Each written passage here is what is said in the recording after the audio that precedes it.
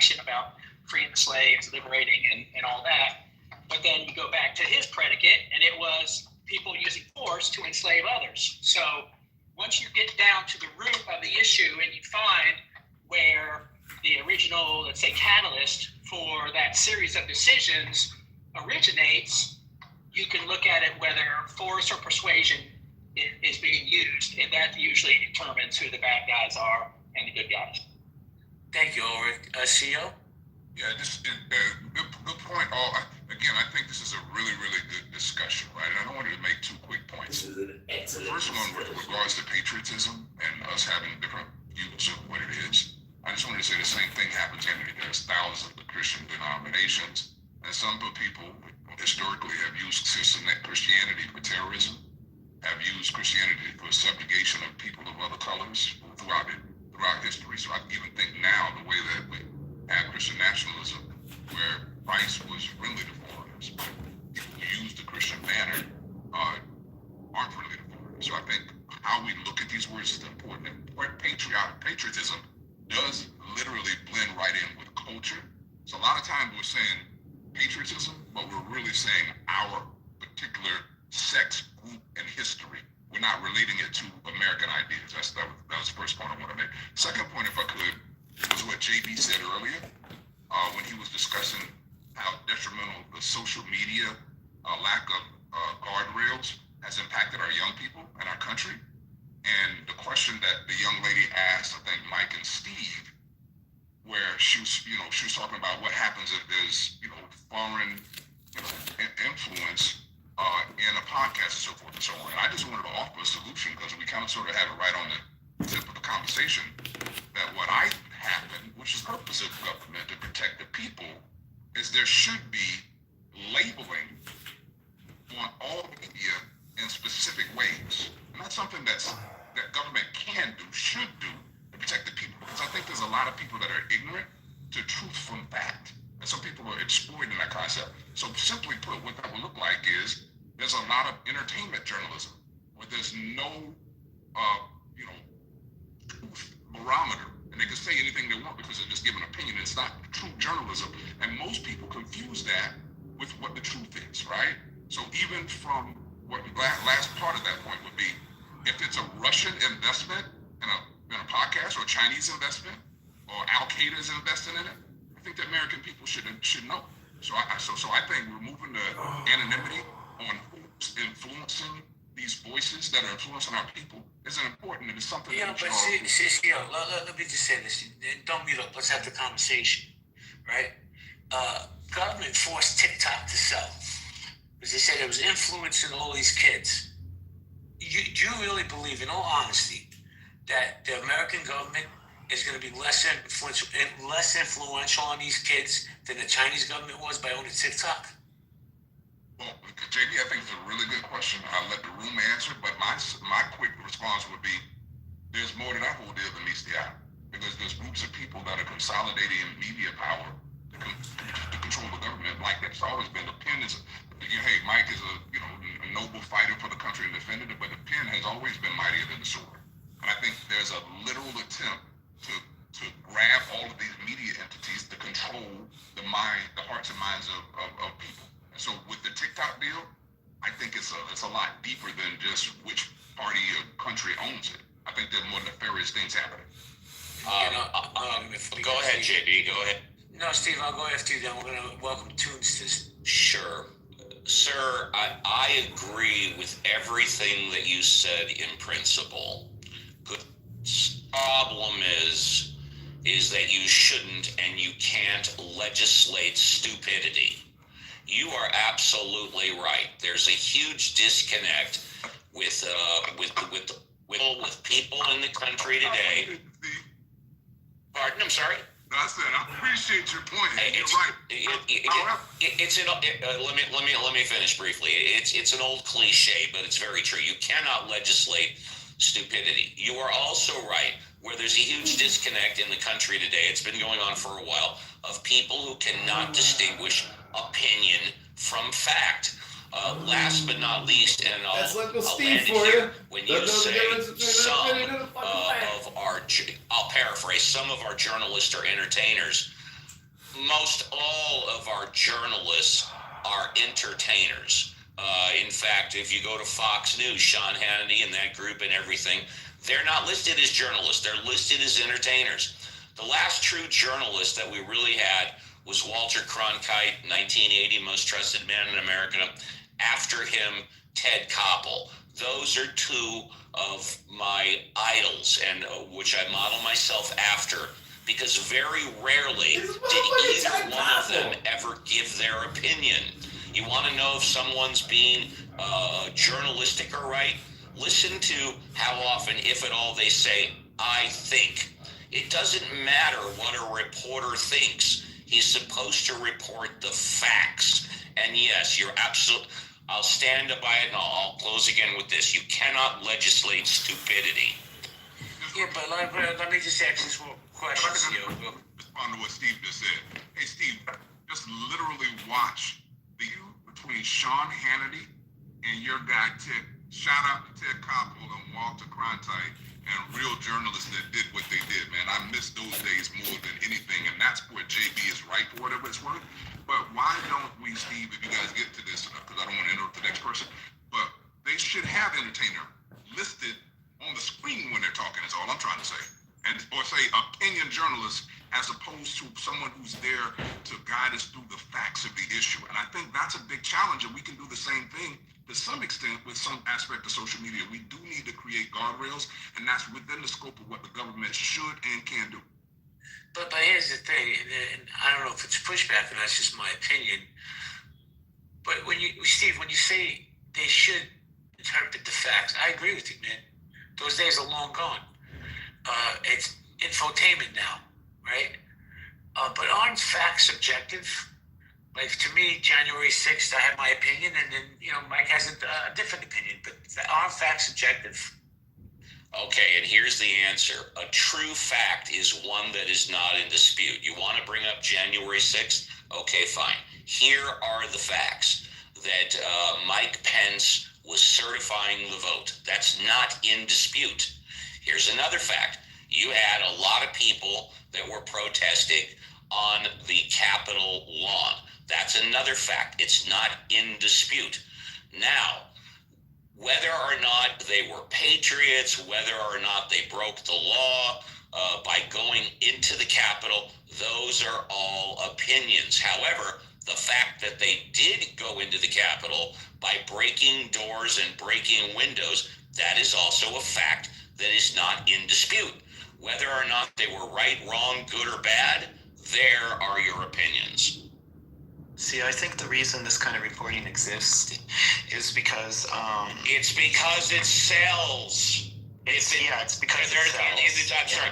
There's an old saying, and I'm filled with cliches. If it bleeds, it leads. Yeah, and it's too bad because I think Washington, and I think my country as well, Ottawa, I don't think the people up here in Ottawa, they don't think about the second, third, fourth order consequences of this type of media. They don't think of the long-term consequences of this sort of thing on culture. I mean, I'm kind of a hard ass. I think, sugar-filled cereals shouldn't be sold to kids either. Why? What does it do? First order consequence, yeah, it makes the company a lot of money. Oh, the kids love it. But second, third, fourth order consequence, it's no good for anybody. Let me jump in here real quick, guys. I'm going to do a quick room reset. Guys, these unhealthy debates. The victim mentality of Americans. The reason I came up with this room, because I was in a couple of rooms earlier this morning, and all I heard was complaining. It's downfall. No, it's the Democrats' fault. Just the constant complaining and whining. We've cultivated this mentality of victimhood. It's everybody else's fault. Nobody wants to look in the mirror. Nobody wants to really have the conversations of how do we fix it instead of complaining about it. Let me say good morning to LS. Good morning, LS. Haroon, good to see you, Haroon. Vero, that is a beautiful picture, Vero. You look amazing. Judith, good morning. Deb, how you doing? Guys, if you have a pink ticket, please cash it in. Mandy, Al, Amin, please cash in your tickets. I don't open rooms often, but when I do, we have great conversations. Guys, we're going to go popcorn style. If you want to grab the mic, please do. Just please respect the one-mic policy. Thank you.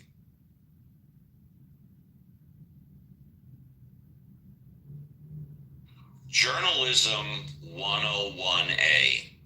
Who It used to be why. Who, what, when, where, why. The five, yeah. Who, what, when, where, and maybe even why. Journalism 101A says when you report, you get 3 independent sources that you trust that all agree on the fact, the undisputed information. As soon as you get into right, wrong, good, bad, I think, that is not journalism. That is op-ed, opinion, editorial. Okay? That's how you become a better critical thinker, as the gentleman said a few minutes ago, being able to distinguish fact from opinion. I've got about 12.5 different news sources that unfortunately provide me over 100 emails a day. I delete over 90% of them just when I see the subject. The ones I choose to look at, even if it's from a reliable source, I will then spend extra time going to other reliable sources to verify A, if the information is correct, and B, what part of the information is correct. When I'm satisfied that I have the facts, and then when I've looked at the opinions, I come to my own conclusions and my own opinions. That's why most of the time whenever you hear me here or on Clubhouse, I will do my best, not always, but I will do my best to say, this is my opinion, because the last thing I want to do, this is just me, is to tell somebody that something is a fact. For example, I talked about Marco Rubio coming over from Cuba like an hour ago, and the gentleman corrected me and said, no, he was born in America. It was family that came. I said, you're right. I made a mistake, and I completely admitted it. So there you have it. Well, thank you, Steve. Appreciate that. Lawful Man, are you there? Lawful Man? Yes, I am. Hello, how are you? Hi, I'm well, sir. I have a question for you, because I have a very strong opinion on this subject. The American judicial system, I'm coming to you because you're the law guy, right? How do we fix this broken system? Or is it even broken in your opinion? The system is broken, but we need to hold our elected public officials responsible for their improper actions when they represent that official position. I think that's the biggest issue with our judiciary. And actually, it's all forms and types of administrative government, simply because the people can be incentivized not to do their jobs, or to do their jobs ineffectively, or to bring their own personal opinions into what's supposed to be effectively done on a fair shake state, especially when you're dealing with the judicial system. However, we know that they practice a lot of things that are profit-based. Let me ask you a follow-up question, if I may. Why do we have a system in place, right?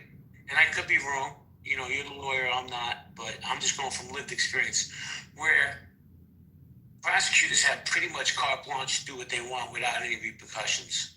How do we fix that? Well, this is the wild part. They don't just have carte blanche. It's just very difficult to hold them responsible, because they're all part of a buddy system. And it has to be a gross miscarriage or a gross, it's got to be like so, and it has to be a pattern. So it can't just be one thing. It has to be a repetitive pattern that is provable for time for you to hold a jurist responsible for their actions. But let me ask you this. They have to be able to prove intent. Let me ask you this. I think it's politically motivated, right? And I just want to get your opinion. What do you think of the prosecution of Letitia James? If she violated the law, she ought to be held responsible. Any public official, every public official ought to be held responsible for their violations of the law, especially when you're going to sit on the administrative process and then execute them against the other citizens of society. As a matter of fact, you should be held to a higher standard simply because you're a public official. Thank you, sir. Guys, we're going to go popcorn stuff. Anyone wants to grab the mic, you're more than welcome to. Just please respect the one mic policy. John Kitover, what's up? Did you win your election? I thought thought his election was until next year, November next year. No, Oh, I don't know. I thought it was this. I could be wrong. I could be wrong. Well, he's on stage. Let's find out. John Kitover, how you doing? Good. I challenged Darren LaHood yesterday. He challenged me, and the election is March 17th, 2026. Oh yeah. How many votes did you get in this past election? It wasn't votes; it was petitions, and I got 1,650 out of 1,550, so we exceeded by 100. And guess what? The incumbent, the congressman, is 500 signatures short for appearing on the March 17th ballot.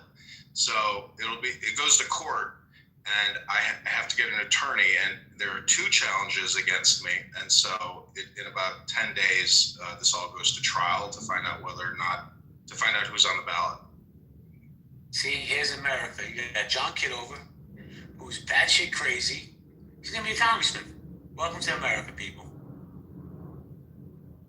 This is really about ballot access. I encourage everyone here to run for Congress. You realize it's a very small world. It's me versus a Republican and a no name nothing Democrat, just like me, going against a guy that has $10 million, has every attorney that he can afford, and they literally kick you off the ballot, and they themselves are guilty of what they accuse you of doing. So it's just a small world, and you realize that when you actually put your toe in the ring and you put your head, in the ring. Johnny boy, check this out. Since I was one of your larger political donators, I will expect some kickbacks and some favors when you become a congressman. So I'm making that publicly known. But we can talk about that offline. I mean, that's how the American system works. I pat your back, you pat my back. The victory for me is just getting on the ballot. This isn't my first time doing this, and getting on the ballot is extremely difficult. The lawyers, the judges, everything is fixed against the grassroots candidate. Well, I'll tell you what, America has for a long time really needed a legitimate third party, but the systems that are in place, the politicians that are in place, the mechanisms that are in place, that's not a reality. That's never going to happen. So we have to pick, I guess, the lesser of 2 evils. I do wonder sometimes if, a democratic capitalist system is the very, very, very best system. I mean, that's what we're told from the time we're born. That's what we assume. But man, JB, I went to Dubai there, and they've got less natural resources than we have in Canada. And everybody in Dubai is given a fucking free house, like the Emirati people. Probably, if our government did it the same way, we'd have mansions. Matthew. Poodle, hold on, Sabina. Poodle, you know what, man? Yeah. People here in America, right? We have this victim mentality where we'll complain about us being a capitalist country until they become capitalist and they make some money. Then they love the system. No, I'm just putting it out there, just as a wide idea. I do think we probably do have the best system, but Dubai was interesting because their government's just like build, go for it. Isn't it fair to say though that capitalism in general evolves, and that potentially every single democracy ends up being fascism, regardless, the capitalism aside, every democracy ends up being fascism because of the way that they operate, because of the oligarchy, and because of the way that the government takes control. So over time, as it matures, it becomes problematic.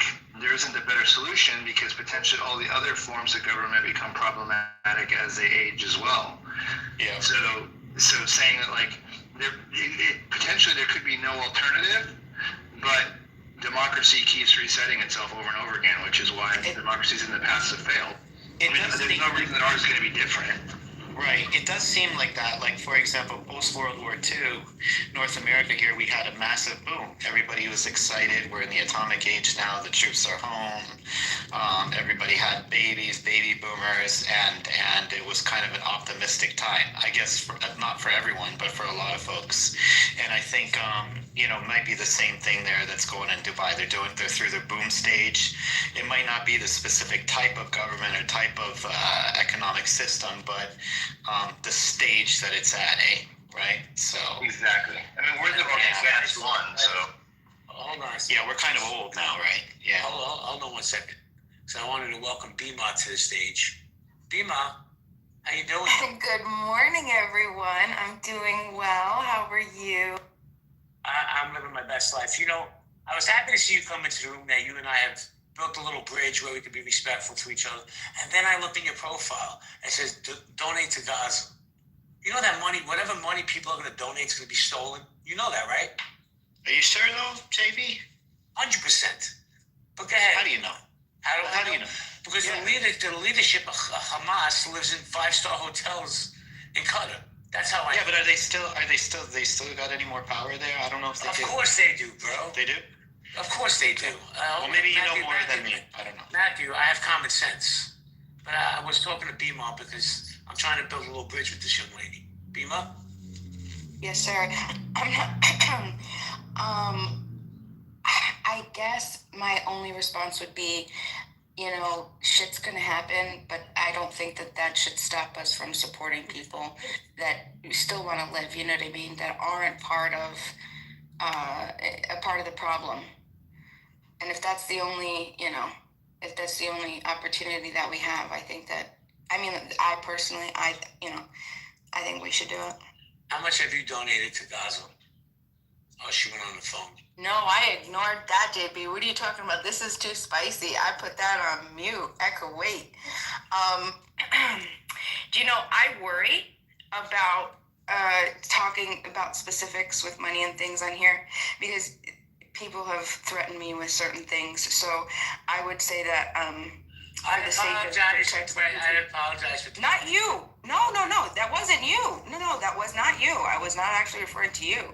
But other people have on this topic, and so I'll just have to voluntarily refrain just for my own safety. I totally respect that. I'm sorry that you got threatened, and people on this app.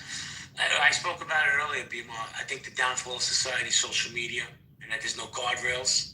People could say, do what they want, radicalize, do all this crazy shit. And you know what happens is, I'll give you an example. You got idiots like Luigi Mangione who assassinated the healthcare CEO. Whatever you think of healthcare, I think it's a reprehensible system and it fucks people's lives up. But to murder somebody. But if you go on social media, this kid, half the population think he's a fucking idol. And they send him money, they send him naked pictures, they send him 500 pieces of mail a week because these idiots get radicalized online. There's no guardrails. JB, that's only because he's not a 65-year-old fat man like me. I totally agree. Uncle Steve, I want to see pictures of Steve. No way. But JB, no, I totally agree with you. I was absolutely I was shocked when that happened. Hey, there's a good interview with Eric Weinstein and the British guy. What's his name? Piers Morgan. I think you would like that. It's sort of on the topic, but I think you might be interested in that, JB. Thank you. I like Piers Morgan. CEO? Hey, JB, what do you think about, you guys talking about the Middle East, real time right now, our administration is welcoming in the president of Syria, who's been active as a member of Al-Qaeda and been active in killing U.S. soldiers throughout the years. Yet, the current administration is basically welcoming him in with the red carpet and open arms. What are your thoughts? I think today's enemies are tomorrow's friends, CEO. I think look what happened after World War II. We welcomed the Japanese are some of our strongest allies. Same thing with the Germans. I mean, what he did was reprehensible, but we have to break the cycle somehow. And by breaking the cycle, that means we have to sit down with some reprehensible people. Just my opinion. Hold on, Poodle. Let me say good morning to Joe. Joe, good morning. Joe Sahawa. I like your answer. So can I ask a question? Because your answer really got my attention. So when you see the Hamas in the White House, what's your reaction? You're going to say the enemy of the past, the friends now? No. Well, I have my own personal opinions, but Hamas is a terrorist organization that... well, he was a terrorist. You asked the question. Please let me answer it. That their main purpose is to eliminate all Jews in the world. So I'm against, and that ideology is not going to change. People change, Joe. Ideologies change. Situations change. Am I happy that the president of Syria, who is at one point was an unknown terrorist? No. But what are we supposed to do? Allow the killing to continue? Allow the slaughter of innocent people to continue? We have to break bread with somebody. And, you know, at some point we got to pick the lesser of two evils. Could you verify when you say killing of innocent people? Are you talking about which people, if you don't mind me to ask? Any country in the Middle East, Syrian people were innocent. They were killed. Innocent Jews, innocent Palestinians.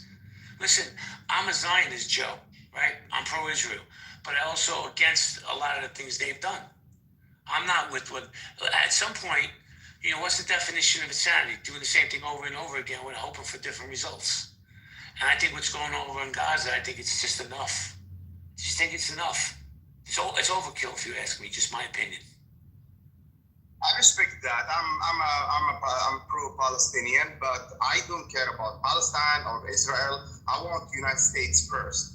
That's my concern. I want the people think about the United States, America first, not Israel. I need just the people to wake up and put our money inside our country, not elsewhere. Do you agree with that, GB? Do you put United States first or Israel?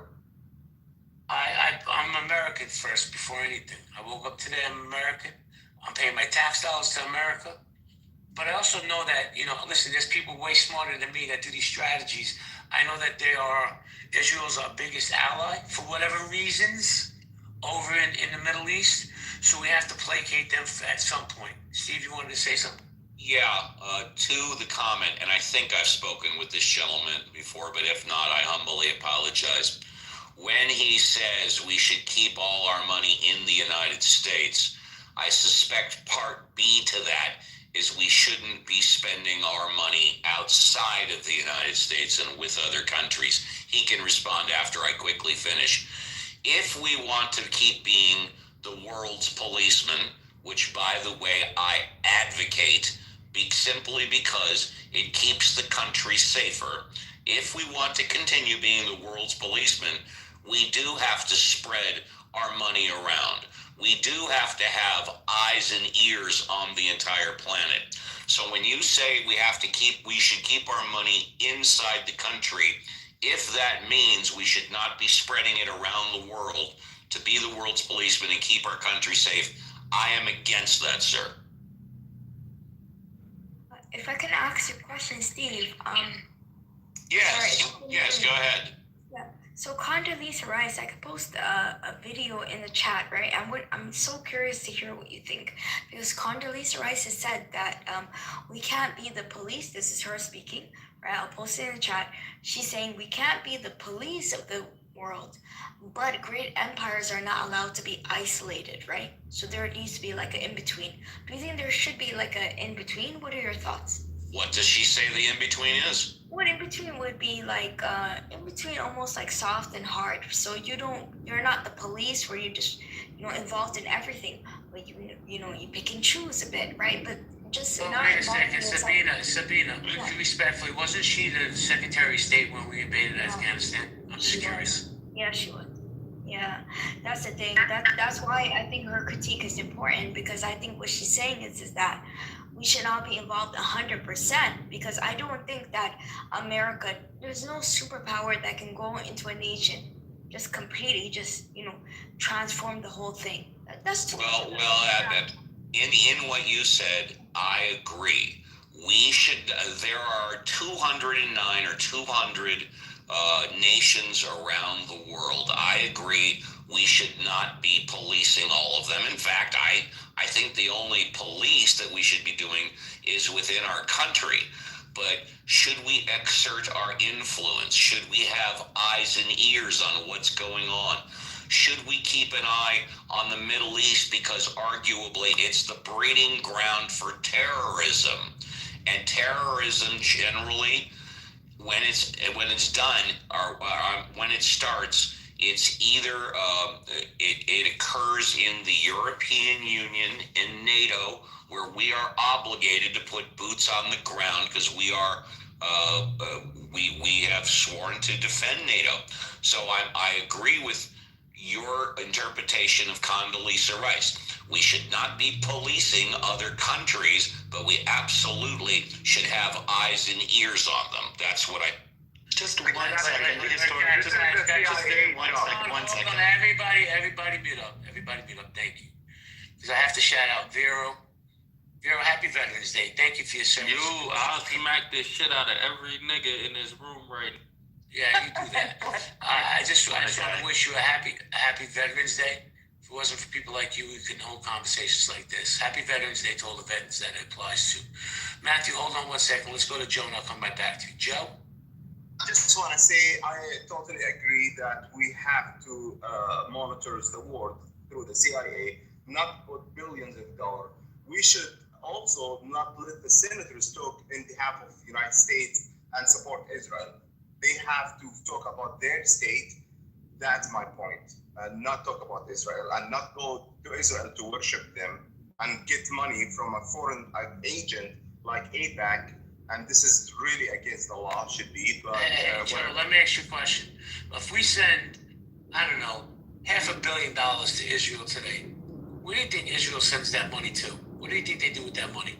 Innocent kids, women, war.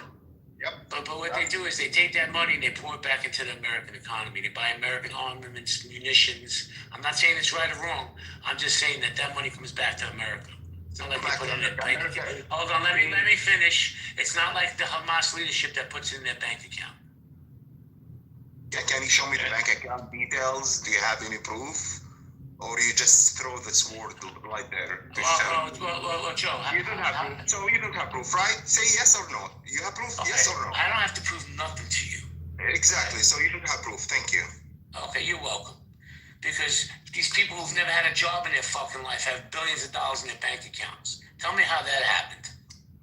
There's the proof. I don't want even the United States to support Palestine. Dude, like, you don't still understand. Okay, I understand you're a fucking moron. And you don't come into my space with that type of fucking energy. How about that? Go ahead, Matthew. Yeah, I just wanted to say, like, on a very practical level, ignoring what's right or wrong or something like that. If you look at the relationship between the United States and Israel, it's basically similar to Japan. After World War II, Japan was like the United States' permanent Air Force carrier in Asia, and Israel is the United States' permanent Air Force carrier in the region with a lot of oil, gas and oil. Okay, but Sabina is right. You cannot, and if you look back through history, this is the case.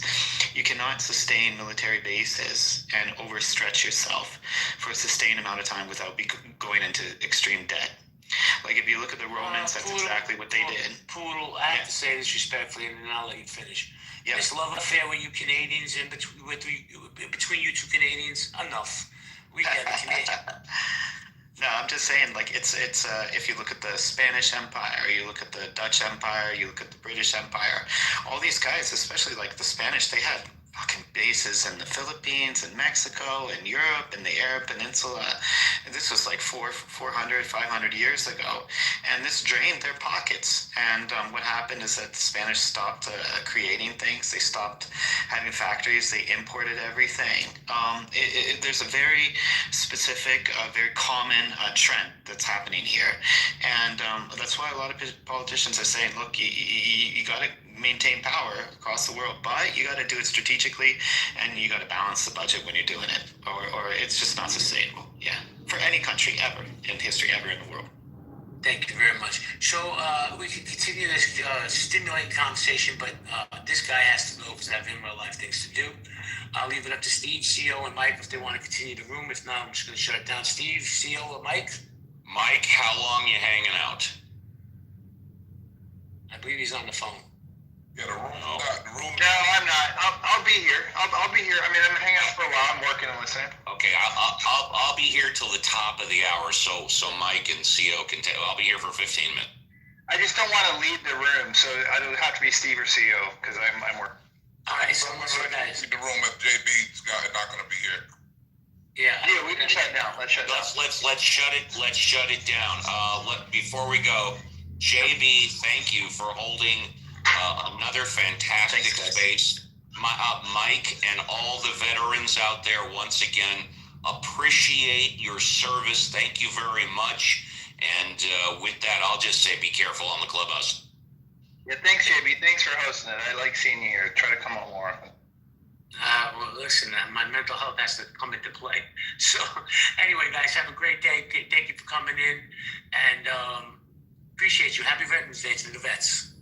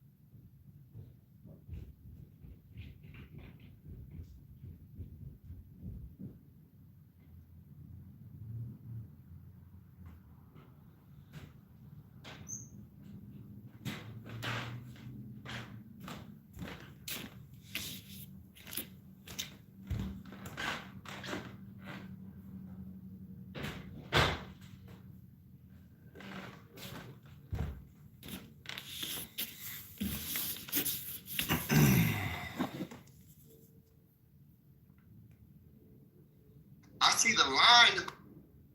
They did. And will come through for us. Not make money.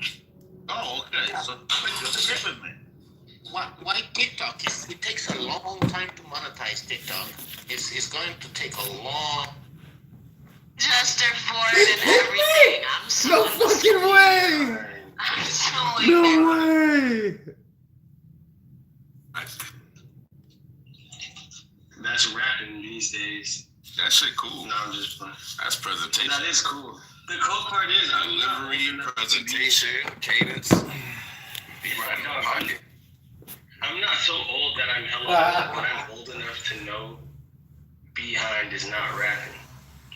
So it's like, damn. Incredible statement. Not to mention the nigga's song name is the song's name is Doot, nigga. What?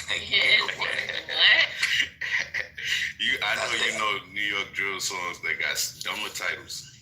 Yeah, no, that's a fact. I hate drill music. I hate drill music because it's so negative, so catchy. Shit got catchy. Yeah. I think the problem is, like, as adults, we hear and we hide our wisdom because we don't want the idiots to know that we're not stupid, so we hide our wisdom. And then, like, the dumbasses come up behind us. I think if we hid no, I'm saying, like, if we hid less of our wisdom, because, like, I can see this shit. Who are the idiots? Who are the idiots? Hit dog holler.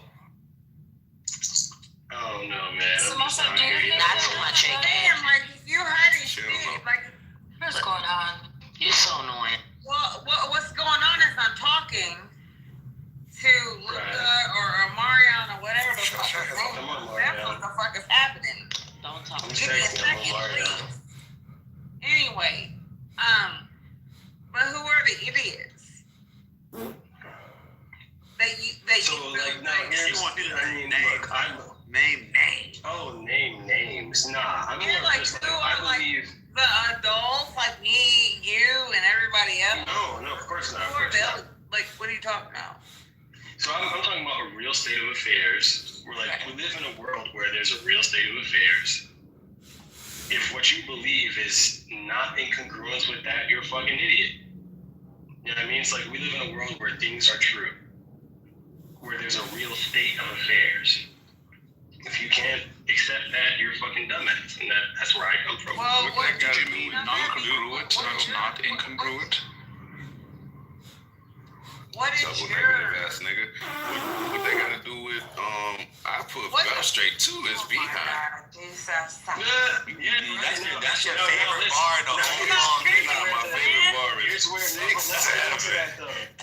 let's get into that though, because I feel like why would a person say that? Is that valid, and what is the context in which he's talking about? You know what I mean? Niggas is definitely pulling off their belts and talking about beating why niggas' asses. I don't know, because I know of teenagers who have done that to each other, and it's like, that's wild. Like, teenagers who have truly, like, because, like, if there's 5 of me and 1 of you... Nah, Louis is the funniest, bro. Yo, what's the lyrics, Louis? That's the only one I know. He put Bell straight to his Behind. All I know is Wayne did a remix of that song. No, what's the lyrics? Right.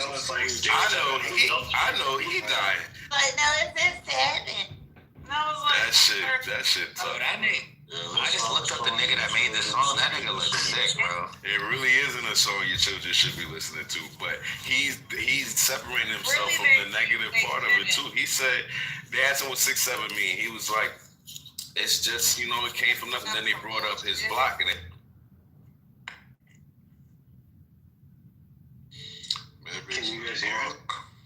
I think his shit died, probably something like that. Somebody said, truly, that's the first song that never actually starts. Cap, nigga. He said it never starts. I don't like people start these fucking fads and shit, and they don't make no goddamn sense. You know what I mean? You don't like when they start what? But you just agreed. I don't like people starting new fads and they don't make no goddamn sense. Did you hear me? Okay. Yeah, no, now I heard you. Okay, yeah. So you mean like I just haven't used heard the word fads applied in a while, so I almost forgot. Oh, my bad. These trends. I'm sorry. I didn't know it's you. I didn't know it's you. But nah, you know how people like start all these new trends and shit? No, we ain't doing none of that shit. What the fuck do it mean? Because I'm not old. I am. What's the new trend? This 6'7" shit. I guess. No, what you need to do is you need to be like me. See, I've come to terms with the fact that I'm getting to the age I stopped giving a fuck about that shit. She's too fine for that. I want to say 6'7" so bad right now. Impulse control. Don't say it. Oh my god. I'm just losing impulse control to say the shit. That sounds corrupt, nigga. Oh my god. Listen, as long as my kids don't start saying it, I'm fine. Once they start saying it, then I gotta give a fuck. But up until then, I'm fine. Yeah, that's crazy. Is anybody doing the matching pajamas thing this year? Oh, that's good. You mean for Christmas or what? Thanksgiving, Christmas. No, that's good. So, I'm doing this year for Christmas. I don't know if they have Targets in New York like that, but if they I just got mine from Target. Okay, I was gonna say I got a bunch of matching pajamas for me and my. No. I literally just got mine from Target. With my children. It's Grinch. They're a staple every single year. They have Grinch matching pajamas, and I bought for my kids, and I bought them for myself. Actually. No. The Grinch is a wig with the fake. Yeah, the Grinch. He hated Christmas. I'm everything. Wait, yo, Sasha, Grinch is you too. Really? Yeah, bro. We're reindeer. Nice. We're reindeer, but no, I match everything. I match me, my boyfriend, my children. Like, whenever there's an opportunity for me to match something, I match it. It's perfect. Right? I feel the same way. I know. I've never done it, but I'm gonna do it this year. You should. It's cute. Don't inspire me. I'm gonna do it. Me and my baby gonna do it. Fuck it. No, it's cute. Yo, I just have Melissa. this really adorable photo shoot planned where me and my man, we get dressed up like, how do I explain? Like, kind of like rednecks, because he kind of has that like aesthetic, and I think we look really cute. No, I shit you not. Like, it's really funny. So, one of my favorite memories of him is when he had to dress up in a toga for Greek night at this place he works at part time, and he looked like Redneck Jesus, and now that's what he is in my phone. That's where I got the idea from. Did we come to a consensus that redneck is a derogatory term, depending on how you use it? It has to be a derogatory term, right? I mean, I guess it can be, but I mean, is it? It always has been a derogatory term. It never Is would. redneck Jesus derogatory? Yes. Why would you include Jesus? Okay. Yes, random as fuck. Yeah. Why would you? Okay. No, because if y'all saw what he looked like, you'd understand why I called him Redneck Jesus. But I'm gonna keep calling him Redneck Jesus because that's what he looks like. Is that what you call him on the regular, or is he just in your phone like that? I know, I call him that whenever I want to bug him or get his attention. Whenever I'm like, hey, Redneck Jesus is crazy. You don't even like abbreviate it sometimes. My neck is no, I'll make it even worse. RJ? Yeah, I'll call him RJ, and then he'll just look at me and I'll be like, well, you have a mullet and a trucker hat on, so RJ kind of makes sense, don't it? Redneck Jesus. That's crazy. I got too much respect for that motherfucker Jesus. That's so black. I would never say no out of pocket shit about that motherfucker Jesus. That shit remind me of. Don't call him a motherfucker, you piece of shit. Y'all see Niggas with Will Ferrell when he's putting the table. Real feisty, Luca. It's like black Jesus. Real disrespectful. They gonna beat me up because I done disrespected. Yeah, we would kill you for Jesus. Yes, and I'll beat you up. That's a fact. We'll fucking kill you for Jesus. I won't kill you. That's what Jesus would want. Sorry, don't repeat it, but remember last night when you had to give me that religious? Yeah. I automatically got up at you motherfuckers. Who did that?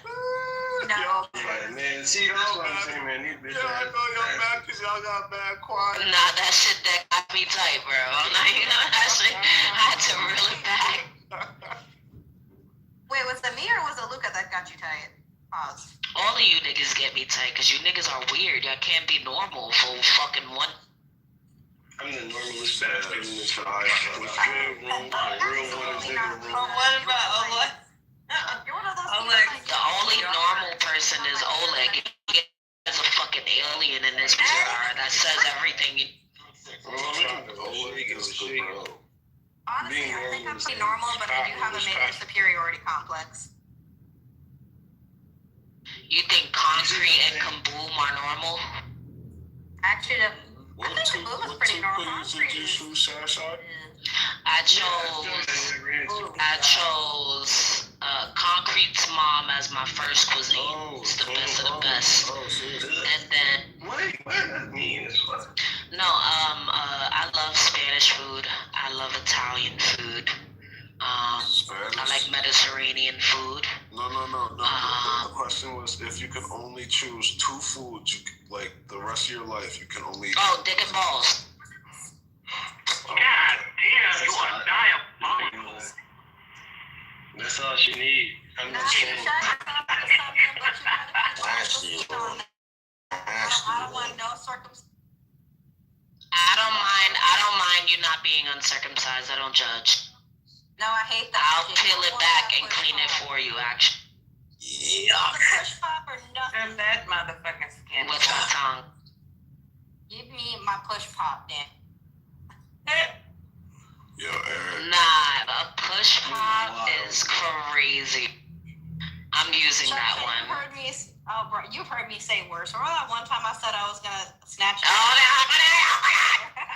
don't tell nobody that. I would. I'd take it and I'd keep it in my wallet forever. Forever is crazy. Mike Epps called them turtlenecks. Niggas got turtlenecks out here. It's a soft. I really don't mind it. It's actually not that bad. I don't know. I feel like the people who say it's bad deal with dirty motherfuckers. Exactly. Like, if just say you deal with dirty men, and we'll call it. I dated a man with the turtle for 3.5 years, and he gave me the best digging at the time, so I would never discriminate. I'm saying. See, y'all just ain't never really experienced what you need. I have. I dealt with somebody right after who was circumcised for 8 years. Trust me, I know what that is. But head stayed. That's why I always tell y'all. I should have left the first year. Just get a Latino man. Just get a Latino man. I promise you, all your problems will be solved. That man gonna take care of you, love you. Okay. I don't know, Shasha. It might be a regional thing, but the ones down here, they're durable. Yeah, it's definitely regional. Get deported, all type of shit, right?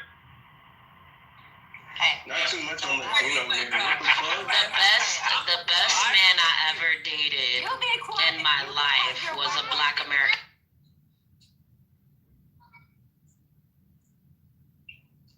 Black American men are the Shout out. Black American man, we really get down. He was my best ex. He was. I maintain that Hispanic men have always just been the best. Mine is Puerto Rican. I don't know what it is, but I love them. Nope, I fist fight them. I can't deal with them. I love them. Nope, I'll beat them. I'm gonna be honest about it. I mean, the nigga that I was dealing with wasn't really Puerto Rican, like off the boat Puerto Rican. He was like, oh, he probably had black Puerto Rican type of Puerto Rican. You know? Okay. Yeah, no. When Very Americanized. I love it. When it's a half and half, it's fine. But when it's like a full-blooded Puerto Rican man, I fight them. I would never deal with a man that's Puerto Rican and Dominican. Never. What do y'all think about a Guatemalan? No, they're the worst, girl. That's a random ass question.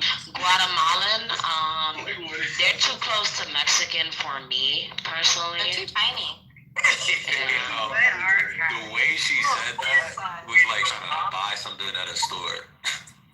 Shorty said, what do you think about it? Let me get one of them Ethiopians over there. I think you'll know what I'm saying when I say one of the best loves I ever had was Brazilian. That's right. Brazilians hella thick. That's right. You're right. Brazilian men are hella thick. You're right, Samoa. What the fuck? What the fuck? Brazilians about hell. The BBL, they got the BBL. That's not. No, I said Brazilian men. They got the BBLs without having to get the BBLs. No, that's actually not true, and it's a misconception. What's a misconception? A lot of women in Brazil from like really young eat chicken feet in order to get the thighs that they have and This the makes no asses that sense. they have. Look it up. This makes no sense. But is that a BBL though? I mean, no, it's Chicken feet does not give you chicken feed, as in the food that they feed chickens to buff them up is the same food that the woman would eat in order to get, you know. I can't fuck with that. No, I'm serious. I'm so serious. It's like it's actually really bad over there. So they think for nothing? Last time I checked, No, they're thick, and it's a more natural way of thickness, right? Like they're eating chicken feed, but they still get BBLs out there. Like they still. Chicken feed though. If they don't get a BBL, they'll get like lipo, you know, so that way their I got ass. theories. I have my own personal theories on why the Brazilian women is the finest women in the world. I think it's mixing because you gotta remember. Thank you so much. So, I think what it is like they're mixed with a lot of stuff. Like a lot of people like moved over there, migrated over there. So you have like they have the Japanese, Portuguese, the indigenous, the African. Like it's all mixed together and it makes them. Can't forget the African. Yeah, your answer looks. That sounds a little bit more accurate. I'm gonna lie, the chicken feet sound crazy. Chicken feed, yeah. Black women. FEED, feed. No, they're so beautiful though. All of them. They are. Yeah, shit. I mean, if I knew there was a hack, I would have been eating chicken feed too. Shit. Somebody said 99% of women in Brazil are exactly what you see on IG, so believe everything you see there. That's No, yeah, they look great. Look at me. Yeah, no. What the fuck? I'm fucking gorgeous. What the fuck? Yes, it is. Shy is not Brazilian. Is Shy Brazilian? Nigga, yes, I am. The fuck are you talking about? Okay. Any Brazilian child? My dad lives in Brazil right now. That's where he's from. Well, he got deported, to be fair. That's crazy. The crazy pause. That's what he gets, man. He should have kept up with his fucking visa, dickhead. Bro. Not committing crimes in the U.S. See, at least I'm consistent. I don't make my dad like the exception. Like, oh no, keep my dad here. No, he fucked up. He committed crimes, was robbing niggas out here and all that. He was on bad timing. And guess what they did? Deported his ass. I'm chronically shocked that my mom never ended up deported if we're being pranked with each other. I think about that every day. I'm like, damn, how she managed that? You want to hear the matter of fact, never mind. You call your dad a dickhead. It was like, I love him though. Dickhead, I love him though. I love my dad. He's the best man. Shout out to fathers. I really do love my dad. Sorry, how long did you and Star go at it last night? Oh my God, I don't know. I missed it. What? It was so fun because we were like passive aggressive as fuck to each other the whole time. But I only went back and forth for like, I don't know, maybe a couple hours. Yo, when she came in and started packing up Samoa, dude was fucking awesome. Yeah, last time we went back and forth for the full 9. You know how she was here early in the morning and was going back and forth with everybody? That would have been me from 9 a.m. till fucking God knows what.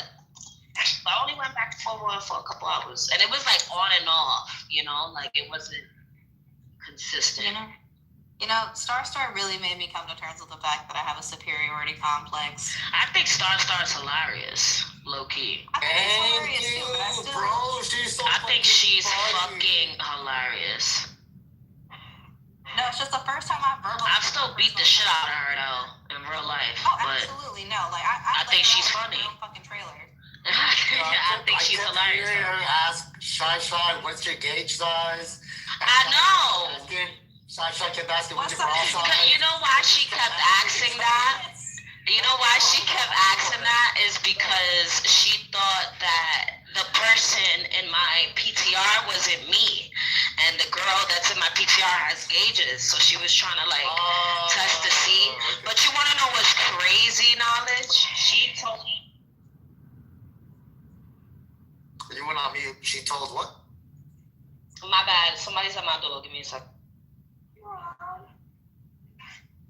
Continuing to call me a weeb as an insult was the most interesting thing she's ever done to me. It was very odd. So she was asking what's my gauge size because she sees in my PTR as the girl that is in my PTR has gauges, and she thinks the girl isn't me. So she was asking me my gauge size to kind of like trip me up. But what's crazy though is when I asked her gauge size and she said 19 millimeters. That's my gauge size. That's the exact size I'm at right now. That I think I'm probably gonna stay at. So it was just ironic that, you know, she told me her size and it's the exact same size I'm at. But yeah, I wasn't gonna tell her my gauge size. But what was the bra size thing about it? I kept hearing you say, what's your bra? Oh no, because I mean, I was just trying to establish dominance over her. Like, I'm not gonna answer your question until you answer my question, you know? And being that she didn't want to tell me her, plus I know she's probably insecure about her tits because she just did. So that's really the main reason why I asked her. Yeah. That's hilarious. I don't really care about her tits. I mean, I don't even care about her tits. Is a crazy thing. I did hear her try to get you. This was late at night. I think she said something like, "Oh yeah, prove it. Post a picture of me." You're like, "Nope, you're not." Yeah, I was like, "No, bitch, you ain't gonna get me today, bitch." That was smart though, because if I was, you know, I would have. I almost wanted to. I would have taken that L personally just to be like, you see, you're ugly. You were literally so painfully fucking ugly. That's bad advice. Stop it, Mochi. Stop it. No, I said what? That I would take the L? That I would personally go take the L? Yes, that's terrible advice. Stop it. I'm saying what I would down. No, because I hate when dirty, trashy white women try to say that they're better than me. No, you're not. Can someone grab the spray bottle? Someone grab the spray bottle, please. She has a terrible education. She has terrible taste in cars. I got a spray bottle. Shut up, Lion. You should be thrilled that I'm disparaging a white woman like this. You should be terrible taste thrilled. in cars is funny, Mochi. No, seriously. If I hear her say something about $150,000 Mitsubishi ever again, that's gonna be my crash out. I'm sorry. $150,000. Look. Bro, let's all be honest. Let's all be honest about aftermarket. Let's be honest about one thing, everybody. We all agree that she did pack up everybody in chillism yesterday, right? If that's what you say, so pretty much. Grandmaster stick. I thought the only person she packed up was Samoa. Who packed up who? What? Calling me a fucking weeb is a pack up? Absolutely not. This was nothing but Kill Bill Part 2. When she came in, slicing all of the little bitty Chinese people in pieces, chopping off legs, cutting off heads, just blood everywhere. Don't you ever disrespect Uma Thurman like this. It was mayhem and pandemonium. It was a rule. And then after that, when she got to the main boss, that shit was epic. Yeah, but what Samoa did was fucked up too, man. Unfriending her, that was fucked up. Yeah, bro. Fuck that, man. I was never a friend. She deserves her that lady right there, she deserves her revenge. Bro, I was never her friend. I maintain that Samoa's wife. She lied. But now that she did she left because my introduction to her was her crying about the dog, and I was like, why is this woman fucking dogs over humans? Yep. I remember that conversation very vividly. Well, you mean the time that Jesusio came in here and said that I fuck her dog? Yes, that's what it was all about. So if Knowledge believes that she won against everybody, that would include himself. So then he would be full of shit. That's correct. I said everybody. I didn't say not including me. I said everybody. Oh, they were definitely her cucks yesterday, Knowledge and Nathan. I've never seen y'all act like that for anybody else. Y'all actually like wait. I have a question. Do not say everybody. Knowledge, I do have a question. Hey, Is there like some indecent photo of you and Nathan doing like the Eiffel Tower with her or something like that you guys don't want to get out? Like, I'm just curious because the way she owned you and Nathan, that was really weird. Wait, that was weird. That was so weird. I thought that picture was already released. You haven't seen it? and a half ago. I think it's because we have an unconscious, like, we feed into Star's content. No, like and newer it's entertaining. people here, they don't know. She's Like fucking- Nathan was talking to her in a soft voice, like it's Yeah. yes, Star, yes. I'm like what?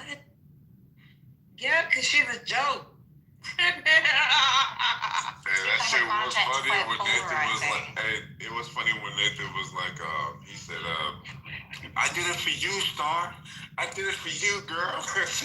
No, you knew it was going downhill when he goes, hold on a moment, I gotta go outside. And now he's like, oh shit, it's over now. It's true. So does she have you guys in some sort of what is it that she had you raptured in? I still say it's an Eiffel Tower, and knowledge might be the one that's in between. He's the bridge in between the two pillars. So I'm just saying, like somebody had. I think it's really a weird one. It's not with her. It's with one of them. That is true. He would be the shortest out of the three. Yo, for a second, I was like, I'm trying to envision that. Then I was like, nope, don't do that. Don't do that. Don't do that. Hey, y'all, PTR.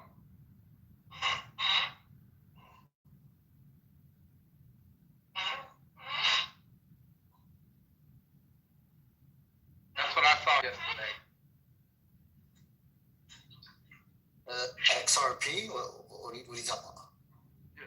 You don't see my little meme? It's the scene where she's standing over all of her victims. Nigga, your PTR is the XRP thing. What the fuck are you talking about? Knowledge. I just had a Kill Bill meme where she went over all of her victims. It was like blood everywhere. Yeah, I see that little PTR. You did that. Mine. Ryan. Damn it. This is like when your grandpa tries to send you an I'm email. looking on it right now. It says XRP, Ripple Coin, XRP, Ripple Coin, XRP.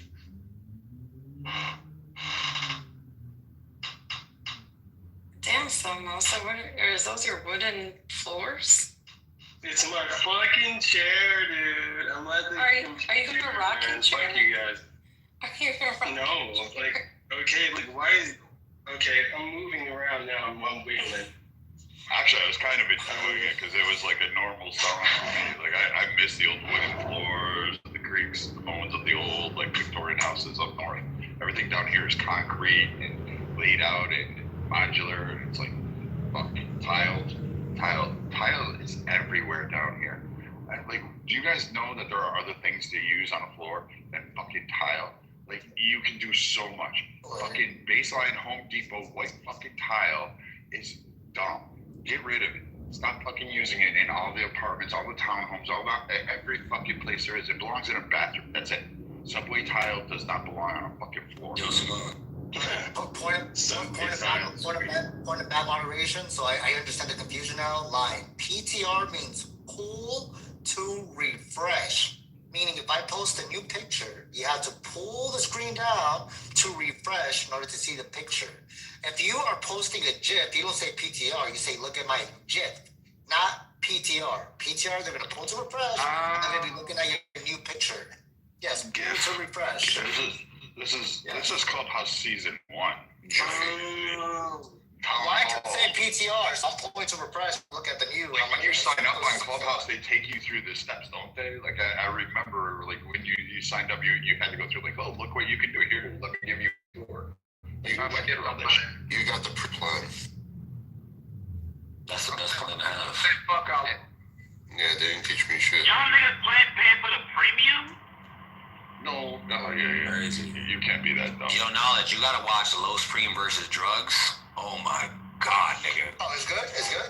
That shit, he's like, Low Supreme is like the new nigga I was telling you about.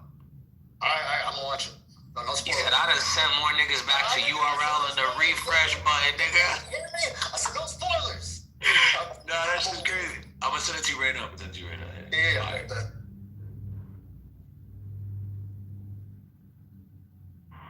Put it in the chat. Yeah, that shit's honestly, that's probably the craziest battle that I've ever seen in my life. That shit was a homicide, nigga. In your life? Damn. Yeah, Yo, listen, I watch battle rap OD, bro. Like, I study battle rap, I look at it OD, yeah, but this battle, bro, that nigga got cooked. Wait. That was the worst Rap, like, are you guys like? That was the worst cooking I've seen since Ether, nigga. Which platform was it on? Is it on KLTD, URL? It was on iBattle. Oh shit, I don't watch that one. But the nigga that was rapping drugs, he's from URL. But they're battling like this new upcoming nigga on iBattle TV. It's like a new battle league, pretty much. But they got some good niggas on there, man.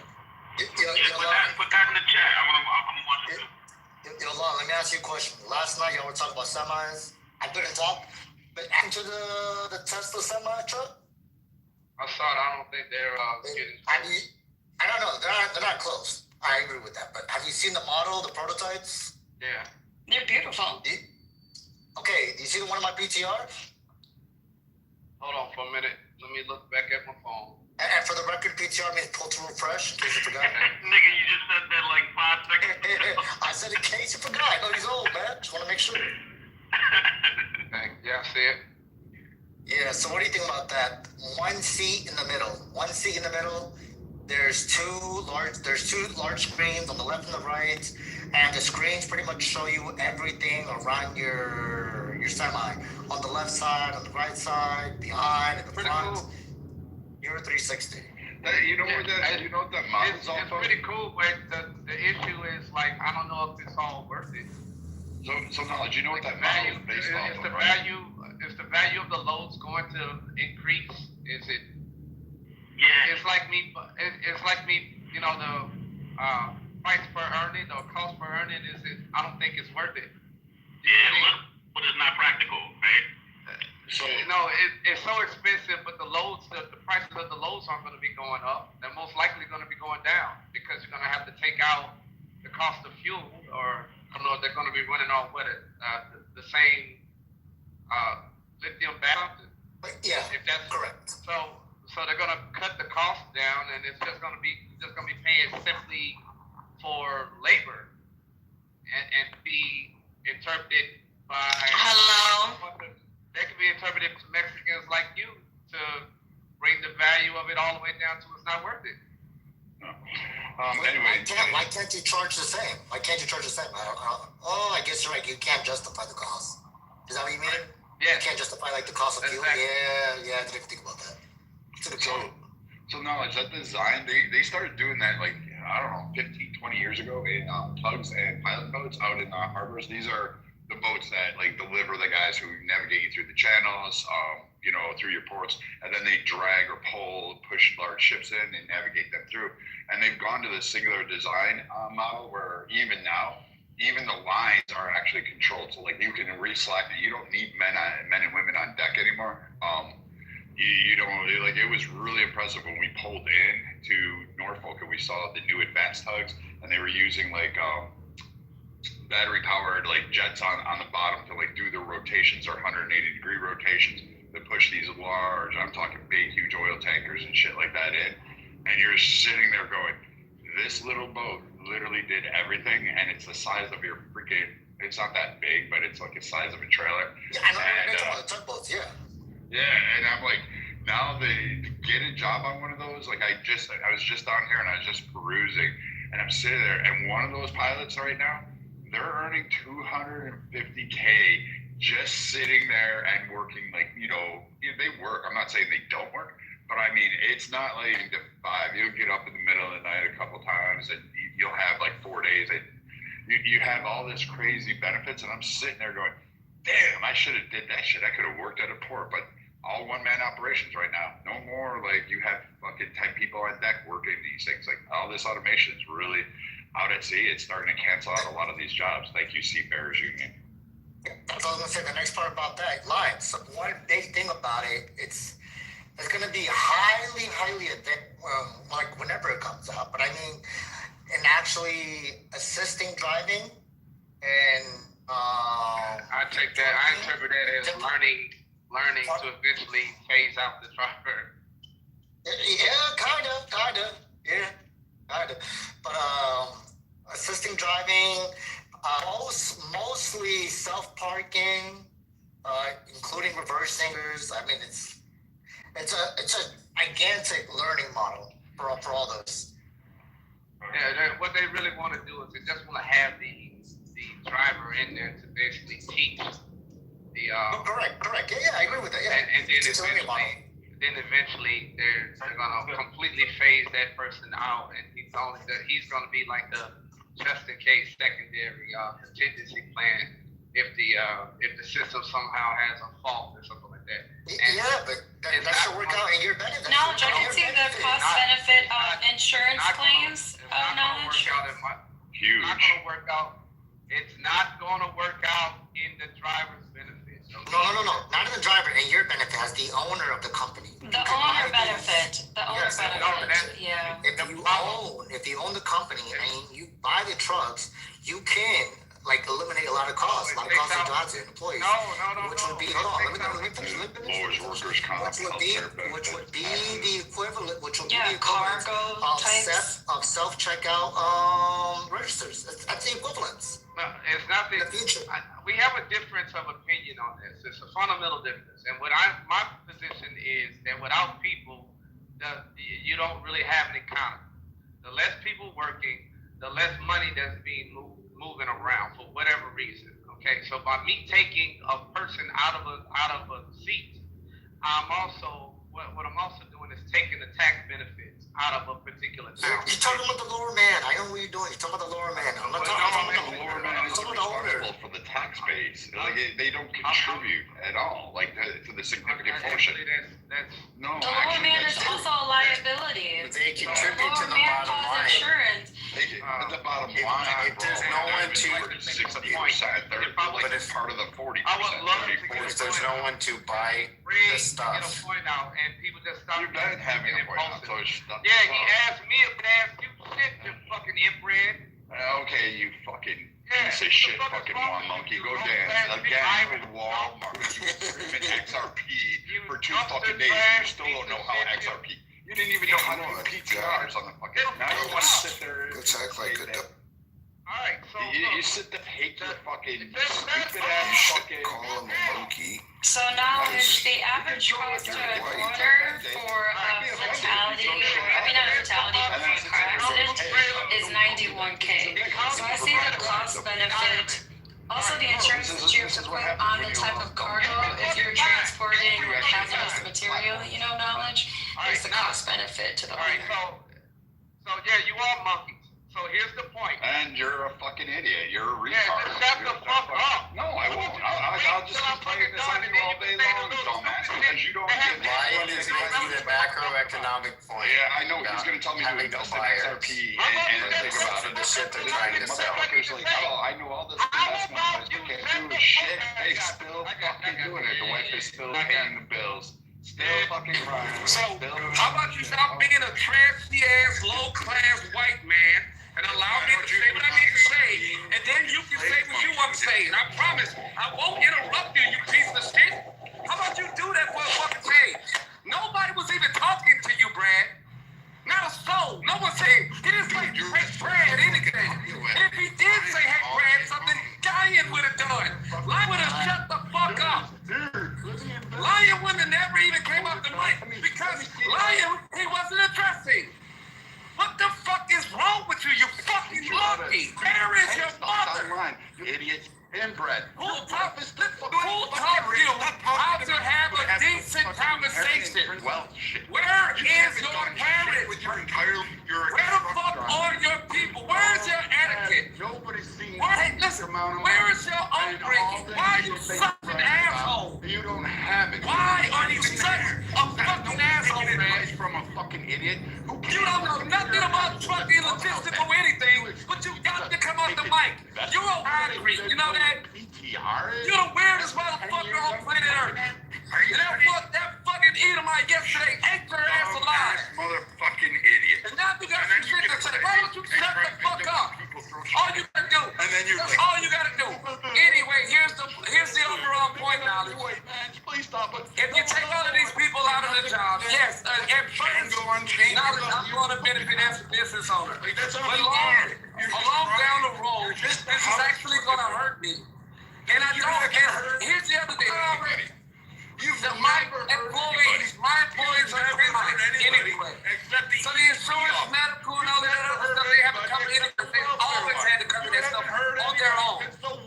So it doesn't really benefit me or my little small business. As a matter of fact, something like that actually benefits the already well-established, huge, mega multi-billion-dollar logistical companies, and not mine.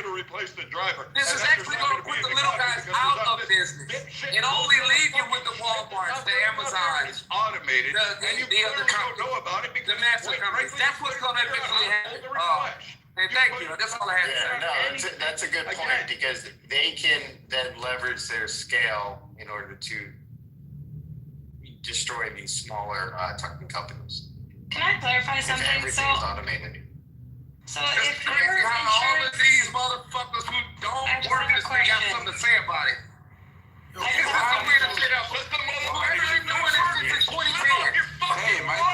Whoever's been doing this shit since 2010. Can I ask a clarifying question, please? If you don't know anything about this, just shut the fuck up, you crazy-ass white guy. Take your fucking ass down. Eat the hot Cheetos. Where is that white woman when you need her? She need to come check her little baby. No one's investing in your fucking scam, dude. You need to check your baby, you fucking retard. 2.0. Because you Where is that woman? Somebody ping her in here. Trying to reach that far back. Can somebody ping what's her name in here to get them back in control? You think somehow we got a rabbit monkey here on the loose. Is game. No, we got a rabbit fucking monkey on the loose. We need somebody to come in here and fix that shit. Economics. Let me talk about viability of the future with a motherfucker that can't fucking read.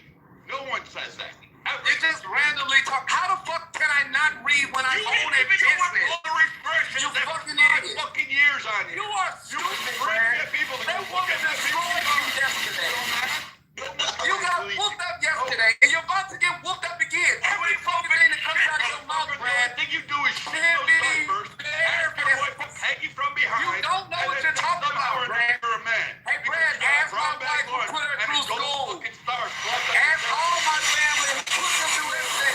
Nigga, I am more and man than you are, you little weak worm. Go to the litter box. Go shit in it, and then fucking come back. Go eat your 9 lives, your little kitty fish, if you can, open it up, concrete. What did I do? You're such a stupid white guy. You really is. You're a savage, that crazy-ass white guy, and you're jealous. You just wasted all your fucking life and got no man. You want to go around calling people monkeys and inbred, but you're the most retarded fucking waste of sperm. Like you had 2 months in a chemistry test to walk this fucking earth. I bet my sperm is more valuable than your sperm. Knowledge. I bet there are lots and lots of women that would love to have my child.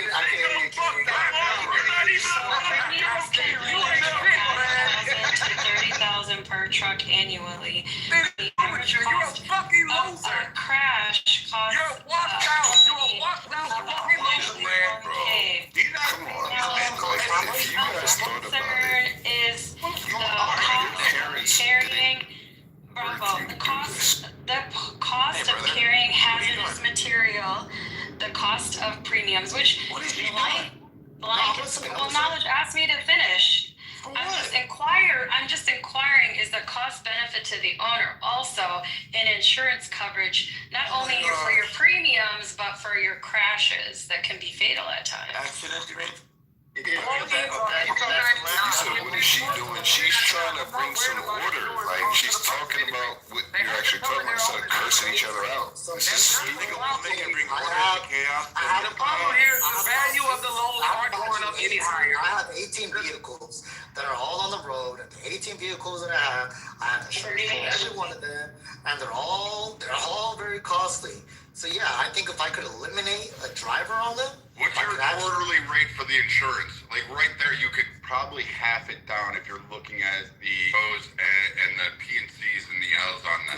You could probably reduce to half, at least quarterly, on that, as well as maintaining actual maintenance records a little bit more efficiently, so then you get longer wear and tear outs, because again, it's going to be monitored by an algorithm, not some idiot who couldn't graduate high school trying to read the odometer. As far as like you making the Mikey, you're a loser. Remember that, okay? I make more money than you. I've always made more money than you. Just remember that, okay? Making money, and well, yeah, I make a lot. I make lots can. Money. Salaries. So I sure do. Drivers are more. My employees make more money than you. You're a fucking loser, Brad. It's imaginary character. Yeah, I do. I really Any do. bear that you get Yeah, to school I really do. I'm I mean, Brad. And I'm younger than you. I look better than you. I'm more healthier than you. I'll last longer than you. one. I bet you. And you're a fucking dirty Edomite. You're gonna die. God hates you, Brad. Fucking Hebrew. You're a dirty fucking Edomite. God hates you. He hates you more than he hates the rest.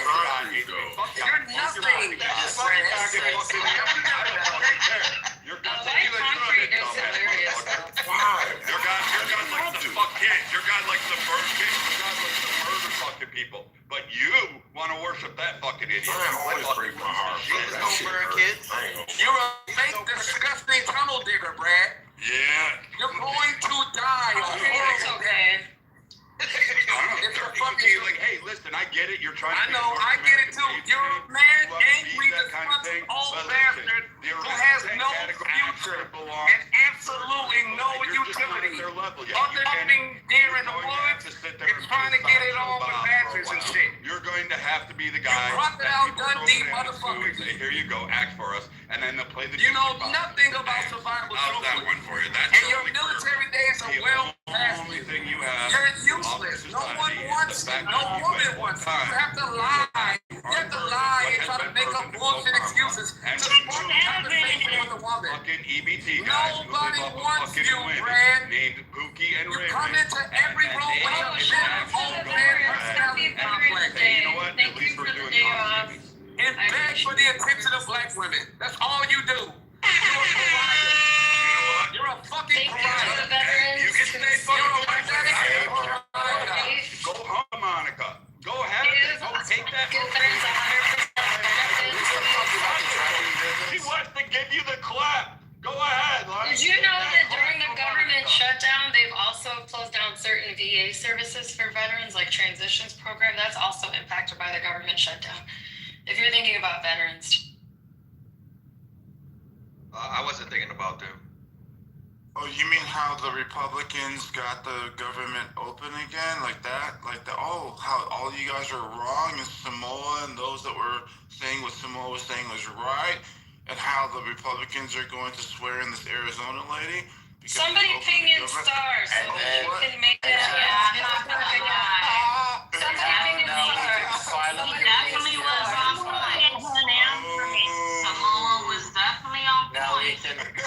Now we can release the I wish episode. I could disagree, but Release on point about the shutdown. Damn, they Y'all are. motherfuckers was arguing him down, and he's Yeah. right. Will not release the Epstein file. I bet that. Listen, first they Should we take bets on it? Wait. I thought you were more concerned with 142 million people like lying on EBT that we're going to starve to death. And now you're like, you know what? Fuck that. Let's go back to the Epstein. Yeah, so first, you guys said the reason why Personally, the if Epstein those files that are won't in come charge out want them to is starve. hold on, man. You said the Epstein files wouldn't come out because this Arizona representative wouldn't be sworn in. She's being sworn in before they take the vote of the CR. See? Look at that. So now what? What's the next excuse? So now release the Epstein. There's left behind Edom. What's the Still excuse? talking shit. The excuses They've already the released Republicans don't want to do it.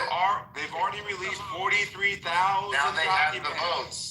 Now they have the vote. Now we can feed Lion and Monica's. Like again, we give our tax dollars for free. Brad, I so they made can get fed. more money than you. I mean, the Democrats are so stupid, bro. Yes. They had power for the past 4 years. Nobody wanted to see Epstein. Only the right was talking about entire Epstein. life. All of a sudden, they want to see Epstein now. So do you not want to see Your Epstein? president goes to Do you not jail. want to see Epstein files? Are you not going to respond to the Are you president? against Wait, what about the fact that they just You're shut down the against government, the transparency. longest shutdown in history, to try to win a special And election? didn't get nothing. Nothing. You caved. Except for the nothing. Yeah, that's why they're bitches. You got And what Virginia special- governorship. That's what you got. You did this And- all for and Virginia New Jersey. governorship. That's it. And New Yeah, Jersey. they're All right, bitches. so now you Yeah. say it was worth it, Like, right? it was That's already not why. It was to stop the health, the big, beautiful. That's why when Donnie You that's defend your what the fellow. New York city mayor? Well, this is why Donald called out the DNC and said, "Hey, I just destroyed a fucking." For all of those people to not get support, because wait, y'all did this premiums. Y'all did this sympathy spiel the whole fucking week. Was it worth it? Ultimately, if you ultimately failed to for all of those people. You know I'm not. No, you're a Democrat, nigga. No, I'm not. I remember you're like, oh, people like Coco, yada yada yada. Let's have sympathy and empathy. Was it worth We it? should have. Yeah, it was. All those federal. No. That's the wrong time for sympathy and empathy, Nani. Calling out your parties. That's the time for that. Like, run up the road. I am not into the Democrats being joined Sullivan. You're like, you're a Democrat. They're just like, all the way. I'm not a Democrat. I'm a leftist. Even worse. I don't even think Mandani is a democratic socialist. I think he's more of a neoliberal. I think he's more of a fraud, but I mean, nonetheless, he was calling out the DNC. That was an internal fight, and Democrats were going, "Look, we won against Republicans. You didn't win. You beat your own fucking party, and still you failed." And he can't even do shit. He's already lost. He beat Curtis Lee, who is also Phil runs every time and gets maybe 5%. He got 8% this time. Still put up someone better. We don't run in New York City, dipshit. Why not? Why not participate? Because we don't need. Because you can't win. You can't win in fucking Texas? Bro, if you were to think about what Michael's saying right now, Michael, you shouldn't be talking in any of these arguments because you never win. You never win. Oh my gosh, this guy never wins. You never win, so don't even compete. Just chill out. You never win. You're wrong about the little conversation about the Democrats and how they were the virtue campaign. About what? The virtue campaign on how it was worth it when they just lied to you and said it was. Yeah, like it feels good to save millions of people with the Affordable Care Act provisions and the subsidies, even though they're being exploited by millionaires. Do you think millionaires should get subsidized from the government? What are you talking about? Do you think millionaires are subsidized from the government? No, I don't, but they are, obviously. Okay, in the Affordable Care Act provision, do you think there should be income caps? Yeah, there are. No, there's not. There are. What are you talking about? I bet you $1,000 right now. A millionaire can. I bet you $1,000. Qualify for subsidies. Hold on. If you're making a certain amount of income. Hold on. So in the COVID-19 extension of the Affordable Care Act provisions, there's no income cap. The COVID era. That's what they wanted to extend. That's what expires on December. Someone's correct on that. Do you want to bet? What are you talking about? If you don't know what you're talking about, just say you don't know. But what are you talking about? I know December 31st. I know that I can't qualify for the Affordable Care Act because I make too much money. Yes. So eligibility is based. Michael, let me read this to you. Eligibility is based on the cost of the second lowest cost silver plan, which cannot exceed 8.5% of a person's household income for 2025. So while it's just a semantics when he says there's no income cap. But no, what Simone was referring to is that I was right. That occurred under the extensions. No, in 2025. We're talking about 2025. And Nani, stop. They upped the rates. They upped the cost. They upped everything. And so what the insurance companies did is all the smaller mid-market ones left the exchanges and it left it to the BUCAs. The BUCAs then turned around and went to all the fucking politicians saying, we're not going to be able to provide this. We'll fall out of the exchanges and this will die unless we get subsidized by taxpayers. They went in and lobbied, and guess what? The U.S. government, under Biden and all that, artificially tried to manipulate rates by saying, hey, insurance companies, we understand that you made trillions of dollars during the pandemic because you paid for fucking shit all. But what we're going to do is give you taxpayer subsidies to help offset to make sure that the ACA stays in formation, which were set to expire. And that's what everybody's there. So now all these and when they expire, so Michael, shut up. You can first off, you're retarded. But and now the Democrats wanted to extend these because yes, in some fashion, under some misgivings, it will help people out. However, not allowing them to cross state lines fuck on it, and then increasing the payments, which the insurance companies, I'm going to tell you, were set. Like, if as soon as the Democrats extended this or upped the price, You're they were bringing set up to bigger raise rates. issues I that know you it have because we were with the looking at a system. 21 to 28% increase in rate. That doesn't have anything to be to do billed to the with government people's to rates have going them up. come back through. So if we have that going on, then dipshits like Michael, who know nothing about policies, nothing about what's going on, Yeah, he doesn't know. or what they talking about, then all of a sudden come out on there and go, yeah, they were trying to save the ACA. When in reality, it's just a slush fund for the insurance companies to gain more money. Of course, Yeah, Michael doesn't know about the appropriation bill as far as the debate. Stop. Well, they were Of course attempting it to is. fix it, Of course but it then is. the Democrats, Fix they don't it. want to debate anymore. And part of the supposed agreement that the Senate found was that they were going to discuss these things over the next 30, 40 days or whatever. Yeah, that was 40 days ago. No, that's just what happened 2 days ago. What are you talking No, about? the clean. There's no discussion while The clean CR was to fund the government for having the appropriation and bills debate. Right. So Okay. All right. So they were already having the discussion. No, they weren't having the discussion. Oh, this is so stupid, They bro. said pass this clean CR and we'll have the discussion, and now that's what they're doing.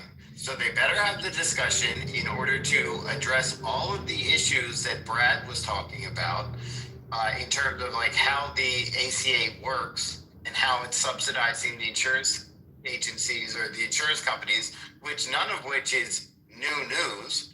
This is all the same stuff that's been fighting. They've been fighting about for years. At the end of the day, get it done. The bitch ass Democrats did it for nothing. Nothing. A promise. Yeah, a promise that was taken from a bunch of liars because they're not going to talk about it. They're not going to discuss it. They're not going to fix the issues that Brad has with the whole system. So the thing will just kick the can down the road, which is what happens when you get a So again, the Democrats only want to win. The Democrats have no power. The Democrats aren't in office. The Democrats aren't in power. So the Democrats aren't controlling any of to go ahead. And they even have the plans. You've got and eventually they caved. And eventually they caved because they're pussies and they don't want people to starve. Prior to the election, they don't want people to starve. And even betterment which head on that fucking thing. They should and then they let come the out people and say, starve. Hey, can we wait a couple days after the election? They should let the people starve. But the whole point is that we'll sit there and even as gobble this this shit up. process proceeds to kick the can down the road, all the Democrats there will be no progress on it because took all the federal employees. The Republicans one person always who talked act is as hard to they're not going to ever switch this problem. They don't want the ACA to. They don't want the ACA to exist. That's the whole point. Really, it's terrible. So this will never get fixed. I agree with We'll you, just Brad. do another shutdown, and then another shutdown, and then Trump will say, "I'll give you $500 this time," which is all great, but none of this is going to produce any results besides kicking the can down the road. Brad, you don't have health insurance? Of course I do. I just don't have it through the shitty things like ACA. I wouldn't do that. I have more of a what you would call a premier plan. Mine, I don't pay deductibles. I don't pay co-pays. I have a co-insurance amount for long term if it goes beyond 60 days. That's about it. And I have concierge services. So, why did you call Brad the white concrete? That's funny. It's true. Why? It's very disrespectful, Ryan. What did I do to you? He doesn't know what he's talking about most of the time. Well, Lion has to live off of women. He's Pookie, so concrete. He's trying to get his win. He's trying to find manhood in a tampon machine.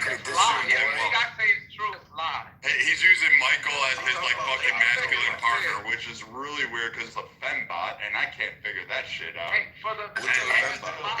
don't know what a fembot is, but that sounds cool. It's up there with Michael, Lion, not knowing how PPR is. That's crazy. Wait, I can't even distinguish them because both of them are just full of shit. Fucking white people evil. Oh yeah, and Hebrew Israelites. Everybody's gonna be my slave. And I'm a which has been screamed about for, I don't know, fucking 5 years now? Like, fuck, I can't even remember. This dumbass motherfucker's out going, hey guys, invest in XRP. I found this out. I'm the key guy that found this out. This motherfucker thinks he figured out how to invest in XRP. He's the first guy to crack that nut. What a dumb fucking idiot. Like, dumb. Like, I knew there were dumb people. There are really retarded people. But you, Star, a couple others always seem to kind of coalesce. And it's always the same faction. It's always you guys trying to back each other up with some dumb fucking retarded shit, and then you add Michael in there as if it's your fucking Cajun seasoning. Like, it's fucking weird. Like, actually, Michael, actually have brains and research this shit.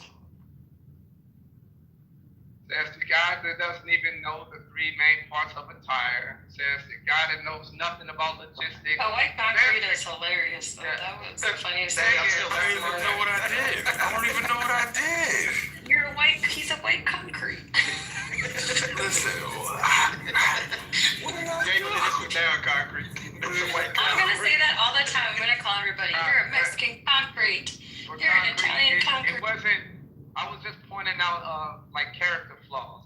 Character flaws? What? Right. What did I do? What did I do It's wrong? not necessarily, I'm not actually attacking you. What I'm pointing out is there similarities between the behavior of that fucking troglodyte and yourself. I don't like beef. I don't like beef jerky. I'm not trying to hunt deer. I don't. No, not that kind of stuff. No, like for example, for example. Yeah, concrete. I don't see you out here swinging a fucking axe and splitting wood. I mean, all forced. Right? What I do now, why are you putting my name in this line? I'm giving an example. So let's just Stop being an irritating concrete. Kaboom, a question, right? And instead of Kaboom being able to answer the question, here you come, concrete. That's what it is. It's like, at first it's all right, you'll let it go. But then when it constantly keeps happening over and over and over again, you're starting to kind of recognize a pattern. That he's lonely, insecure about himself, probably his small penis. There's really nothing going on, and he wants the attention. He desperately needs the attention. I'm gonna need you to read my PTR, everyone. Please, thank you. Is it pull up to refresh? Yo, Don, stop being an Italian concrete. So, like, this is rich from a guy who sits there and drives. Says he has to drive all this stuff. That's he spends 15 hours a day on Clubhouse 7 days a week. And oddly enough, it's never around his family. Oddly enough, he's never doing anything else. But he's going to call me alone. Like, dipshit, I know that you're a special needs case, that someone put you in one of those halfway houses, and that you're out there flipping fucking hot dogs at 7-Eleven. Like, I get it. And you're proud of it. And we're all proud of you. Here, I will fucking clap for you. Hats off to you. Good job. You got it. You're a productive member of society.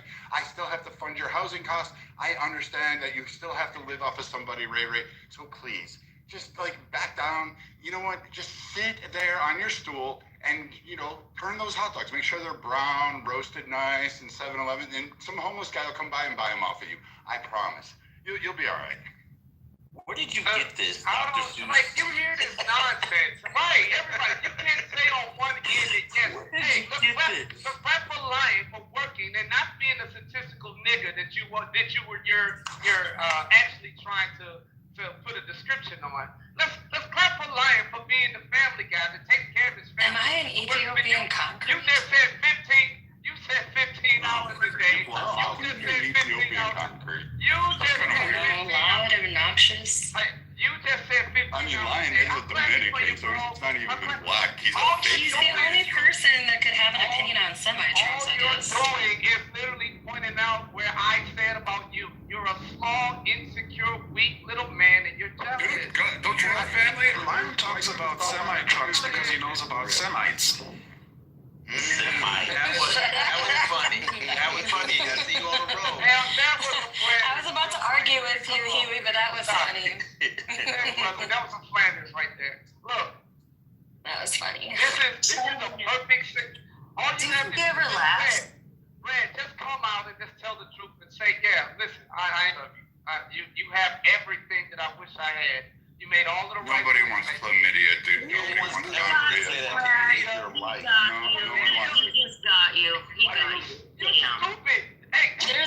for that, Lion. I haven't been with another woman in 20 years. What the fuck are you talking about? Lion, no one ever gonna say that to you. Taking medical shots or liquor shots. What are you Ever. talking about? Should we take a bet on it, Mochi? Random stupid shit to try to be funny and relevant. Don't you see Alright, this what is was that, honey? I about couldn't hear you over Hey, live. listen, Should we take shots over this? I have my arms You know, open. I'm absolutely thrilled for a shot, but I at least gotta wait until the afternoon. Yeah, that's fair. We don't want to be alcoholics. Yeah, let me do kids You don't and then have I'll to be do none of taking that shots. shit to get in. Ooh, we could do soju shots. Oh my goodness, Fucking yes. weird ass shit. Nah, I'm thinking I kind of want to go get like a sake bomb or something. I'm thinking. I was maybe, just like, about to some ask you, which one do you prefer, sake or soju? So, I love soju. I'm probably gonna have to choose that. But there are just so many different types of sake, and they're so I good. Like I know the love a hot varieties. sake. Oh my goodness. Now, is the proper way to have a cold sake or a warm sake? Which one's the proper way? So you can do either or depending on what type it is. Personally, I prefer hot sake. It's just so nice and cozy when it's cold. But it also depends on like what you're eating, because you know, like certain sakes are gonna complement dishes better. It's warm for me. Always warm. Mochi, are you Brad, a Korean concrete? Something to cry on, Brad. I'm right here, man. What you mean? Oh, I'm just trying to figure out, this white concrete thing is really fun to me. Point of bad moderation. Can everybody say happy birthday to Miss Fifi for quick second? Happy birthday, Miss Fifi. Happy birthday to you. Yeah, we start the whole happy birthday. But she's not here. Happy So I did that for nothing. Never mind. She's on stage. So Where? I feel like unfortunately I kind of She's here. different.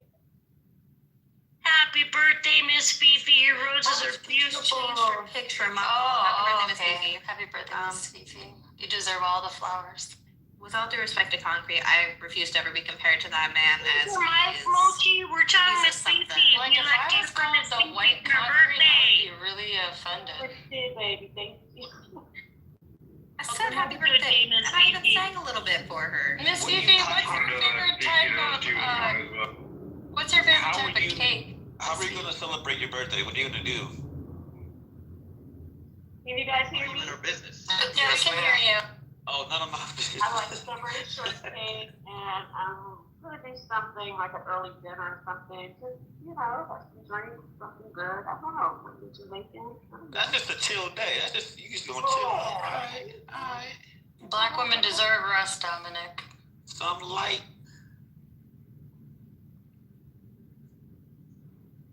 Miss Fifi. My birthday's coming up next, and I only want one thing for my birthday. A pinata? I want everybody's permission for me to stop the dog show to Dominic. Please, everybody. I knew you was gonna say something about me, bruh. I swear to God, I was gonna say something about you before you said that. But alright. I actually give you that privilege, even though you live in Texas, right? Thank you. What would you fill your pinata You live in, with? right? Money? You live in Texas, right? Yes, all Mexicans live in. Oh my god, no. I'm gonna get your ass deported. Knowledge, I think we need For to your continue to invest in this driverless semi-truck situation. If you really even also think about the hazardous waste that's carried by these trucks too, and the cost when there's like spillage or something else like that, I just feel like the cost benefit might be No, I don't think they would be able to do hazardous chemicals. You don't think so? Oh. I don't think they will qualify under that. Hazmat. Yeah, there's specific license, specific driver that needs to be Have you ever been in a Waymo? permitted for that. We do that on trains already right now. We do it on some of those conveyance systems right now. Like But trains. those conveyance systems, I believe they have an At least an overseer, but most yeah, an of it's overseer. automated. Yeah, I don't know, but they have an overseer. Yeah, but I mean, it's mostly like AI. So I mean, even in the ag fields, like I mean, shit. Have you seen some of the John Deeres? Like, I mean, shit, they're nice. The Lamborghini tractors are really nice. So, I mean, you can sit up there all day long, and you can pretty much plot your grid. I'm gonna tell you a real story. Yo, Brad, in the construction industry right now, in the demolition realm, what's taking over right now, it's AI operated demolition, meaning you don't need somebody driving the machines. All you need is one person with a remote that can operate 4 different machines with remote control. It's insane. Oh, yo, that's given iRobot when Will Smith was in the house. You don't say. Yeah, and they demolished the house while he was in it. The AI, it wasn't AI, it was a fucking robot programmed to demolish the house before. Y'all remember that? Oh, yeah, I don't. No, I don't. But I mean, I know about the AI going in and that in some of the areas, even in like the agricultural fields. I see it down here. Like the other day, now you would have lost your mind. I couldn't believe it. They were moving. There was and there was a farmer, a rancher, or whatever, and it wasn't too far out here.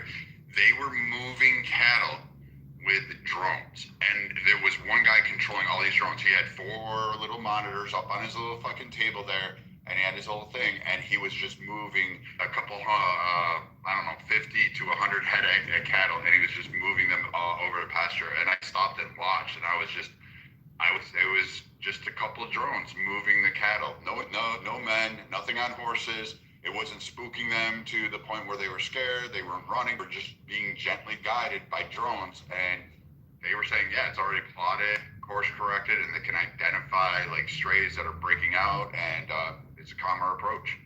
I went, holy shit, like cowboys are going to be a thing of a Louis L'Amour novel, and not in real life.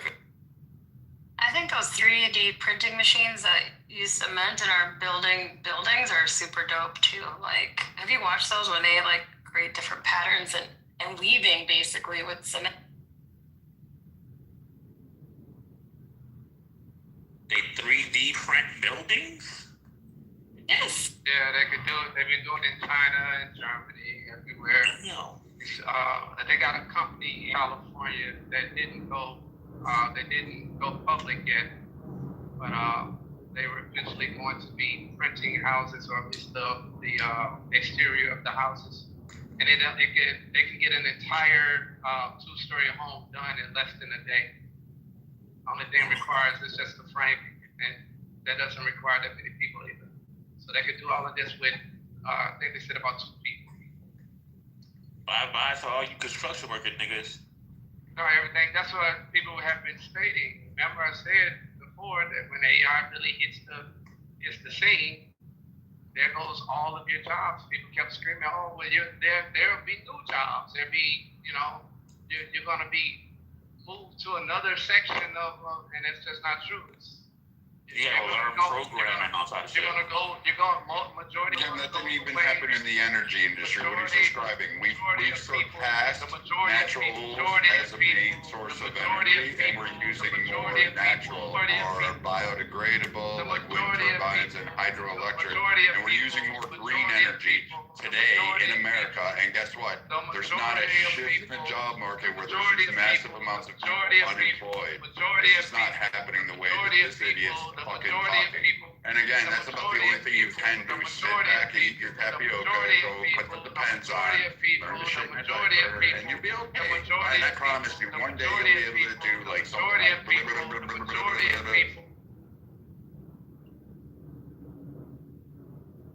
So as I was saying, the majority of people, they're going to go the way of the old coal miners of West Virginia, where your towns will just start. We still are doing coal. Still doing coal. They're not doing coal on the levels that they were doing in the fucking 70s. You morons. Just shut up. You idiots. That's the reason why a lot of these towns died out, because the jobs were obsolete and the people weren't educated enough to transition to anything else. You fucking dunce. Shut the fuck up. Okay, so this dumbass is going to sit here.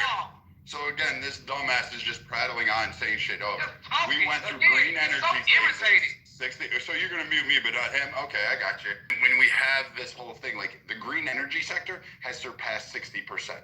The United States is running 60% or more on green energy.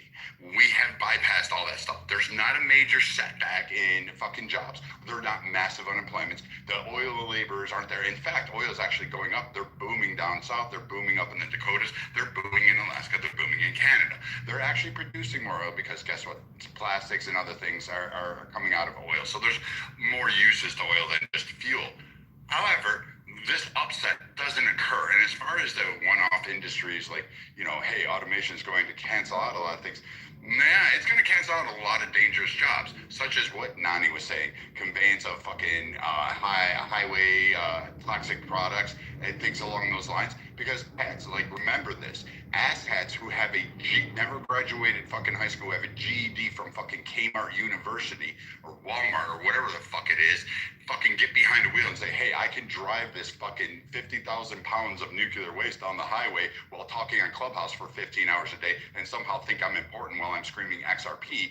And that's who's fucking on the road. So you know what? I'll take AI. I'll put someone's stupid fucking monkey ass like mine out of the street because quite frankly, they're not that safe and they're not that reliable. And oh, by the way, I'll save on insurance. I'll save on liability. I'll save on profits and I'll save on salaries because someone's got to pay this fucking chimpanzee on how to fucking drive. Such a jealous little fucking parasite, you know that? So, as I said before, what's going to happen is the jobs are going to have to transition. People, as they get older, are not willing to transition, and therefore, they go the way of the dinosaur. Case in point, many coal mining towns, a large majority of our American societies, they are not equipped, not ready, not mentally stable, haven't invested, not willing to invest, not trying to move forward. So a large, as I kept saying, this fucking chimp is not listening, and what you're getting is the end of a civilization, and only a small minority of people will move on to the next stage. And it's not enough to support society. That's the reason why AI was even brought into place in the first place. It's literally to get rid of the large majority of people. You should be afraid. Everyone should be afraid. Because if you don't have any work, no value, if you're just basically a ward of the state, so to speak, you're a loser, like certain individuals. So basically you're describing yourself. Okay. Gonorrhea, syphilis, and you're a ward of a state. If you have absolutely no skills, nothing that can transition to this new world that's approaching, and you end up being a dinosaur like Brad, yes, this is your future. They're finding a ways to get rid of you. They're testing out, starving you out. They are they're taking away all the menial, the non-essential jobs. They're just taking everything, and they're trying to see how well you're going to be able to make it. They're raising the insurance rates, causing you to stress out. They're doing all of these things. They're adding all of these non-necessary chemicals to your food in order to cause you to basically die. They want you out of here. They want you to go. They want you to hurry up and pass away. Who are they? They are basically the industries, the government, those same people that you voted for. Those are your politicians. There's outside interests outside of the country and other countries. They're all wanting all of us. Basically, the Dominican concrete here. Everybody else. Everyone has a vested interest in our demise as a people. They've slowly been taking your rights away, and they're starving you out. And the victim speech here. So you just named everyone, bro. Yeah. I would say the 1%, if you want to make it more specific. I mean, they benefit off of us being sick. They benefit off of selling us insurance premiums. They benefit off of us dying. So I would clarify just to say the 1%. And the 1% could mean liberals, Democrats, whatever, you know? What? A lot of Dominic, the 1% benefits off of your destruction. Is that not something that's valid to you?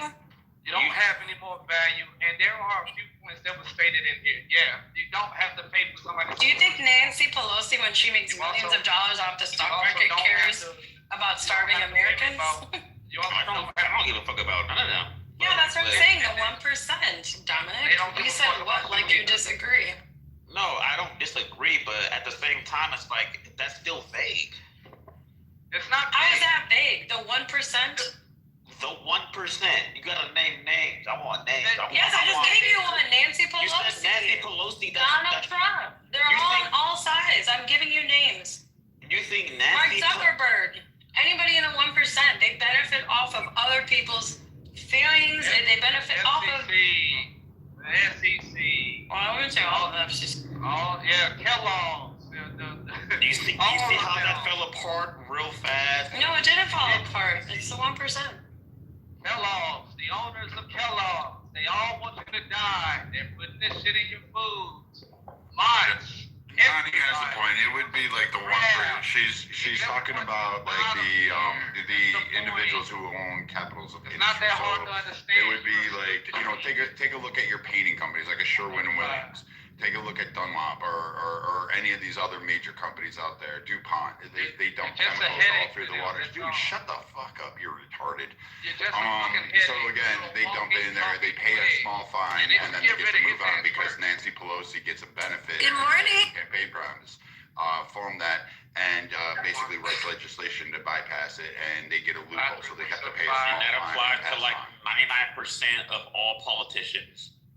Yes. So why y'all mad at Trump?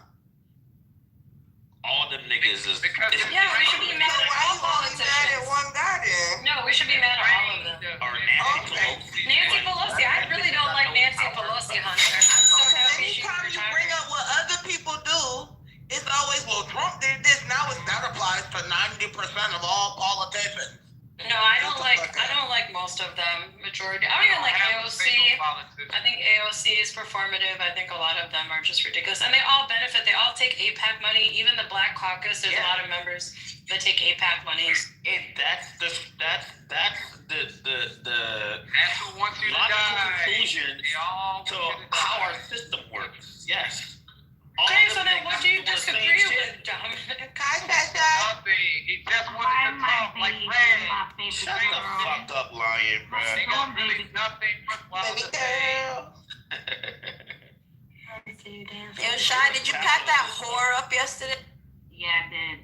You know what I noticed too? You know what I noticed too? A lot of Democrats of today left this. Hello? Can nobody hear me? Yeah, we can. Go ahead. Oh, so Dominic is just being disrespectful. He thinks you about to say something you not, but go ahead. It's about to be a campfire, I bet. It's not. You want to join Dominique? You know, since you got a pussy. You like to talk about nothing. So,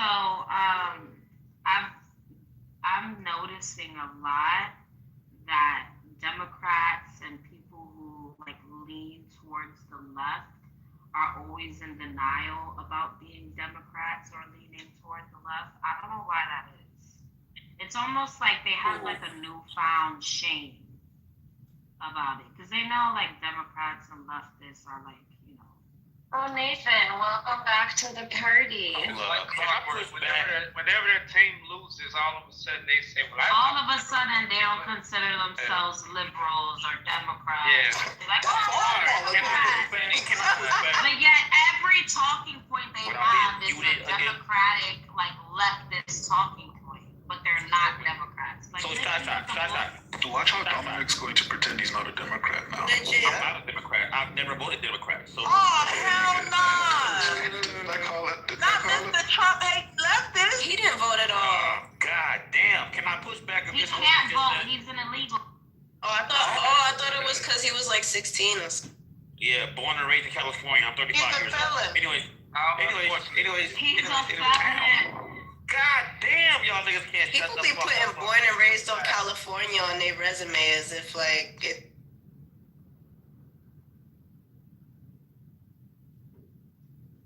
Great, Nathan's back. The fucking babysitter of the hour. And so are the I don't know why you Xanaxes. get muted. It's crazy. Because you can't control yourself. That's why. Y'all push back. God damn. Anyway, so I'm not a fucking Democrat. Like I said, never voted Democrat in my life. I'm a fucking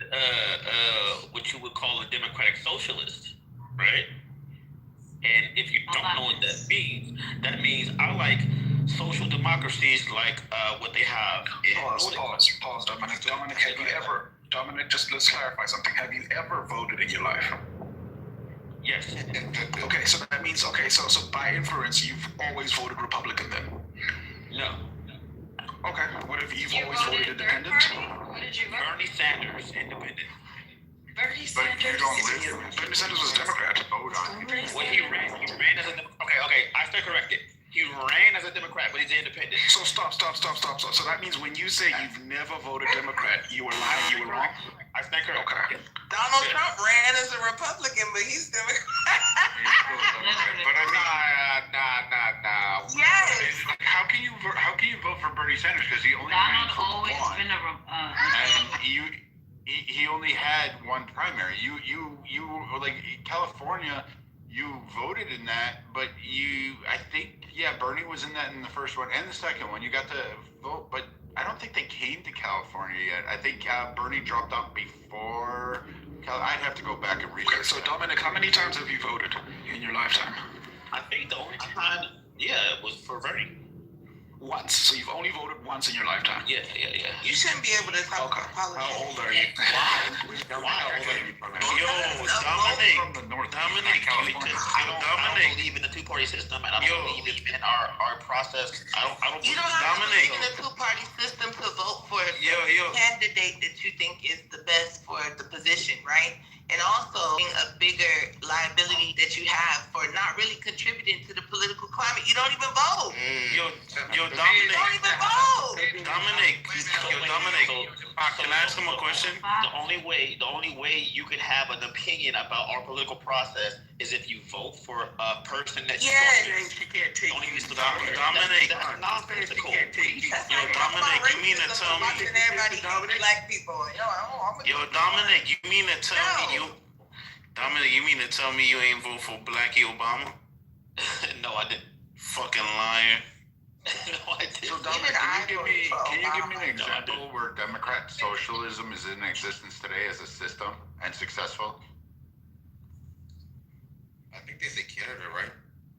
A system, no, but a policy in the United States. There's a lot of socialist policies. I hate this fucking argument.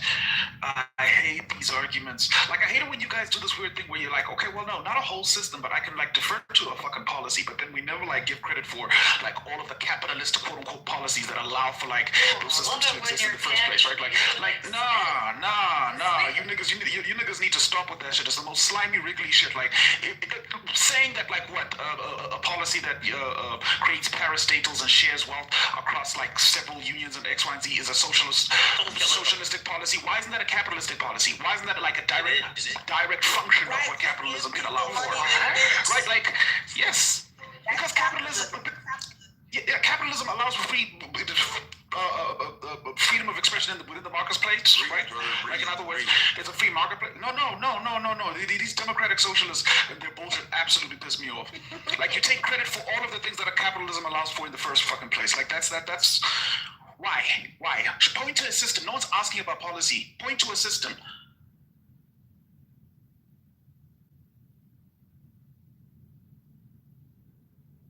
Oh, nobody's gonna do it? Well, fuck y'all then. Point to what? A system, a democratic socialist system. Go ahead, Dominic. I don't believe in these words that they be spewing. Well, no, that's what I asked him. That was the original question, and then you had Nani and then him go up and It's say, just going off into theory, that's all. Oh, wait a second, Brad. Don't mix me stop and talking. him together. Stop talking. Don't mix it with him. Canada. There you go. No, it's not a democrat socialist system. So again, give me a country, give me a place where democrat socialism is in effect and is functioning. Yeah, Sweden. No, it's not. Cuba. Sweden is a capitalist.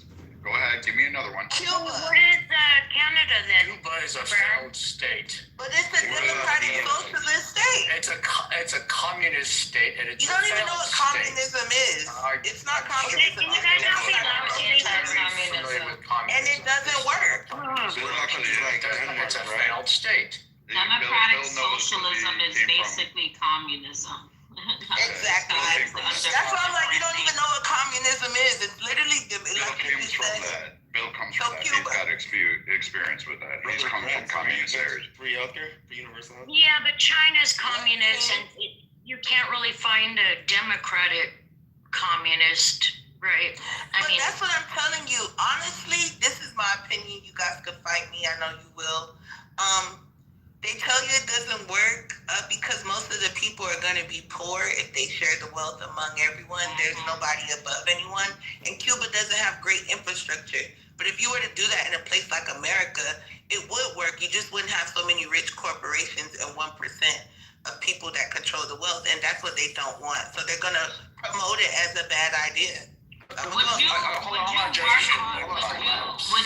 hard at being a surgeon if you know that, like, the McDonald's worker across the street from you is making the same amount of money as you are? No.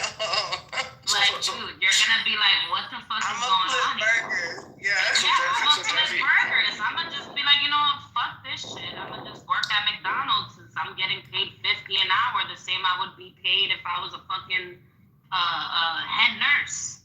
Why the fuck would I deal with the liability? Especially because we know, like, nurses and doctors of that ilk are usually sued by patients in which they fuck up with. Like, why would I choose that line of work, right? With all that risk, when I can just flip burgers for the same amount of money? It just doesn't work. Like, democratic socialism sounds good, and it's a good idea, but in practice, like, where you've seen people try to do it, the country failed. Because of corruption. Sweden is a failure. No, not because of corruption. It's because almost by definition, right? Almost intrinsic to, like, the idea of democratic socialism is that, like, it's not designed to generate wealth in the first place, and it, like, completely ignores the problem that, like, people aren't necessarily, like, ingrained with this, like, virtue to want to necessarily live in a society that's completely equal, right? Wealth is like a natural functional consequence of, like, competition and skills and, like, people being able to exploit their own personal talents. Sure, corruption eventually seeds in general, but, like, the point is that, like, because it's not designed for wealth, it's designed for equality. It pretends that, like, everybody is going to equal standard. Like, even the people who advocate for democratic socialism don't want to be equal with the poor. It's funny. It's funny how that fucking works, right? The biggest of democratic socialism could give away all of their fucking resources right now and go slum it with the bums and share all of their resources equally, but they don't, right? Well, the thought is to bring the people up from being poor to middle class, and everyone's middle class. I get what you're saying, but that's not at the cost of who? At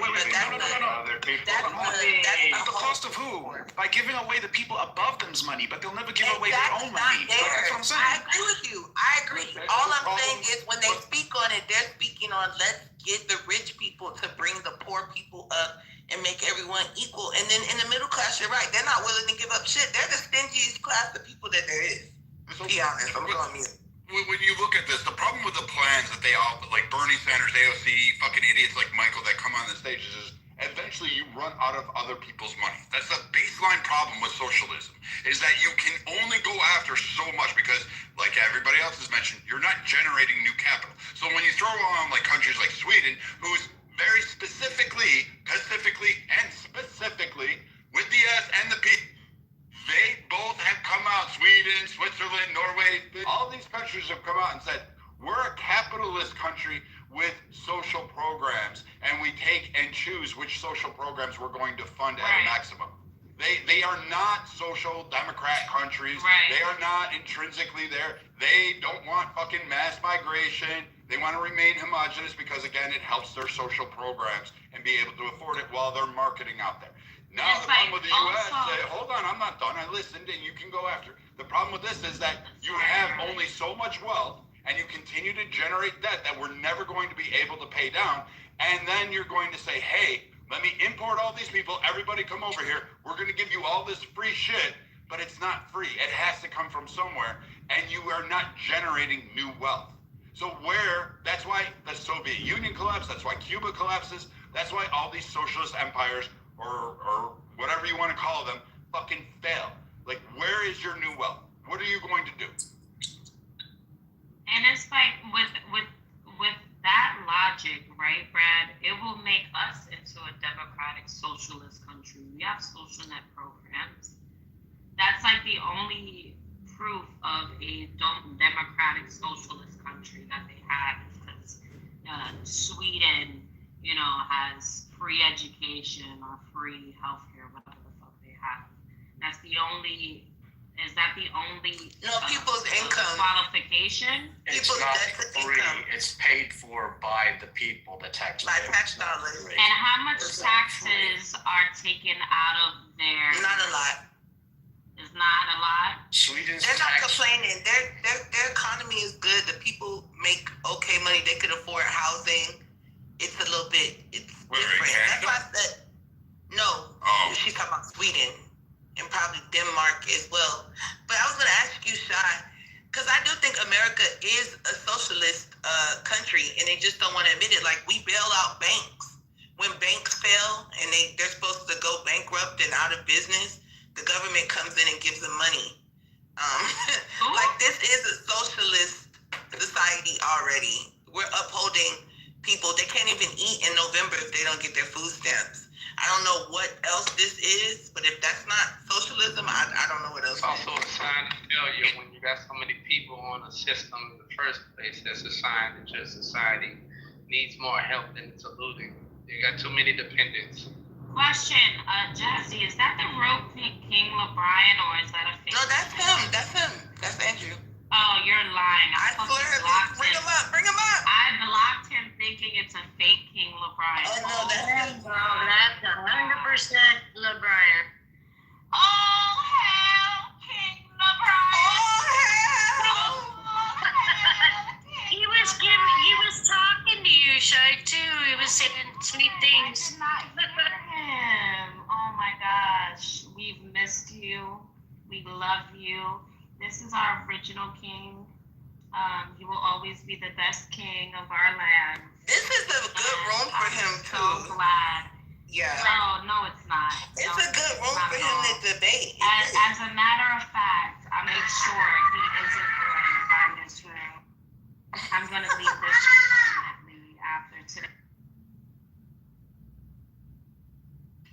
Sorry, though, y'all. But, yeah, this is a socialist society.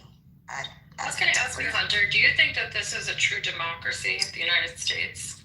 No, we never were. It's a republic. I asked Hunter. Yeah, it's definitely a republic. Yeah, I agree.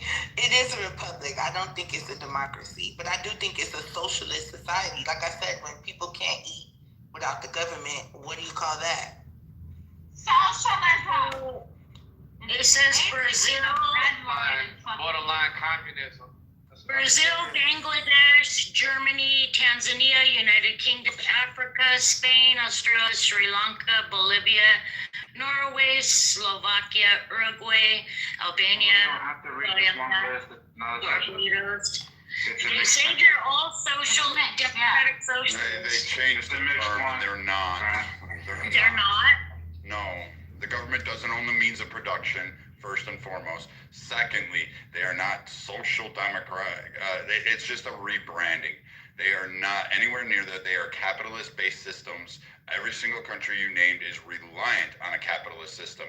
And it just, whatever fucking language or whatever site you're reading from is just doing its marketing ploy. And it's Bernie Sanders, AOC, Madami bullshit fucking rhetoric, because these people, quite frankly, don't understand what. Yeah, and think about it. Even Madami is pushing for, when I was reading, city-owned grocery stores, which is, the city is still another government entity. It's just on a smaller scale, right? But that's still not good. From what I found out, Jazzy, there are already government ran grocery stores in America. What? There was one, I believe, in Florida that closed down. It had opened down in 2014 and closed down in 2024. The only reason why I know this is because Bolt was saying that they already existed. So I looked it up, obviously, and he was correct. But I've never seen that in my life. And it I closed. never did either. I never heard of that in my life. And but it closed. So clearly, it closed after like 8 years or something like that. And if you look at the majority of the ones that are government ran in America, they're not like successful grocery stores. That was another. He failed to mention that part. But yeah, there are government ran grocery stores in America in a couple of different states. What does that look like though? I don't know, dude. The goal of Mandami, from what I saw, was that if it's ran by the government, it'll make the prices of the food cheaper somehow. It doesn't. What it's doing is redistributing the cost to the population, so it would be another burden on those that are actually earning. So those that aren't earning could go ahead and get discounted or even free food at a grocery store. Meanwhile, you, Shai, are going to pay, taxes and an increase in those taxes in order to subsidize those individuals. Right. Which was the main question that people were asking, when it comes to Mandami, because that's not the only thing he was advocating for. It's like, where is all this money going to come from? Well, from what I'm reading about the city-owned grocery store in Florida that closed, it was in a food desert.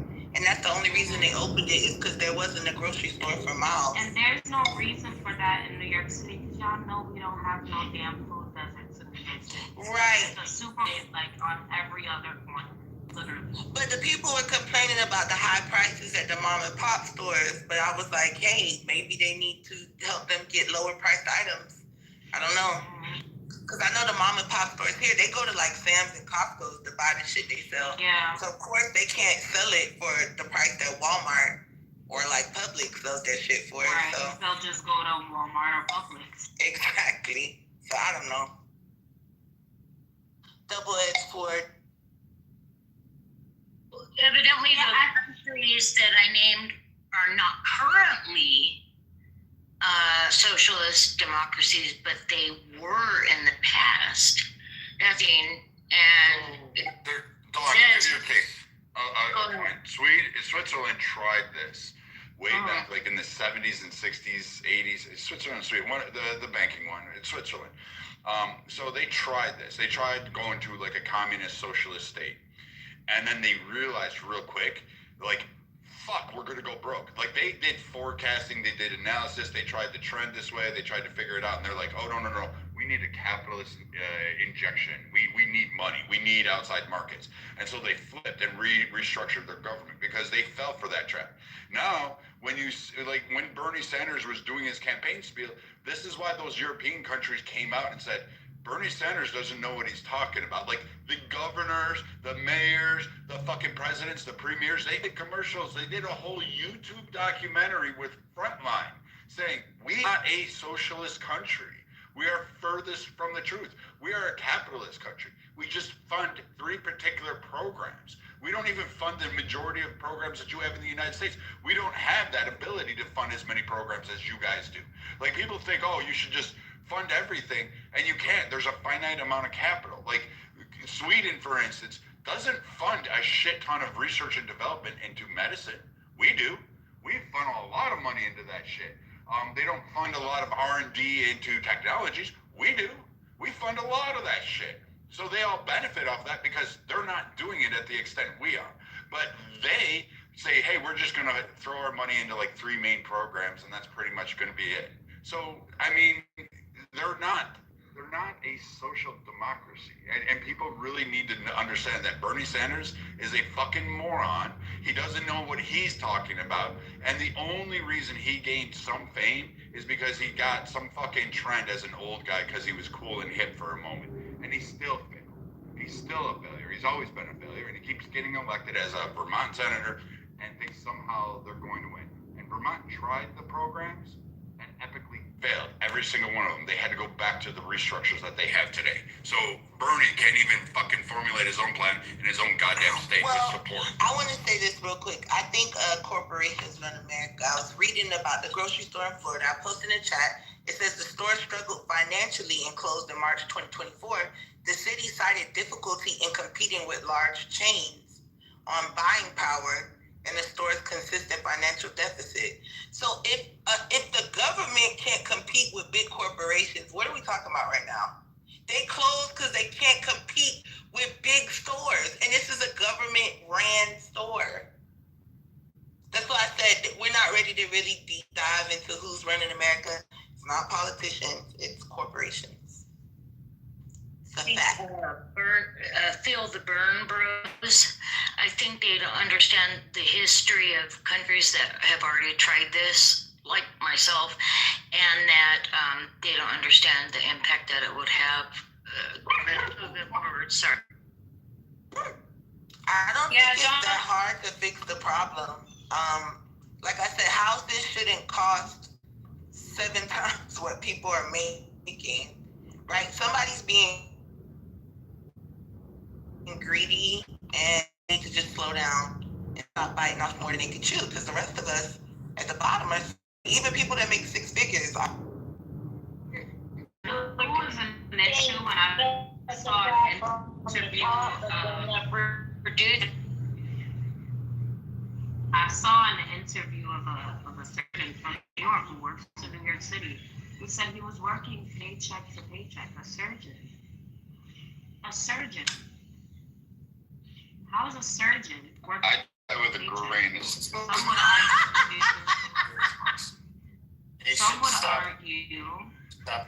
would argue that he shouldn't go to Starbucks, or he should lower his somebody that makes 6 lifestyle. figures should be able to go to Starbucks. The fuck are we Right, talking about?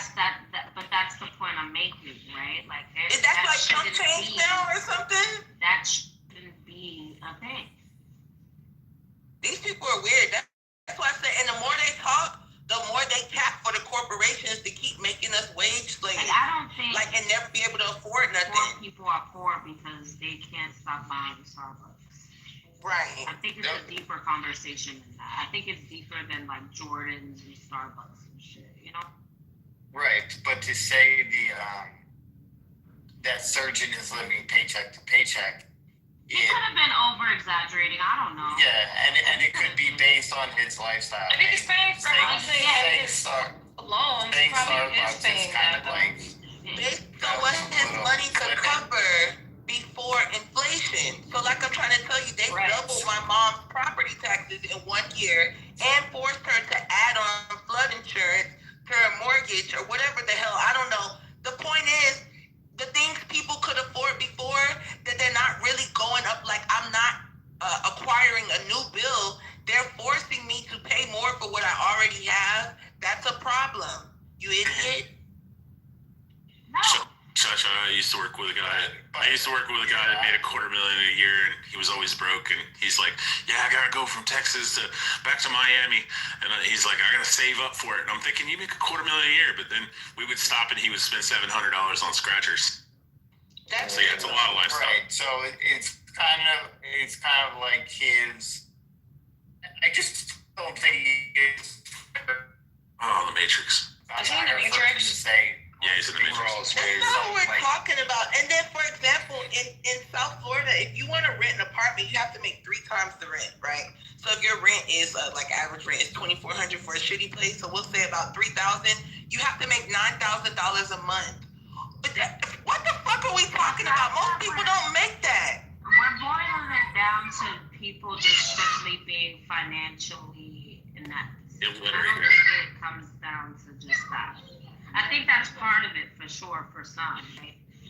But I don't think that's the main issue, right? Is people spending their money not wisely. I think it's a fundamental problem in that we don't have the tools. We're not given this, first of all, it's a generational thing that you learn from your parents. It's handed down. They teach you this, right? But if it's not taught, we've got to learn it somewhere, and they're not teaching us those real world skills, right, about finance and how to manage our money. They are. Every time we get more money, they go up on the cost of living. When we start investing in Bitcoin. Fucking high school. Dawn. I'm gonna say Dawn, I make more money than my parents, and they had a house, way early in their early 20s. Like, if we're not gonna ignore the fact that Like if you're a college Yeah, student, but your house is a lot nicer than what the place that you rent is a lot nicer than what. Wait, Rich, let me finish. Can I finish, Wait a please? minute. What if how much you make? Done. How much you make versus your parents have anything to do with it? It has everything to do with it, Dawn. If you let me finish the sentence, then I can explain to you. When I graduated college, I had a car, an apartment. I could go on 1 or 2 trips a year, right? We're telling you that the cost of things are not matching people's salary. You have one medical crisis and you could go into poverty. And that's happening overwhelmingly, right? We're talking about the fact that if you try to buy a car, it's 6% higher. Like these college graduates who might not have decent credit or even any credit are paying double-digit interest rates just to get their first Honda Civic. Like this is ridiculous. So I'm going to say this to I'm jump not into the first arguing that. Hold on. I'm not arguing that. interest rates. Hold on. The interest rates, because car loan interest rates were actually higher back then, and so were the housing interest rates. You just got used to the 0% or the 0.25% or the 0.5% or 1 percentage point. Like that's basically what ended up happening here. I'm not discounting inflation, but there is a problem that I see, and you guys don't really touch on it, is that most of the people want instant gratification, and that is a cultural thing that we're seeing more in Europe, more in Canada, more in America, and we can track this very easily by fucking the number of credits, like people utilizing credit, buy now pay or get now pay later, and that kind of fucking fundamental economic system that underlies it, that allows affordability to say middle income, so you could buy all this crazy shit you really shouldn't be buying. And then complain about the high interest rates because those places are 10, 15% on that.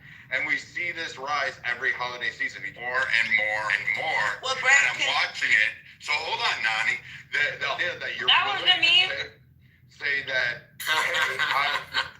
we can do this, and it's just because of the economic system. Call crap on it because a lot of people are using credit. The other thing is you have $1,000 in your hand, Don, right now, called a cell phone. You can learn about economics. There is like 8 billion fucking YouTube channels that you could watch economic lessons over and over again all day if you were curious. The problem is that we don't have people that want to research. And half of y'all are driving around in $60,000, $70,000 fucking cars. None of y'all are driving around. None of y'all that don't own cars. None of y'all that We're gonna fucking crash out right now. Wait, Dawn, My argument was. Don't own a house. They're also driving around $60,000, $70,000 cars. Yo, we heard you. You said that already. No. They're not driving around in $5,000 beaters. Yo, Dawn, real quick, We all make more money than our parents. Dawn, I think you're not understanding what Nani said. I understand about the don't. I understand, Jasmine. It has nothing to do with economic Nani, how much is your car note? Can you give me a second? Hold on real quick though. I understand the rates are higher. That's not what $1,200, Nani. I understand the taxes higher. My car's paid off. That's not what she's talking about, Dawn. That's why I'm trying to correct you before you finish. Inflation, right? That's not what she's talking about. Jasmine, she's trying to say how in the hell when our parents were younger. Let her finish. So what if she's not saying? Her car's paid for, but she doesn't have a house. That makes sense. Actually, what if she's not sticking to the topic? My house Let her for finish, and then we can move on. No, you know what? You fucking got this. I want her to talk, but I want her to stick to the topic because that's not what Nani said. Whatever, y'all got it. You got this. You got this, though. You got this. Go ahead. Damn, why everybody want to be a mod? It's trying to correct my friend into talking about the right thing, though, weirdo.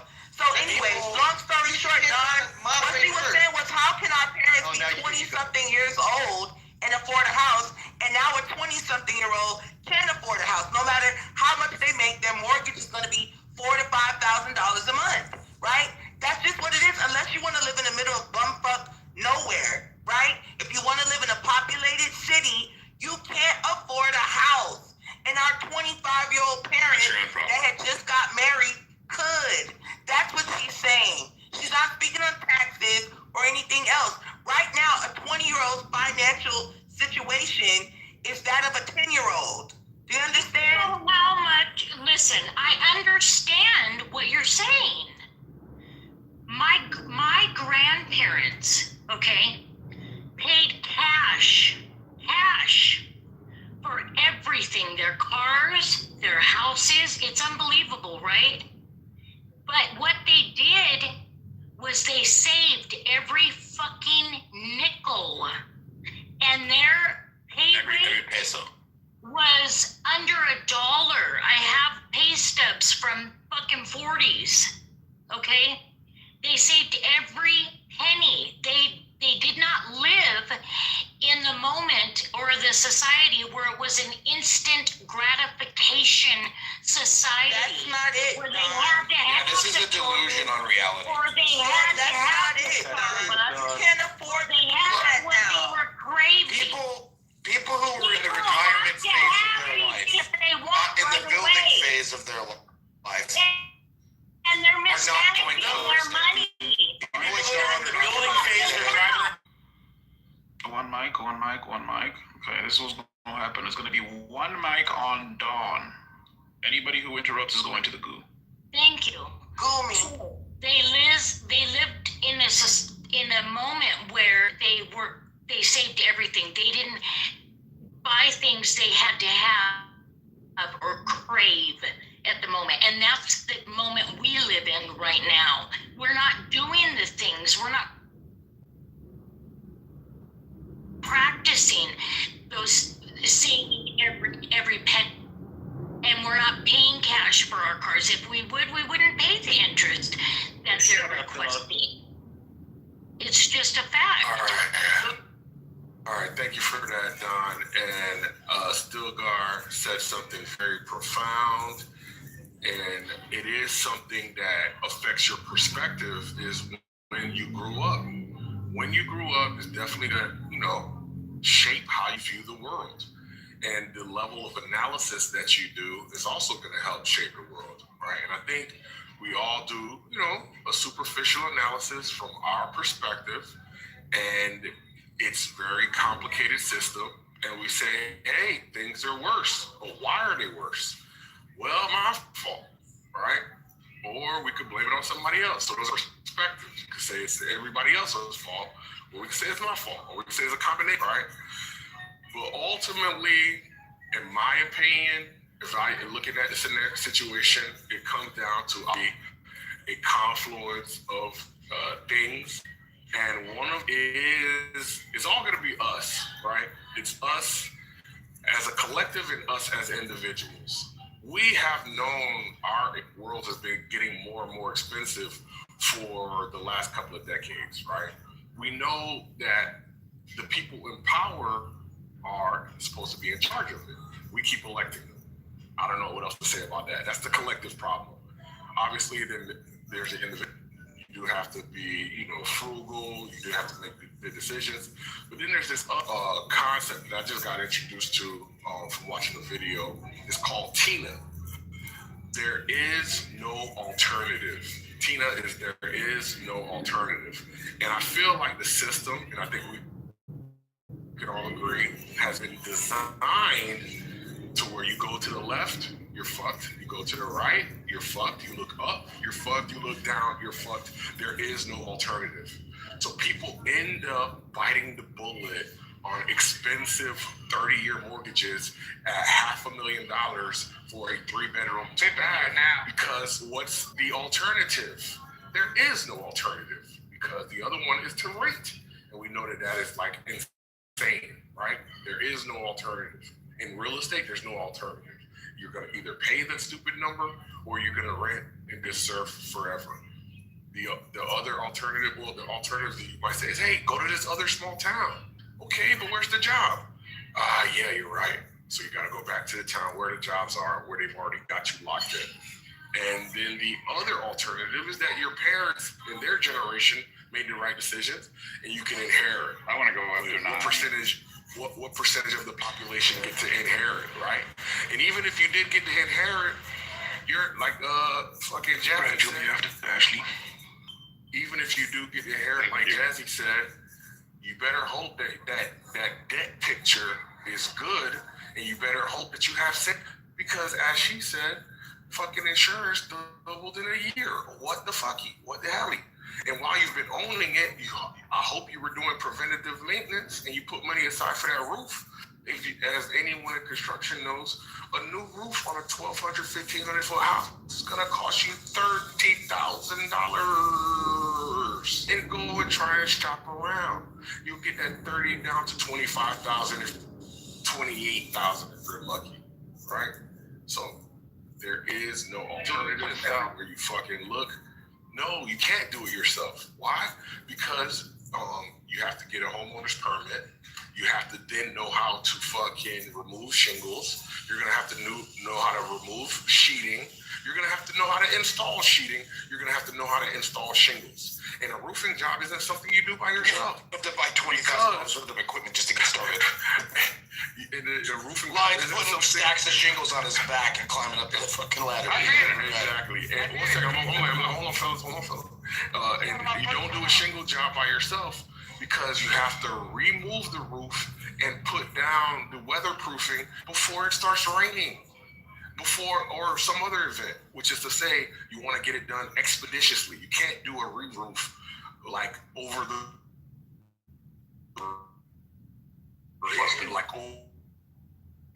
course of a month. Live in a dry, no fucking moisture area, maybe there, but then you still got to deal with anyway. Whatever. It's just the practicality is low, right? You're gonna need all the homies to come together. They're gonna have to know what they're doing, and that in and of itself is difficult. Anyway, the whole point the picture that I'm painting is that even if you were blessed enough to inherit, you still have to have money aside for AC system, $15,000, roof system, $30,000. You better not, your foundation better not be cracking, because then you're gonna have to hire an engineer.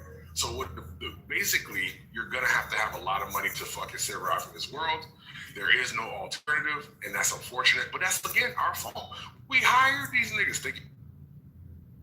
A lot of really great points there, Concrete. And I just want to say that, like, you know, when you work on policy work, you do this thing called a root cause analysis, where you take a systems issue and you ask a lot of why questions of why things happen. And I don't disagree with you, Dawn, and whoever else that was saying that people are financially illiterate. I think that's also intentional, because you could teach every single middle school and high schooler financial literacy, but that doesn't benefit the 1%, right?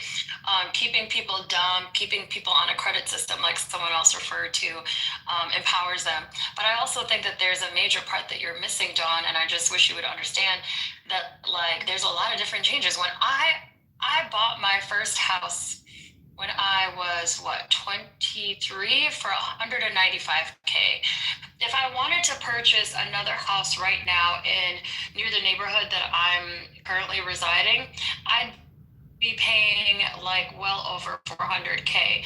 And the 195 sits on much more land and is more spacious than the ones here. Even when you talk about like the housing crisis, right? The fact that certain cities are not allowing like new builds or affordable builds, or even during COVID, when the cost of lumber was like 300%. Was anybody paying attention to the cost of lumber? People were not building new shit because shit cost a lot of money.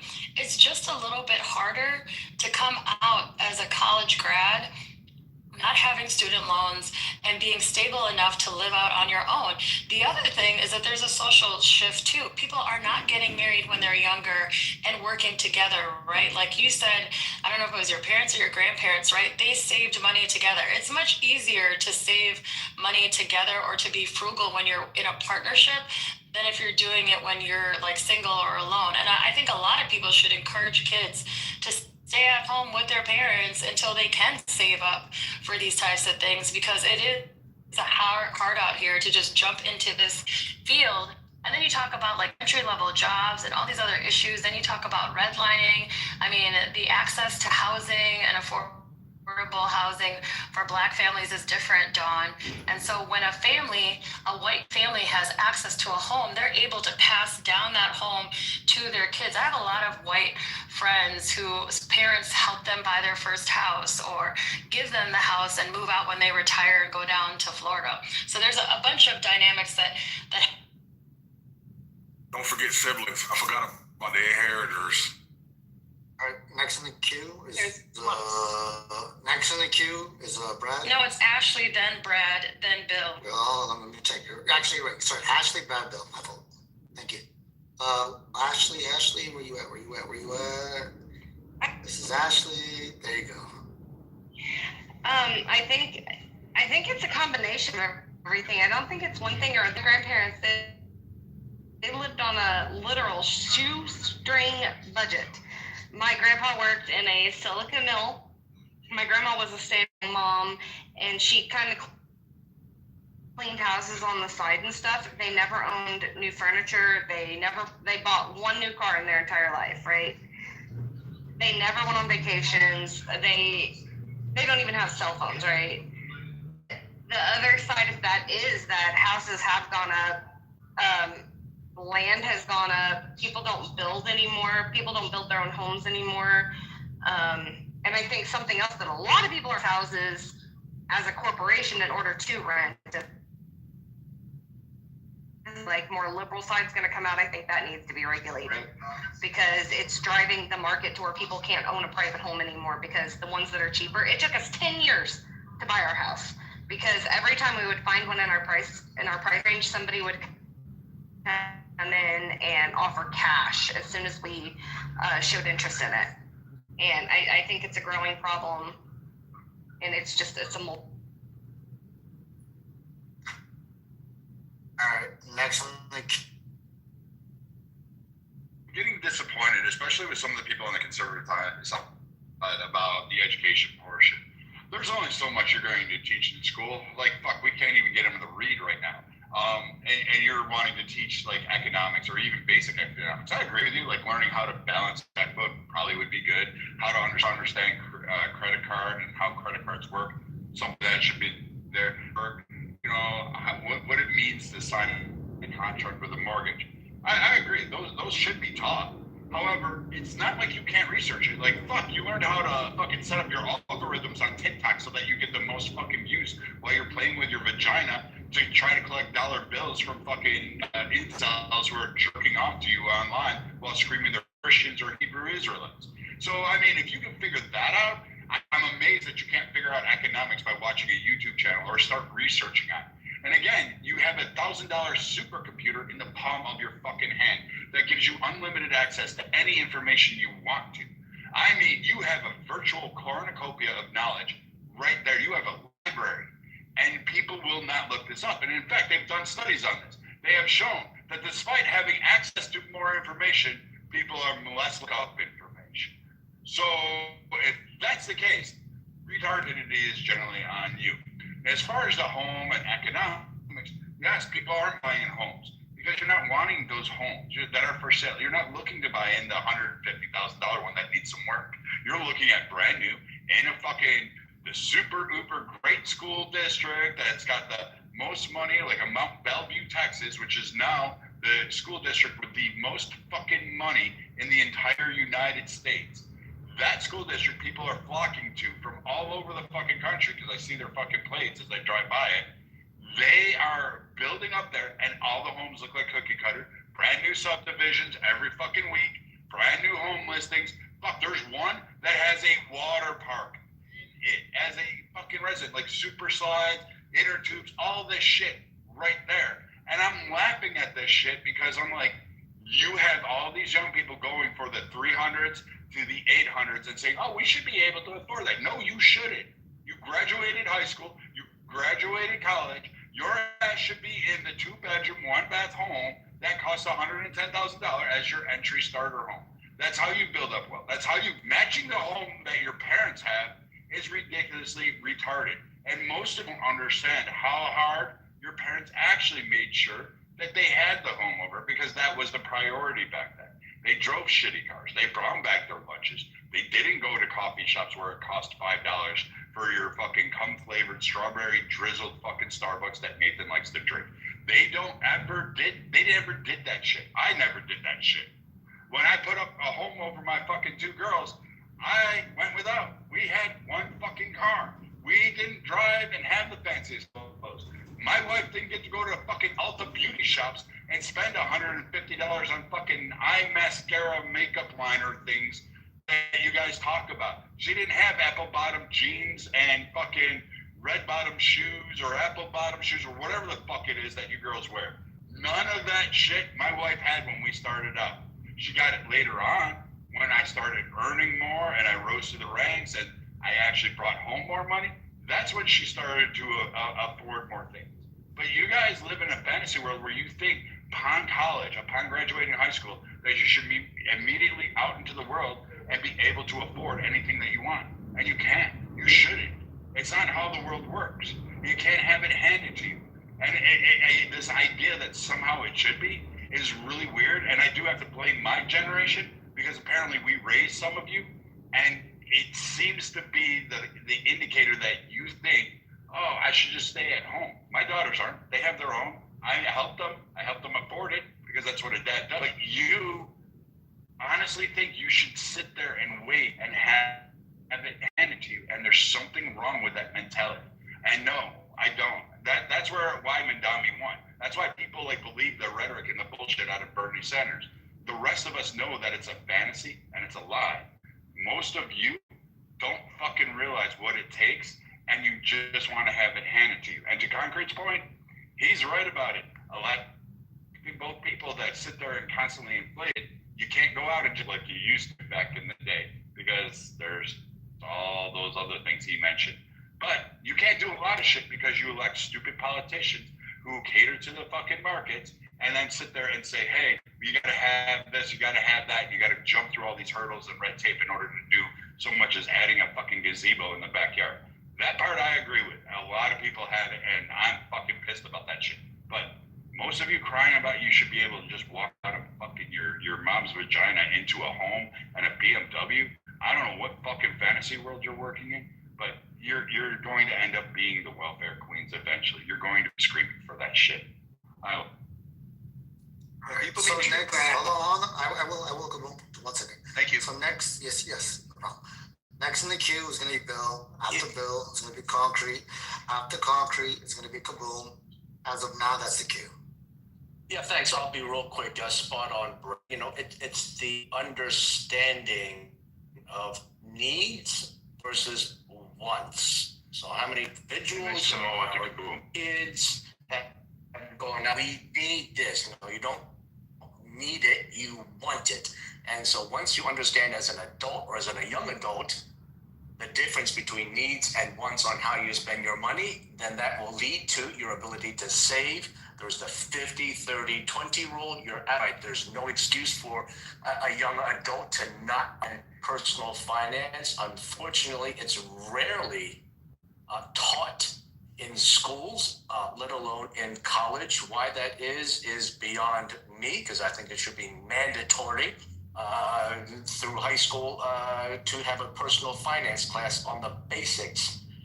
The average interest rate on a credit card, I think, is around 22, 23%. That is insane. But then that's why there was a law passed a number of years ago that on a credit card statement, it shows Americans were so stupid that it had to lay out on the credit card monthly statement, if you only paid off the minimum balance due, or the minimum payment due, it would require so many years for you to pay off the balance. People couldn't even figure that out for themselves. And I think there was a gentleman, Concrete may have said before, yeah, we've got inflation. Yeah, okay, inflation is now running 3%. Yeah, it spiked up during COVID, of course. But you guys got to keep in mind that inflation for 20 odd years was very, very low. So it's not like we've had runaway inflation for decades. Back in the 80s, early 80s, or everybody in the rooms remember that, but it was interest rates and inflation were mid to high teens at that time. Ronald Reagan came into office, Paul Volcker, and had to increase interest rates, brought the country into recession, but that's what defeated inflation at that time. It was in the high teens. Wasn't that long ago. And so, yeah, on the numbers you can debate, unemployment, inflation, these things, but overall, compared to before, not so bad. Last 25 years, very low inflation. And I'll end it with this. Yeah, again, this 50, 30, 20 rule. 50% of your income on what you need to do, 30% on your wants, and save 20%. So I'll leave it at that. Thank you. All right, Next in the queue is concrete. We'll make them concrete. Thank you. Did you see my message? Wait, did you say concrete? I wrote it in the chat. Lion, it's in the chats. All right, thank Is it white concrete or concrete? The Pretendian concrete. Thank you. So I have to say, of course, personal finance, but Americans is actually high finance. That's the issue. And high finance is a very complicated subject. And I myself read in finance and still trying to better understand it. Even though I took all the classes, I told you all about it. I didn't work in finance, so that's that. But I told you my friend's got years of experience in finance. He didn't know who Jamie Dimon is. And that made me delve into like a deeper problem, which is people who work in finance are compartmentalized. They do their jobs. Yes. They might not do the big picture things, but they definitely do their job, right? Which is why you survive, which is why you pay your bills, you don't get divorced, you feed your children.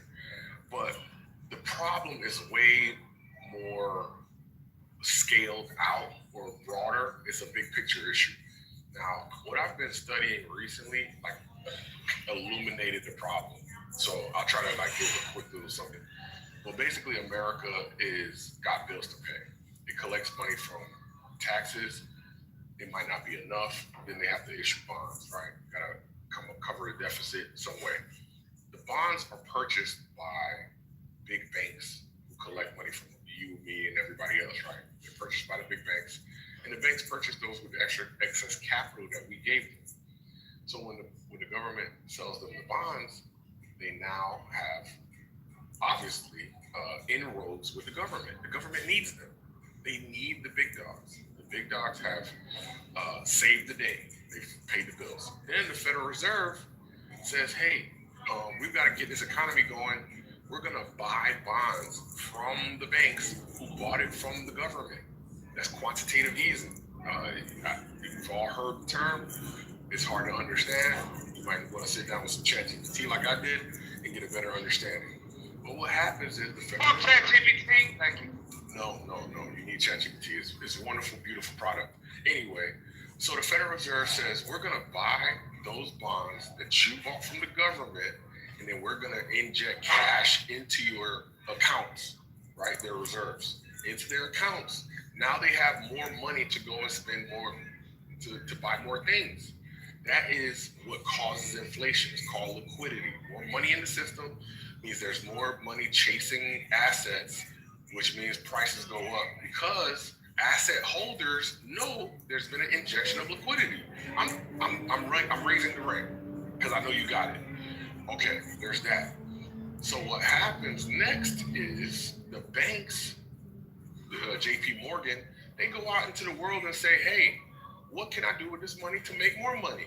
And the smartest person who knows how to get the most capital gets the money. And how does he get the capital?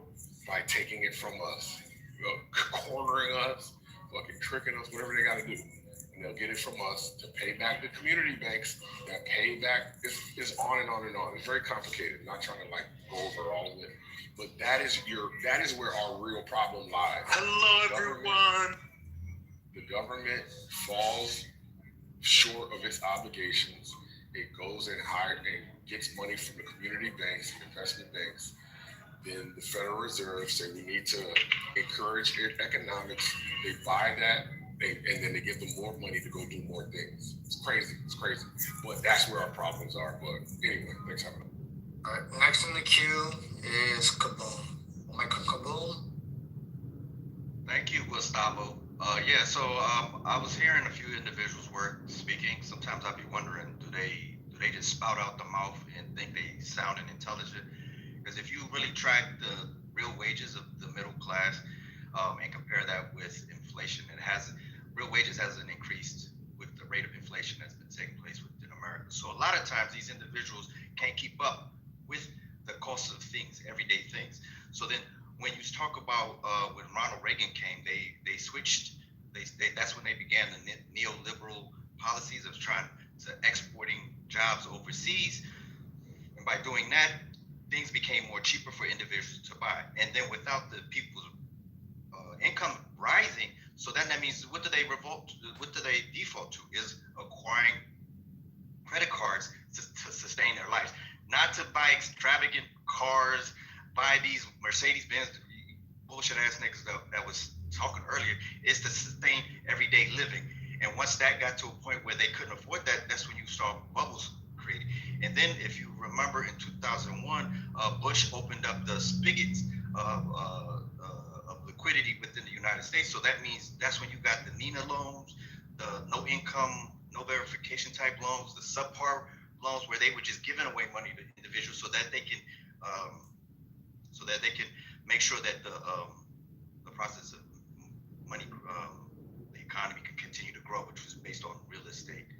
So when people here say that, oh, people just need to learn finance and budget, then that means that's on the individual level, when they're not talking about the structural system on how the system is created to sustain individuals, especially those who are not in finance, who are not bankers, who are not like Concrete was just talking about, those who are investment managers, analysts. So those type of individuals are different. But then when you start sitting here talking about you just need to pull up your bootstraps and monitor your income, when most everyday individuals, their salary hasn't maintained the rate of inflation. So if you can't afford shit, you're gonna divert to that's why they give out credit cards willy-nilly. So why are companies giving out credit cards willy-nilly? Because they know individuals cannot keep up with what the cost of living is today. So it's not an individual problem. I think it's more structural in how the economy has been went from a production manufacturing based economy to a financialized economy. So once it became financialized, there's nothing everyday people can do. All you need to do is be smart enough not to get caught up in anything and take care of yourself, because the government's not going to take care of you. Facts. Next in the queue is lying. Oh my God. I was just curious when the economy became financial. Hold on.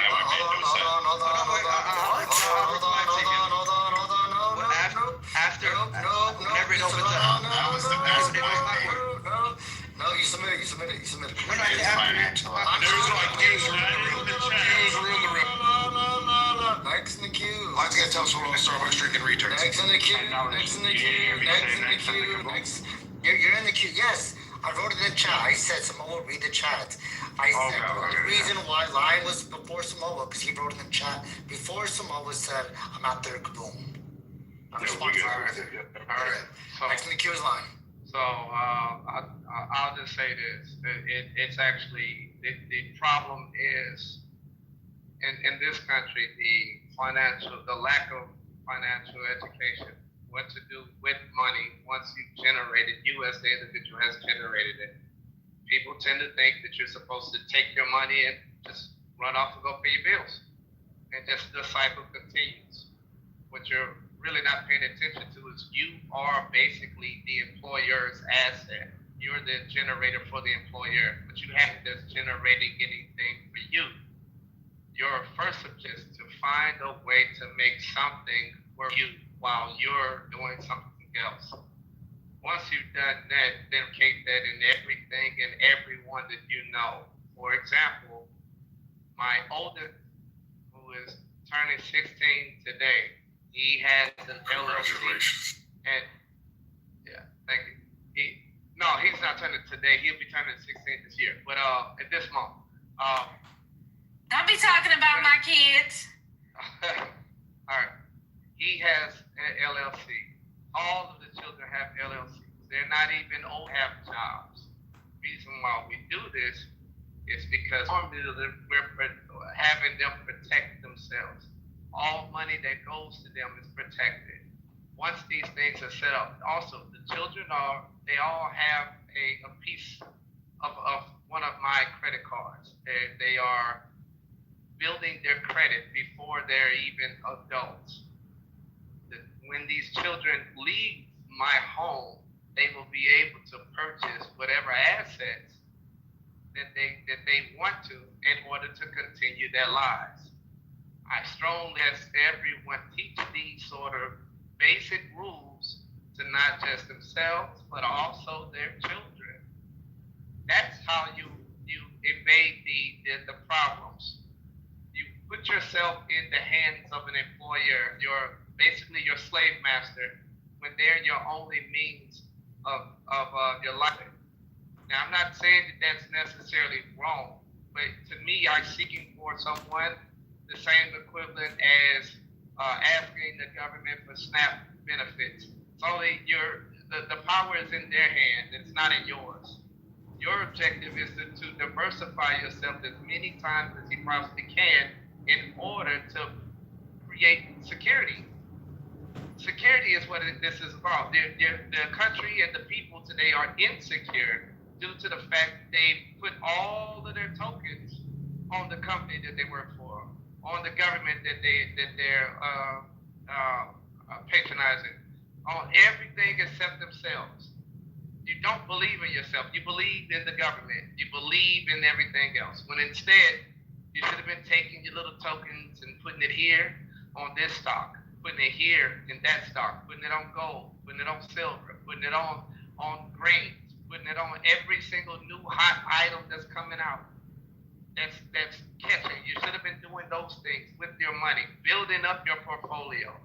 So when bad things like this happen, government shutdowns don't really affect you. It just doesn't. It's kind of out of sight, out of mind. And you can't really blame the wealthy per se for not educating you on this. This is kind of like your thing. You're supposed to educate yourself. You want somebody to spoon feed you your whole life? At what point are you literally going to take control of your life? I can't live your life for you. You have to do it yourself. If you know that these things are going to happen, and by the way, ladies and gentlemen, 2008 is coming around again. It's going to happen again. It may even happen 6 or 7 times within our life. What are you going to do? Every single time you're going to sit back and cry and complain about how you don't know what to do? You about to go run up in Walmart and bet nobody bet not fuck with you? Is that how you're going to live your life?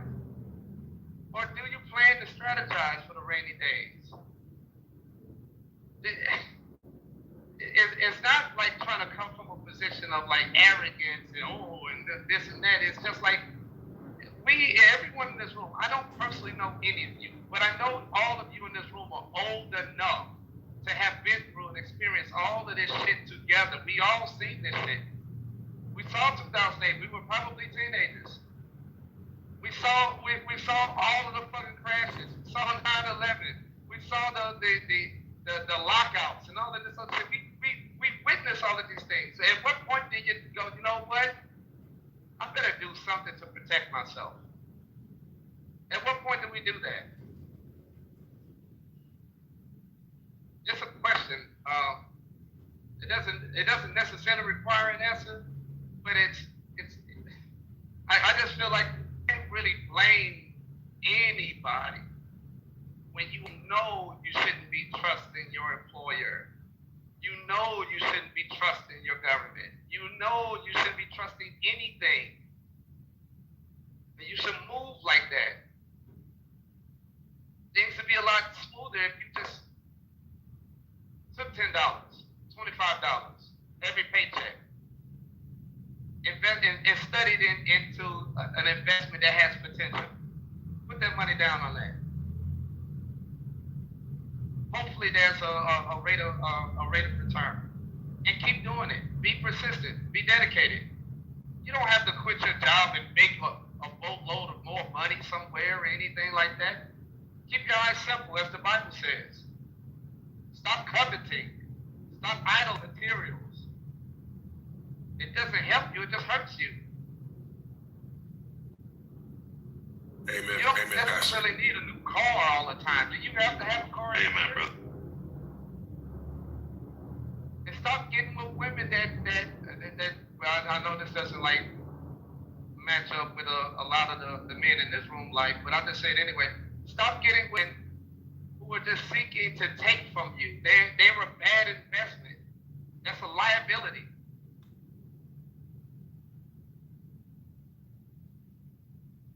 That's all.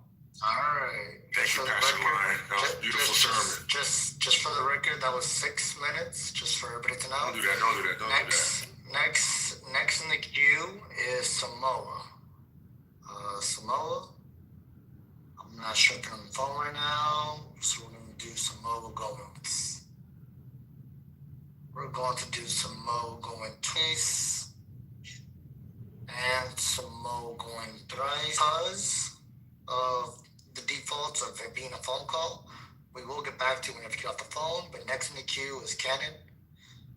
Cannon, you don't have to keep it under 10 minutes, but if you could, I mean, that would be nice. This nigga said thrice. For sure. Yes, it's a Leprechaun reference. And make it longer. Beat the record. No, I think what's happening is I've seen, like, even with my sister, that's like, she's one of my oldest sisters, but I'm the oldest out of all of us brothers. I've seen just and I went to college real late, bro. I just got into a lot of trouble growing up, and then, got 2 baby mamas and shit. So a little bit what Lion said. I did a whole lot of straightening, and then finally went to college about fucking 27, you know what I'm saying? And my sister's just beating my head in, bro, because she's got her master's in psychology. She got her master's in school. And she would like, that she would enjoy, you know what I'm saying? Something she would really like. And that's what she's like, yeah, they teach you to be a worker in school, you know what I'm saying? Like, she says that she wouldn't call it the pipe. My sister's very smart and she's younger than me, but she says she wouldn't call it the pipeline to prison thing necessarily.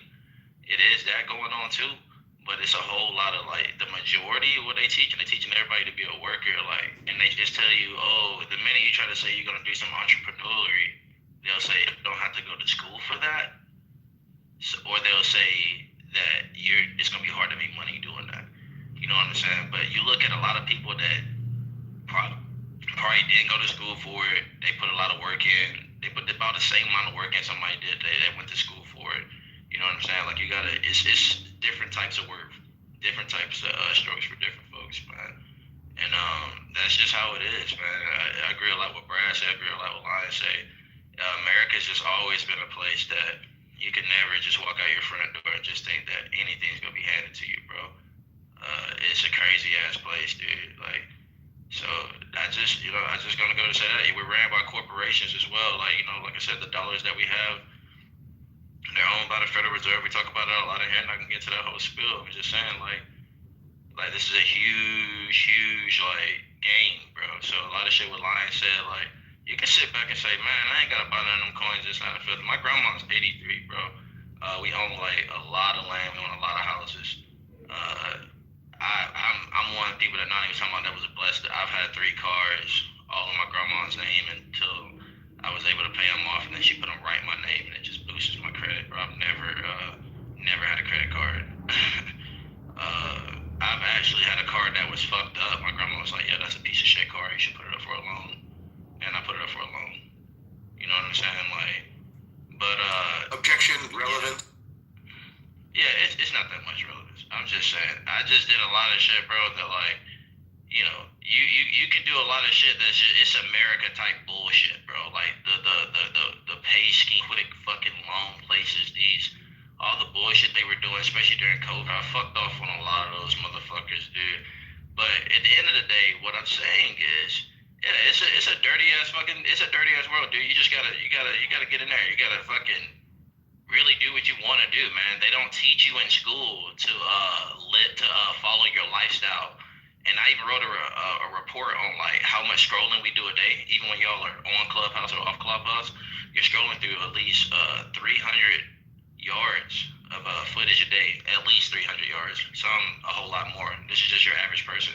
But that's 3 football fields.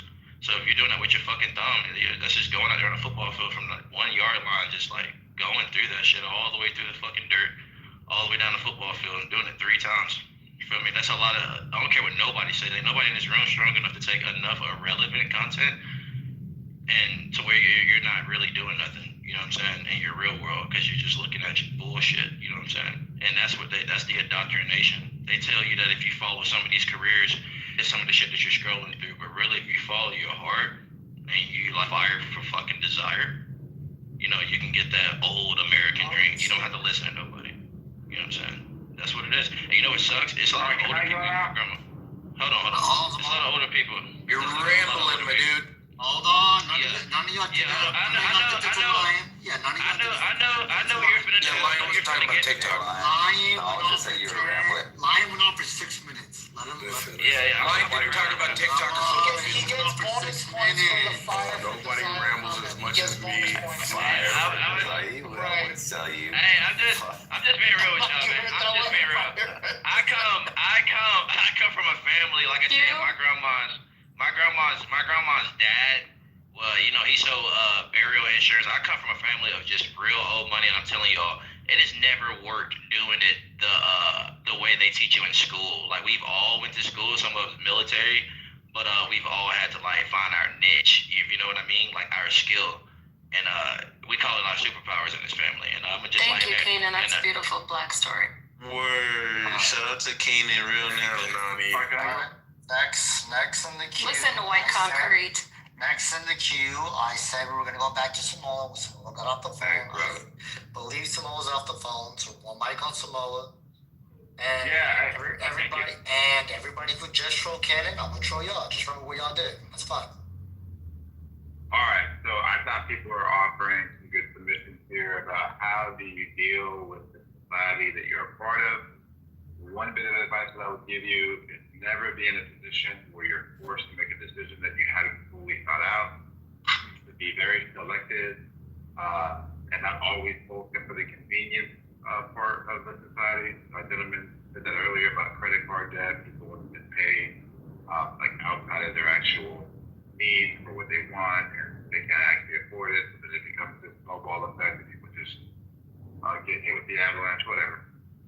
So I think that we shouldn't complain about the game. We should understand the game and move accordingly. So there's interest rates out here, there's people with their own like bottom lines that they have to reach, and you have to do your due diligence to vet these types of people.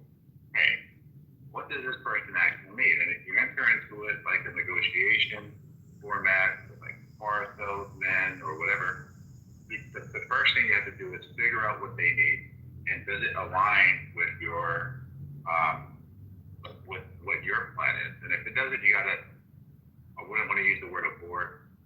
It's such a controversial word, especially with the females on stage. But yeah, I would say that disconnect, disengage with anything that doesn't align with where you want to go.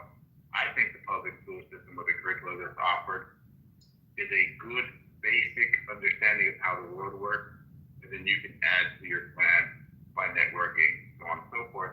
You can't just bog people down with massive amount of information that they can't actually process. I can see it in my children as well.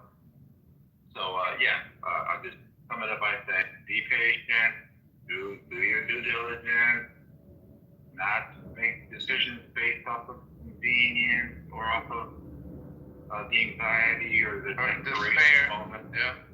Right? Be methodical. Look at programs that are out there that's going to assist you in your endeavors. If it's payment assistance, if it's zero interest, like there's like programs for zero interest, or let's say $200,000 with the executive mortgage. Anyway, there's a lot of things out there. So just complaining about the same thing that's not there just tells me that you're not the mindset that needs to be navigating throughout the system. And to what Kanan said, this is no shot to Kanan. He said 350 yards of information is totally irrelevant. I think a person could just narrow that down if what their motivation is to find what they need and not just absorb things that they don't need. So you read 1 million words. If you're the type of person to try to factor all that in, you're going to waste a lot of time. But if you're the person that can find and parse out the paragraph that's needed to apply to what it is that you need, then you can see how two people are on the same site, but one's leaving a lot quicker than the other. And I think this is more of a mindset issue. It could be hardware, but I'm not going to be offensive. Maybe it's software, but I would like lean towards the hardware part of it. So there you go. Appreciate the submission. Gotta get this done. Next on the queue is my Dominican brother, Nikolai. Where you at? Oh, I'm taking a shit. You can pass me. I'll come back to me. Oh, gross, brother. All right. Can you put me back in the queue? Well, words can't come out of your mouth while shit's coming out of your ass. Next in the queue. You can talk and put. Next in the queue is Kaboom. Hey, put me if you Next in the queue is Kaboom. That was before that. Not according to the queue in the chat. Next in the queue is Kaboom. Yeah, thank you for that. I mean, I understand personal responsibility, and if everyone would be personal responsible, yeah, we got that. But nothing these individuals have been commenting on is speaking to the structurally how the economy in America works. So when the majority of the economic growth in America is financialized, when you're talking about, oh, school won't do anything for you, which makes no sense because most of the time when you go to school, actually determines the amount of money that you will make. The more educated you become, the more access to money will be available to you. So that's a misnomer. People who just say, oh, just go out there and be an entrepreneur and you're going to be rich, doesn't make sense to me because 9 out of 10 times that's not for everyone, and not everybody wants to be a business owner.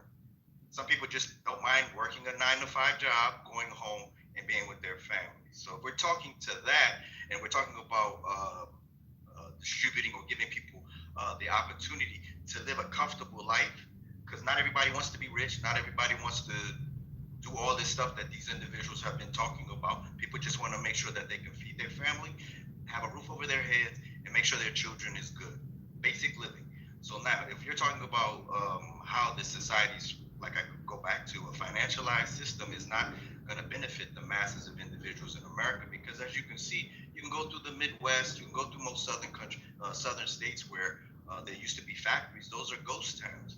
So all those jobs that individuals used to live off of, Detroit, for example, making cars, are no longer there. So you saw what happened to Detroit when that fled, and you saw what happened to the community that lived there. So I don't understand this, like, oh, you need to be responsible, do this and do that, when the system itself is feeding on itself. So if that doesn't change, it's going to get worse it's going to get worse for a lot of individuals that are not able to first get a credible education, whether that's primarily going into STEM, where you know you're going to get a decent paying job, and it's not wasting your time with a lot of unnecessary liberal arts education. So at the end of the day, if people are fine with the structure, it doesn't bother me because I'm going to be good regardless. But if you want everyone to be able to at least maintain their homes, maintain their families, then it's going to be a structural change that needs to take place, not a personal responsibility. You need to be able to read the interest rate that you're going to be getting charged on your card, and not go spend on this and not go. That's like you're trying to attack the symptom and not the actual cause of the disease. Which, I mean, if that's the way it is what it is. But let's not be disingenuous in the conversation. That's all I got to say. All right, next in the queue is. Hey, point of moderation. Point of moderation. You got a spammer in your chat who needs to go. Okay, hold on. Thank you. Next in the queue is Conquer. Yeah, thank you, Stilgar. Concrete or white concrete? Thank you, Stilgar. I don't know why knowledge just like brushed away your help in policing this environment. That's weird, but it is what it is. Now, to Kaboom's point, it's a Lion's point. Lion is trying to say, make yourself more resourceful. That is ideal. I totally am from that school of more resourcefulness equals better sleeping nights. But it is not a simple task. To Kaboom's point, niggas just want to fucking live their lives. And I definitely understand that some of us were forced into being resourceful. I think chosen to just ride the corporate escalator to the top floor and, just coasted. But that wasn't within the plans.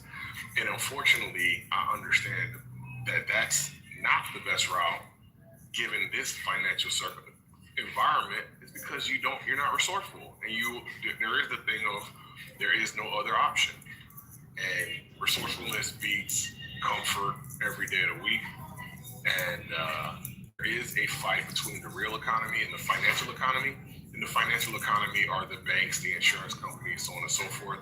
They run the show, not your government. It is actually them. It's not a conspiracy theory. It is a structural issue, as Boom says, because the government gave them power, and we, the people, gave them power. Where do we put our money? In the banks. What does the bank do with our money? They buy government bonds. What does the government need? The government needs revenue in order to fund all of their operations. It's that's it. We fed a monster, and that monster lords over us. Those are the banks. It's not a Jewish conspiracy. It is a structural issue where you fed something that doesn't have your best interest, because you never said to Bank of America, hey, don't take my money, give it to Wall Street, and then Wall Street uses it to fucking build $1 million condos. That's not a part of your Bank of America fucking agreement. Your only agreement is pay me what you owe me when I ask for it, right? And make sure it's insured, FDIC. What they do with the money is up to them. What your insurance company does with the money is up to them. One of the biggest financiers of commercial real estate is insurance companies. We give them money to insure us against loss. They sit on it and they make investments, and it makes them stronger and richer and more powerful. And when in their power, they're just thinking about more money. And the government, the referee, doesn't have the balls to control them because the government needs them. It's crazy. We're in trouble, ladies and gentlemen. There is no ifs, ands, or buts about it. It's not a personal finance issue. It is a high finance issue, and it's never gonna. The only way to do it is to break the system. And breaking the system, we saw what 08 looked like. All they did is give them more power. They held the economy hostage. Hank Paulson wrote a blank check, and then now we get to go back to normal, and it's worse than before. In my opinion, it's worse than before.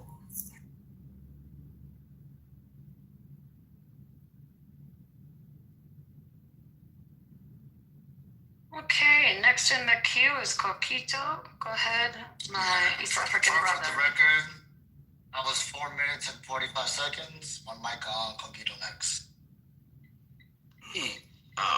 Appreciate it. Come on back, Coquito. Can I get in the queue, guys, please? We'll get you in the time.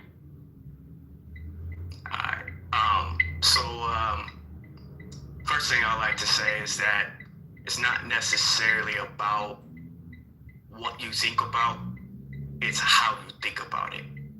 And for me, when it comes to this topic, there is a lot to it. And you can boil it down to a specific person and a specific reasoning as to why they may feel that they, are going through things in life when it comes to society.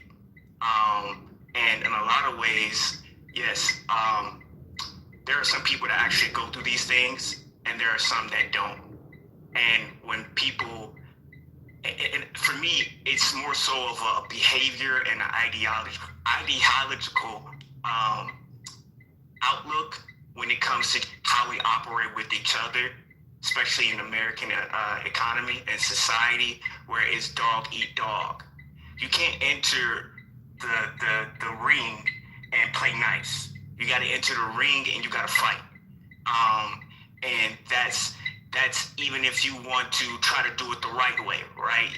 You're going to have to fight at some point. And this is the environment that we are in, to a point where we do not care about each other's well-being, because the objective is to become rich, is to become wealthy, is to get to a place where we are, you know, at least we feel comfortable in. And if you would take put yourself in someone that is rich shoes, they might not even, they have all the money in the world, and they may not feel like they did any type of success when it comes to their life. So it's all about what you want out of life, kind of detached from these ideas that society puts onto you, because the main thing everybody right now is trying to get to is money, right? And that's fine. But some want to live, as somebody touched on earlier, comfortable, right? Just stable. They don't want all the money in the world, yada, yada. And, you know, sometimes the economy or society works against them in that way. So could they make some better choices? Yes. Although they made great choices, consequences, yes. So it's all about what you want out of life, detached from the whole, you know, push that society puts onto you. Breathe, think about it, and as Samoa touched on it, it's, you know, about the method. Think about it before you just impulse, like react to it. And that's what we all do, and that's fine. We all make mistakes, but to sit here and, you know, stand on this fucking pedestal and preach to this mic like, oh, you got to make better choices in your life, yada, yada, become this thing. You can't say that unless you're in that person's shoes, right? You can only do your best and try to give them solutions, right? And say you can play it this way. And at this moment, I can actually I can actually give y'all ways to how to do it. But would you take it and apply it? That depends on what you want to do with your life, right? So it's a waste of time to try to tell people, hey, turn your turn signal off, bro.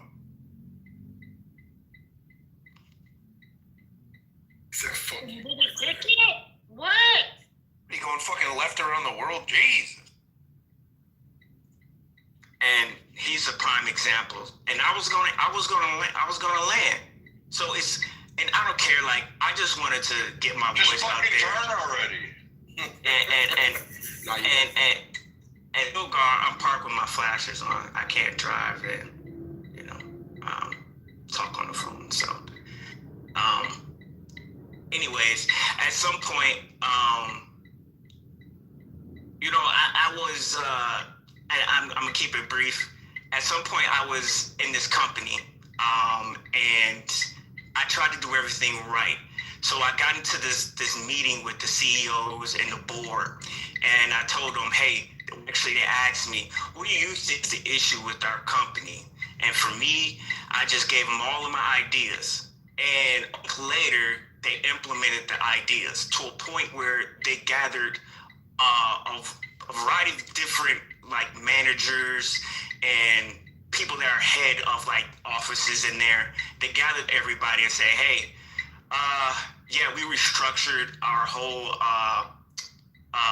way we're going to do business, and we're firing some people. And my stomach almost vomited, because they did exactly what I said need to be done, but it got people fired. From that point on, I got special treatment.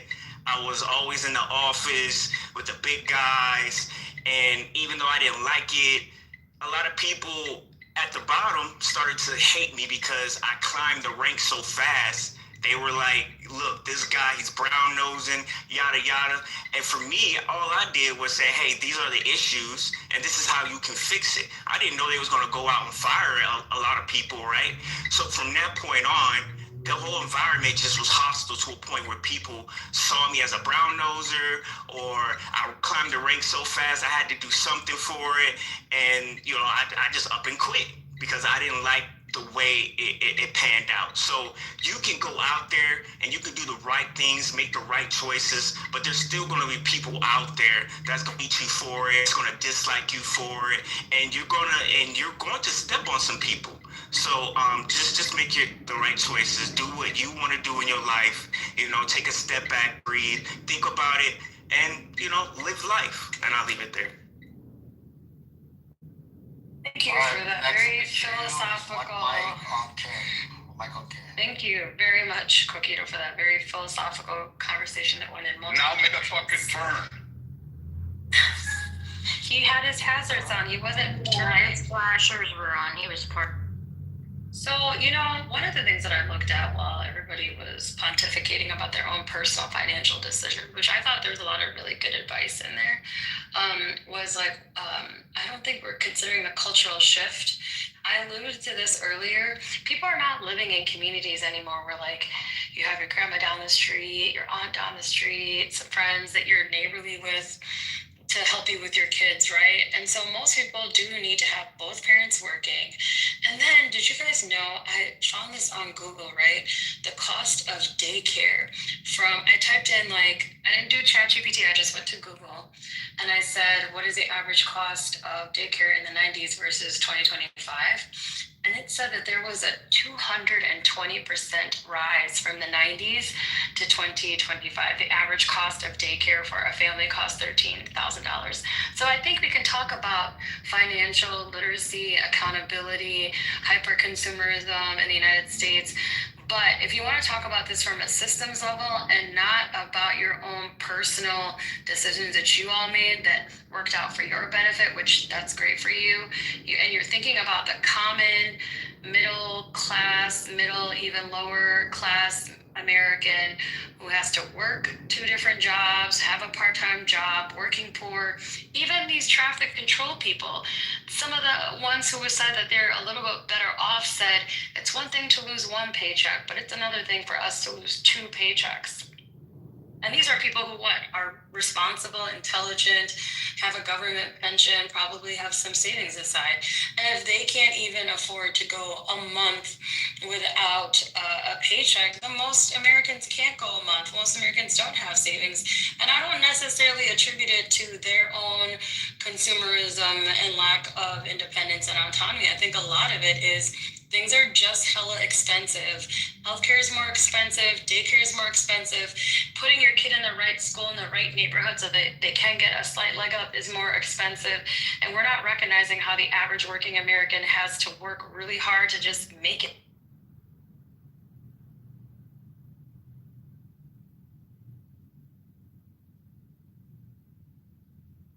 All right, thank you, King Nani. Next in the queue is Lion. Lion is next. Okay, so he just cut you off. Yeah, so no, it's good. I thought he was busy, so I was like, let me help him out. So I'm gonna say this: if you know better, you do better. What I'm really hearing is just like complaints about the obvious. That's the challenge in life. You got all of these challenges. How you gonna pay the bill? The increase of all of this other stuff going on. Do you sit here and just continue to complain about the fact that this is obviously happening in your society? Or do you strategize, or should I say create a strategy that's gonna give you the leg up even in a hectic financial war zone right now? Personally, this is what I would do. I'm not a financial advisor or anything. If I were starting over, I would look for a fucking loan. A very, very inexpensive as far as interests are concerned loan, as much as I can. Something with no docs or no receipts. They're not asking for anything. And I just so happened to find a few of them while we were talking. Currently, right now, American Safe will give you up to $200,000 at a rate of, what's it saying here? 3.2%. There's another one here, Lending Tree. Borrow up to $50,000 with a credit score of 350. That pretty much fits most people in this room, I'm assuming. 350 credit score. The long term is 12 months, a year or 144 months. From a year to 144 months.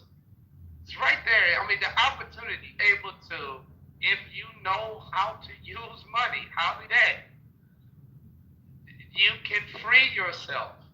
But if you don't know how to use it, this is a weapon. This hurts you. You blame the loaning infrastructure rather than blaming yourself for not informing or educating yourself on how to use these tools. It makes absolutely, all of you right now, can get a $200,000 loan. And with that loan, you take a portion of it and invest in the things you've already heard Lion say. And that's going to generate income without you doing anything. The income can pay the loan back and then give you some. Hey, I appreciate it if you shut the fuck up, because I didn't do that to any one of you clown ass niggas who are broke. Anyway, the point is, all you have to do is that. The option is there. The question is, will you take it? Will you go out on the ledge and trust yourself? Or at least educate yourself? I did, and I can tell you, the water is fine. It's very nice. I owe no one. I have no debt at all. And everybody can do it because you live in America. Remember, most of you all are so highly advanced and educated, and you have all of these degrees and diplomas and all of this other nonsense that you keep throwing around in the room. And yet you're complaining about being a fucking overqualified servant. You live in America. All you have to do in America, because this motherfucker's got his turn signal on too. Yeah, I'll turn it off. I didn't know you could hear that. All you have to do in America is know how money works and how to use it when it's available. Right now happens to be a perfect time for you to invest in assets that are going to pay you. So you don't have to worry about the other debts. As a matter of fact, the loan itself, it's not taxed. And I didn't even say take all of the money and put it into that, did I? So for the time being, you give yourself a cushion. Pay off $50,000 to $100,000 back of the debt. Then do it again, and again, and again, and again. And that's how you become rich. That's how all of these people are doing it. That's how even the banks work. They take your money and do the exact same thing. Just apply. It's not hard. You're an American. You're not living in a third world country. You're not in Ireland somewhere living in a mud hut. You're not in Africa having to drink people's little baby bones and shit like that. You don't gotta do none of that. You're in fucking America. And the only reason you're failing isn't because of the government, it's because of your lack of understanding of how finances work. Inform yourself. Use the credit cards as a tool. Stop buying stupid shit like cars and other unnecessary shit. Other depreciating liabilities. They're not assets. Buy assets. Things that make money. That's all you have to do with money. It's not hard. Take your little money, instead of going to Starbucks, put that aside. Put it into an investment account. Buy an asset and keep building it up. Make sure that your asset can leverage against your loan over time. Get the loan. Add more to the asset. Now, reap the benefits of your hard work while still working at your bullshit ass McDonald's job. You'll be the wealthiest McDonald's worker and nobody knows because you know how money works. Add me to the queue, please. It's that simple, not hard. It just takes time and discipline.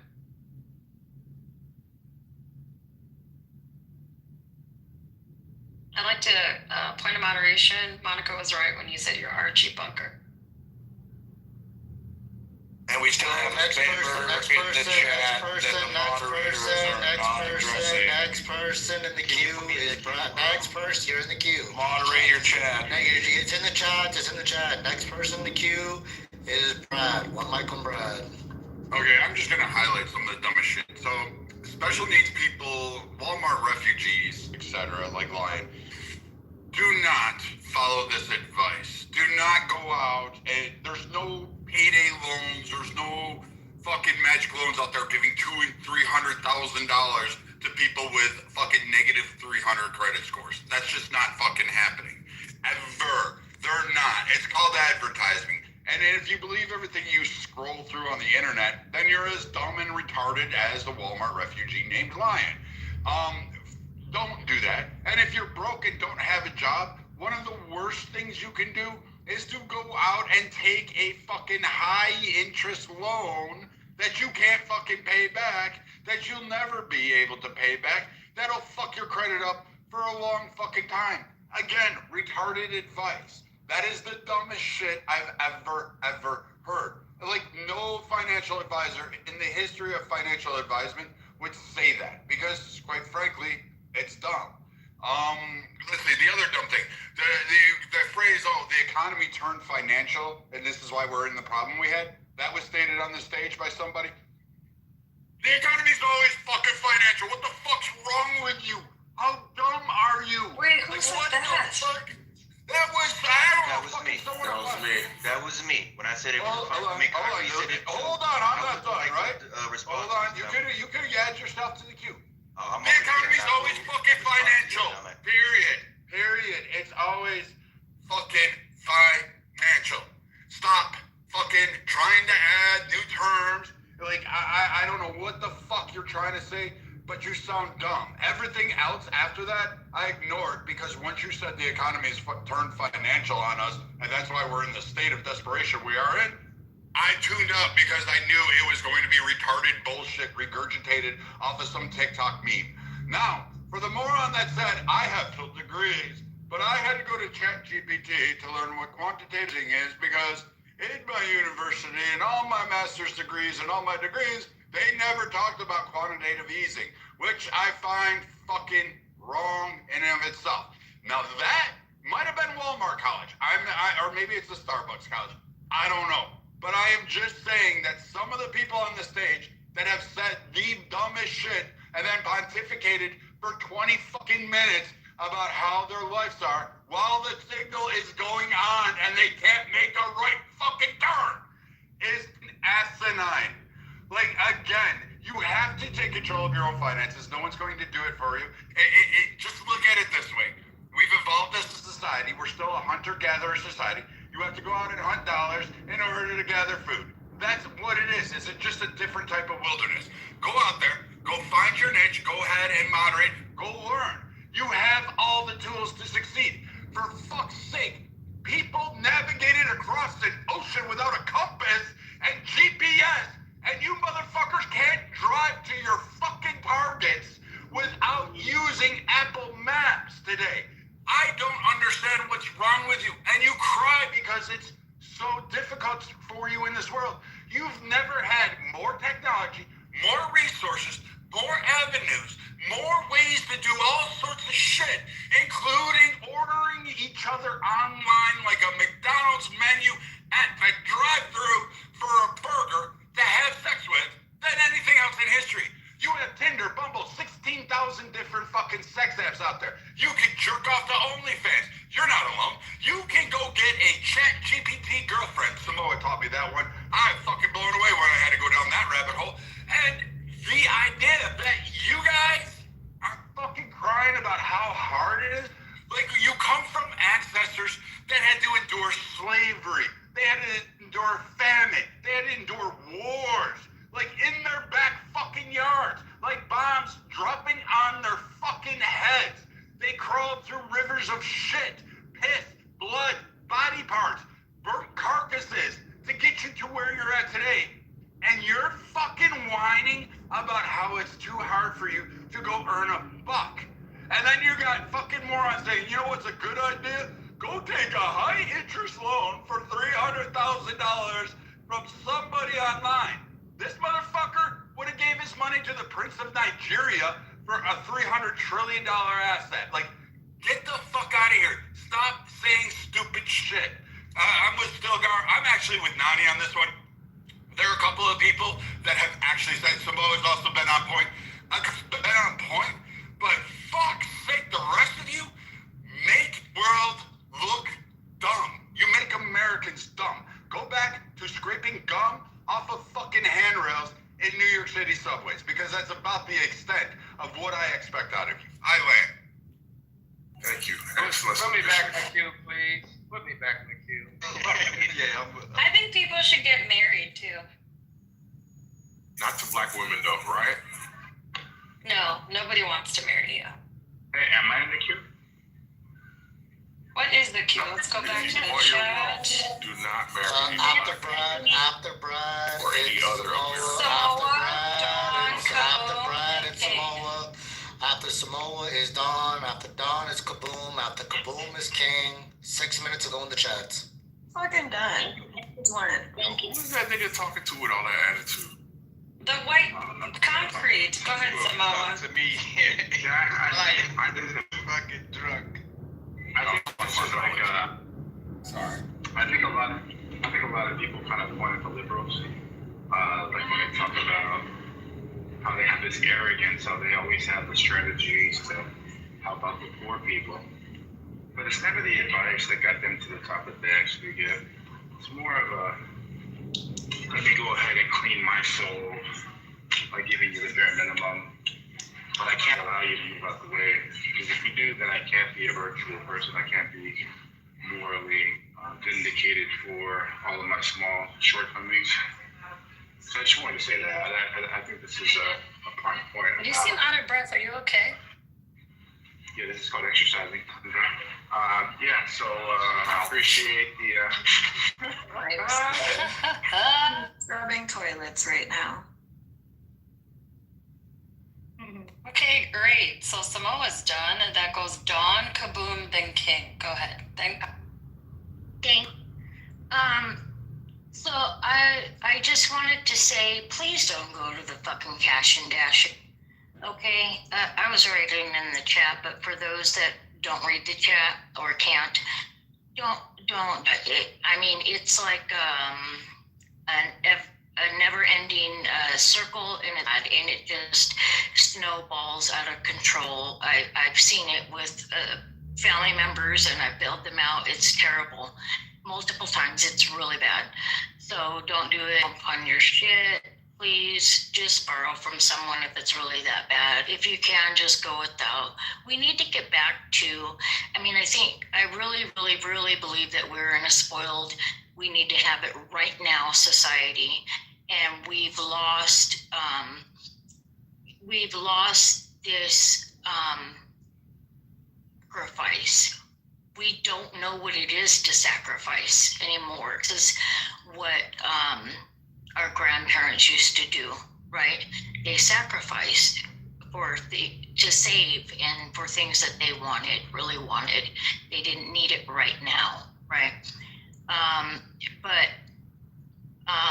These corporations know that we're in a gotta have it right now society, so they're using us. Anyway, enough about that. I just wanted to thank Concrete today. I really, really appreciate his professionalism today, and it's really nice to hear from him. Thank you. Oh, thank you, Don. Kaboomy, time to clear up some stuff, Kaboomy. She just set It's your me turn. up. Kaboom going once. Nani, let the moderators moderate. You don't need to be their assistant. Wow. Kaboom, go on mute. Real. Okay, then I'll just talk over you then. If you don't want help to tell you that it's your turn. I mean, I'm keeping up. I'm paying attention, and I knew I was after Don. I was about to come off mute, but he was quicker to want to. Go ahead, Kaboomy. Go ahead. That's why Ethiopia is better. That's your opinion. Like I said, this society is financialized. This dickhead that just spoke, just ranted about, didn't dispute what I said. It just spewed out nonsense words about how I'm intellectually inferior to him. But he didn't dispute my thesis about financialized economy, because if you go into any neighborhood, you'll see payday loans, you'll see title loans, and then you also see most companies, most of their revenues is not coming from making something. It's about giving out loans or giving out credit. So when I say it's a financialized society, the epicenter of the U.S. Economy is fire. There's a fire economy. It's what? Finance, insurance, real estate. I forgot what E means, but those sectors right there control practically everything that takes place in America. So when you say engineering. Fire. F-I-R-E. Thank you. So when I say the society is financialized, the finance capitals control those individuals on Wall Street are the ones that own most of the businesses that are operating in the U.S. And how do you think those businesses were told to go to China? It's because those finance capital, those individuals told them, yeah, to make more money, we need to go over there because the cost of production is cheaper there, and that caused the United States to become less of a manufacturing powerhouse in the world. So America, at its greatest, at its apex, at its time when the majority of individuals were buying homes, buying cars, sending their kids to school on their own dime without having to take out these massive loans, was during the apex of the Industrial Revolution in the United States. That's after World War II, all the way up until to like 1970, 1980, when the economy flipped, and then they started liberalizing the 1980s. Started with Reagan. It went even further under Bill Clinton because they started dismantling the firewalls that was erected during the Great Depression to protect individuals from predatory finance capital. As you can see, the economy now, people are more indebted. There's a reason for that. It just doesn't happen because if you look at from what Don is saying, during her parent generation, they weren't as indebted as they are currently today. There's reasons for that. The shift of the economy and how it is structured is not the same when America was at its apex, manufacturing giant of the world, meaning it made everything for everyone. Cars, refrigerators, TV was made in America. That's not taking place anymore. So when you say it's not financialized, please come back with information. Don't just rant off some stupid shit about how people are dumb. That just makes you look like you're an idiot and don't have credible information or something to rebuttal what we're saying. So if you want to dive off into name calling, we could do that. But then don't act like you're trying to have an intellectual conversation, or just have a conversation, a genuine conversation, you piss ass nigga. Don't ever think in your life that you were smarter than me. Don't ever think you were better than me. I am better than you. I'm on top. Shit ass nigga that lives in the mountain, pissing in dirt. Actually live in and not only on top of I'm that, not from you're Africa, drunk man. half the time. You're drunk half the time. I don't have a substance abuse. Take care of that. Go take care of your emotional issues that you're having because you are alone. No one wants to deal with you.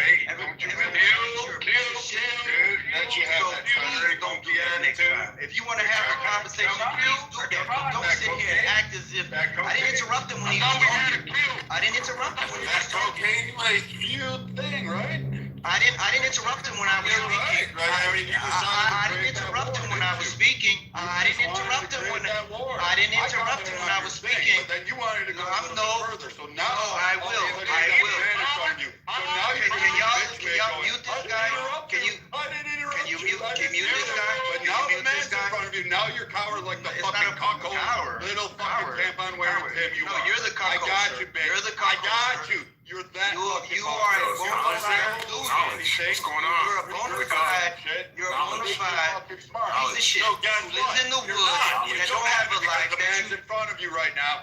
Smacking You're not in you. front of me. You're on the Knocking phone. your teeth out. You're on the fucking phone. holding that You're nappy-headed hair sir. and standing in You're not in front of me, knocking sir. the You're weed on the phone. off of the top You're not of your doing nothing, fucking bro. head. You're a piece of shit loser. You went too far. Too Pisses on much. dirt. I sat there and Fight listened shit to in your your dumb mouth ass. too because that's Excuse me, there's a queue.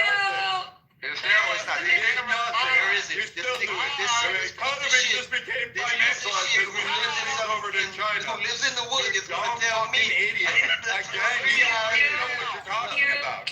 No, you don't know what you're talking about. Fucking No, you don't know how to do it. I can fuck you up all day long, boy. No, you and can't. there ain't No, you shit can't. you can do about it. Q, I please, can do it in real life, or I can do it on here. No, you can't can't, sir. stand toe to toe with me. You're a boy. You can sit your ass down, get to the back of the piece of bus, shit who lives in the sit woods. there How and about you? beg You for are the future Unabomber. You piece of shit ass nigga. Niggas need to lock your ass up because you're mentally retarded. Not only are you mentally retarded, you're emotionally retarded. You have no sense of conversation. You have no sense of you have no sense of or ability to communicate properly. You have no decorum. You are a motherfucking piece of white trash who lives in the woods, probably shits on themselves. I know you throw up on yourself because you stay drunk 24/7. My guy, you are not me. I'm glad you fucked some girl that taught you something one time, but you don't have it. You're dumb. No, sir. You're dumb. And I was willing to. I'm gonna tell you, let your little fucking no, you wasn't gonna do. You ain't gonna do shit. Your little wannabe river dance. My guy. But now I'm gonna stop fucking them shits in your backyard. Come into the real world and have real interaction with real human beings. Not on the internet. Not on the internet. Not in the backwoods that you were calling. Not in the backwoods. Guess what, motherfucker? Because you have human interaction. No one likes you. To make a piece of TV. Your ass didn't want to fucking make an iPhone. Your ass didn't want to fucking do those jobs. So guess what? You wanted to make an iPhone. You wanted them cheap. You wanted them cheaper. So guess what had to happen? You're not making any sense. Say, hey, you know what we're gonna do? Instead of paying American workers and paying fucking fair wages, we're gonna do it for a sack of rice and a dime bag to a fucking turn. And there we go. That's what happened, motherfucker. Turn to talk. So you get, I got the Walmart refugee retard, and then I got fucking the financial fucking moron from here. You're an idiot, bro. These fucking idiots. You are the one asking for 300 interest. You live in the woods and you stay fucking them sheep in the backyard. That's why you got the type of. Wow. Hey, you're an idiot, bro. I mean, what's the problem? No, he's pretending that he's not there. He like this. He was strict as hell on that damn cube, but then I know he's quiet. Nah, I mean, like I said, this dude is an idiot. You cannot have a conversation. This dude just whooped your ass, and you're still crying about it. Shut the fuck up. You don't know what you're talking about. Why am I crying? You got this fucking moron chiming in with you going here. I'm gonna suck the fart on anybody else's pocket, but please go get a payday loan at 400% interest because you're broke and don't have a job. You're the motherfucker going, hey, it's financialized because we exported manufacturing to China. Both of you together, one IQ out here fucking nobody you out there what the fuck is this? Fucking A. Like the best thing you guys can do is go fuck something and then pretty much sit there. The best you guys did was give yourself handcuffs in the fucking locker room. You live in the woods. You were smart. Fucking moron. He's got a problem. Fucking problem I have is just these fucking people. Go get you in human interaction. Come out the woods. There is some truth. Gerard told me this once. That if you want to put in, you want to hide information. All right, let me get some order on the stage. Hold on, Mikey, what you gotta understand is at the Amazon warehouse, Jeff Bezos says you got a 10-minute cigarette break. It's 9 minutes, sir. Choose your time wisely. He's not an amateur. He's in some backwoods. He's busy humping. Why are you humping some shit? Wait, why y'all drop Daniel? This guy is East African takeover. Go ahead, you go live. No, it's not his turn. No, it is Lion's fault. No, it's my turn. It's that woman's turn. Okay. Why they just open a fucking mouth her? Why is what? I protected your time, Lion. It's like saying it's his turn, right? Because he said it was a woman's turn. Bro, stop talking. Yo, go fuck a sheep, bro. Go fuck a sheep, my nigga. Go fuck a sheep. Whatever you like, go a sheep, deer, whatever the fuck you do in the woods. Alright. I fuck your mama too, man. No, you can't, bro. You don't make enough money. You don't make enough money, nigga. Alright. She need an 8-ball? She need an 8-ball, nigga? Not from you, bro. Not no white trash that live in the woods. Lead not from some white trash. You sheep, you bitch ass. You wanna do it? You fucking punk ass. We had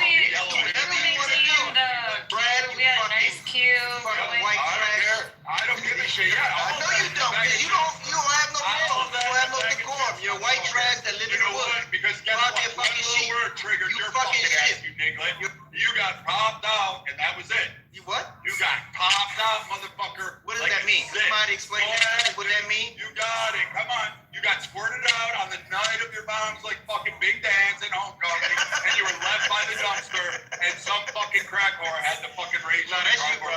That's you. Thank you for telling me. That's you. That's you. No, it's not.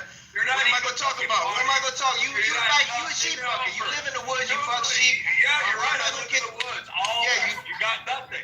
Again, you got nothing. My nigga, you don't live in civilization. You live by yourself. You don't have no human contact. You stay on this app 24/7 because there's nobody that's in your life. That's how I can tell nobody's in your life. Nobody wants to be around you. Even your kids don't want to be around you. Your kids don't want to be next to you. Your kids let you die by yourself. That's why you fucking want to have a baby with me. Because you're fucking weak. Your fucking balls are short. I don't know what the fuck it is. You got 35. No, I just talked about how you're a bad The doctor was drunk when he cut my fucking head. Fucking idiot. Fucking moron. I'm sure your kids are doing Your great. kids let you die in the woods by yourself, you bitch ass. Darn kids. You don't have no type of family. Fucking moron. Well, that's awesome. Faggot ass fucking backdoor Catholic fucking moron. You piece of shit. You piece of shit. All you got is that shit. Hello, Kaboom and Mikey. You guys, come on now. We said we had a queue. That's not my fault. That's not my fault. We have a queue. Fucking idiot. That's not my fault. That's not my fault. This nigga, kids don't want to be near him. Well, talk to him. I don't give a fuck about you. Saying the N-word is not good. No, you're not gonna do that. No, you're not. Everywhere you go, you get back. Yup, neither one of you is gonna do anything. Can we move on with the topic, please? Don't do that. Also, why do the goats and the sheep have to be attacked? I like the way you talk. Wait, stop. Turn on your big mic and tell them to be quiet. Hanging himself. I don't even know how you do that. Someone with a big mic tell them to be quiet, please. Ryan, concrete. You guys, we're missing our turn. So like, I'm gonna listen to you tell me about your day, and I'm gonna be interested. All you got is that sheep the fuck up. White trash. I'm so proud of your life, get your shit together, and then come back and talk to us about anything. anything. Be quiet. Use your big mic. Piece of shit. No, I'm gonna let it happen, y'all. Okay, everybody's a piece of shit. Let's move on. Anyways. He's a piece of shit. So this conversation, I think that. Only niggas with a low IQ of one. No, come on. Racism on a Tuesday. I don't give a fuck. I figure what he is. He belongs to the country. Oh my God, we're doing so good, guys. That doesn't hurt me. I don't give a shit. Like, in life. You guys are doing so good. Your kids don't like you. Your wife left you because you were a piece of shit. Your mother left you because you were a piece of shit. Nobody likes you. That's why you're angry. You're angry at us because nobody likes you. You live in the woods by yourself. All you got is a motherfucking sheep. Take care of your sheep. Take care of that. You don't have to worry about me. I'm never gonna counter me. I'm never gonna come across me. They're holding a conversation. I don't need nothing you need. Somebody ping that. Go take care of yourself. Go take care of that sheep. You fucking. That's more important. You didn't argue with me on the I just want to say that women are better at hearing conversations. Your daughter's left you to die at the woods. What kind of shit is that? You're arguing with you piece of shit. Your wife left you because she couldn't stand you. Everyone's a winner. Everyone's a winner. Everybody likes sheep and goats. Dude, think about Except that. for PETA. I'm married. I have kids. I have a career. You have none of that. They all left you. You're by yourself in the woods. Motherfucker. You talking about how they don't live with you. Let's get the word. And you're coming at me going, I do not like either one of you for interrupting my job. Oh, you have one. You have a kid. You have all this. You're an asshole. You're a loser. Are you okay? I have Today is Veterans Day. The only thing you had is one night stand with an uncle. You are never, ever. You understand what I understand what nobody. Did you know that veterans? It makes you complete. Nobody likes you. You are a motherfucking mentally retarded. Okay, you guys don't like each other. Both of you are crazy. Either one of you are like. Both like to fuck animals. Let's move on. Do better and you will. Be better. Do better and you will do better, sir. I just wanted to announce on the stage that I'm gonna be. Don't be mad at me because your daughter's left you. Not too much, Jaden. Not too much on Your wife Jaden. left you. Your wife left you. My wife left me. Yep. Yeah, I had what, motherfucker? Your uncle left you. Left you. After he turned you into a sinner. It's been a few weeks over, and then piece of shit. No more talking about no cheese. Now all you got is that cheek. All you got is that cheek. I bet it might be a deer. I don't know. I don't know what type of Guys, animal. can we not talk about each other's Hey, Nani, please stop. wives? Nani, please You guys stop. are drowning each other out. Nobody can Okay, understand it's what my guys turn. are. I agree with King, so I'm going to announce on the stage. You know it's my turn. And Shut the fuck my up. ancestors You know, used to own white slaves. This white trash. Bitch, I told you. Here, fucker. You won't Shut the fuck up. Oh no, dude, you came for ASB. Don't do that. ASB. Damn, man. Shut up, bitch. Don't worry about it. Don't worry about it. You a fucking Please make a faggot. complete You're a sentence. faggot. Retarded You're a drunk faggot. bitch. You're a Shut up. fucking Why are you faggot, getting in a bitch. mass Put him down in the It's goo. your problem. Put him down in the goo, that It's funky your ass understanding. pussy. Oh, you're gonna talk bad to me? Bottle down. Oh, yeah, you and go can get talk fucked bad to up. me. Yeah, Talk bad to me, bitch. Put me down. Y'all put that name Let's down. do it, Let's bitch. Let's do it. Go here and Let's say do do it. it. I'm like, hey, I'm on my back. You know what I'm doing You right got now? this. I'll be your chief today, bitch. I'll be your fucking chief. ASB, how much, man? You fucking hoe. Talk to me. Fuck you, you fucking I'm not punk. gonna talk You to ain't nothing but an African ass punk. Shut the ASB, fuck how up. much, man? My Shut the opinion. dog down, bitch. Hey, not so much. ASB, I'm paying. How much, man? See the difference? Daniel, I thought you were You think you're fucking different. I'm giving you no dick. I'm trying to Nigga, get you ain't gonna never win that motherfucking battle. Do you say you're understand? Do you understand? Do you understand? Turn around. Turn around, bitch. Turn around. ASB, as a prostitute, how much is it your services, Go man? talk to somebody who likes you, not me. Go talk to somebody who wants to fuck you, not me. Go talk to somebody that gives a fuck about your life, not me. Girl offering you at? What are you talking about? Don't act so Shut your hard. bitch ass We up. know You you're still clutch. talking. You're out there winning in the white back trash. of Dad, you just head. can't help You yourself. gotta. You're up to $100. Ladies, just recognize that only women are Kids capable don't of like having you. these Whites don't like you. That's why you're a fool. You're a retarded me. And you got this retarded dumb bitch on here talking to me now. Do you even have kids or a spouse? Do you have kids or a spouse? Yes or no? Do you have kids or a spouse? Yes or no? Get off the Do you have kids? drugs. And a diarrhea. Yes or fucking no? Fuck is English. If you don't, shut your fucking ass mouth, bitch. You a bitch. Don't want to do nothing. You Get a him, bitch. ASB.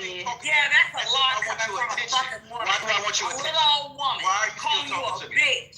You a Why are you talking bitch. to me? And I'm saying Why are that you with still my talking to me? whole I told you I don't fucking want to fuck chest. you. Now, hold on. Can we move on? Can we move on now? You a Y'all bitch. had long You're enough. arguing with a Three more fucking minutes. female. With a drunk You bitch. act like Shut a the fucking fuck up bitch. and talk to somebody that You cares act like a about you. fucking Okay, female. AB. You act like All right, a we fucking heard you repeating female. yourself now, man. Simmer down. Simmer down. Don't So I talk wanted about a to. female. Who the fuck? 90 more seconds. One I know will the get fuck fired. you I ain't talking promise to you. me. You's a drunk bitch. I know Who's the on fuck here you ain't sounding talking to retarded? me. ASB, I'm a pimp. Well, bitch, it I'm don't a matter. pimp, and I'd slap you in real life if you talk to me like It that. don't but matter, I'm gonna bitch. slap. Yeah, you do said sound what I drunk though. said. You sound drunk. I said You look what like I you want to. said. Now you sound like you trying to get a bottle of whiskey, ma'am.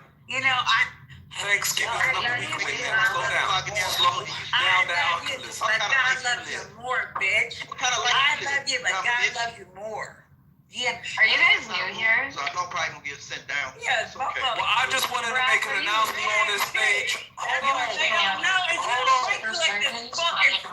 Don't ever You disrespect ain't my been lady. here. She's been in here for a very long time. She's a Skype member. So I wanted to make an announcement on this stage. So I'm the first. I'm telling you, I don't give a fuck if you come here yesterday, today, like 5 years ago, bitch. Mute up. And you still owe Sheik some money in Dubai, so you shouldn't speak. Shut up. Shut You up. said an ass in the street. You settle your throat We for have to wait coconut for the water, ladies, nigga. boys. Come on. Excuse me, it's my You turn. get Thank you. coconut poured Thank down you. the Water ass. Excuse me, my turn. Okay, one mic on 9. Dusty ass. Well, hello, are we done here? Hello? So what I wanted to say when I came on this stage, very simple. I'll repeat myself. I am Ethiopian. I'm the only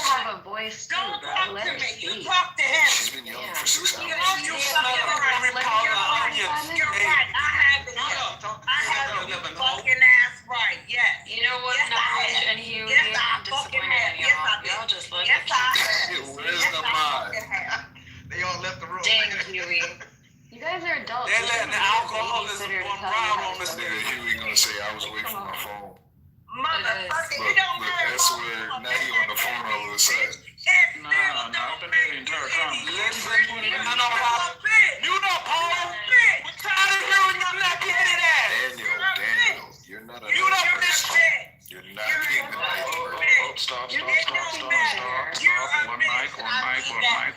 One mic. Listen, one mic, okay? Daniel, welcome to Chillism, but we do have a couple of rules, okay? Rule number one, we do not call women in this space bitches. You can call them hoes, sluts, cunts, take your pick, but we do not call women in this space bitches unless you're a woman or a gay man. Rule number two, we do not dox. Daniel's good.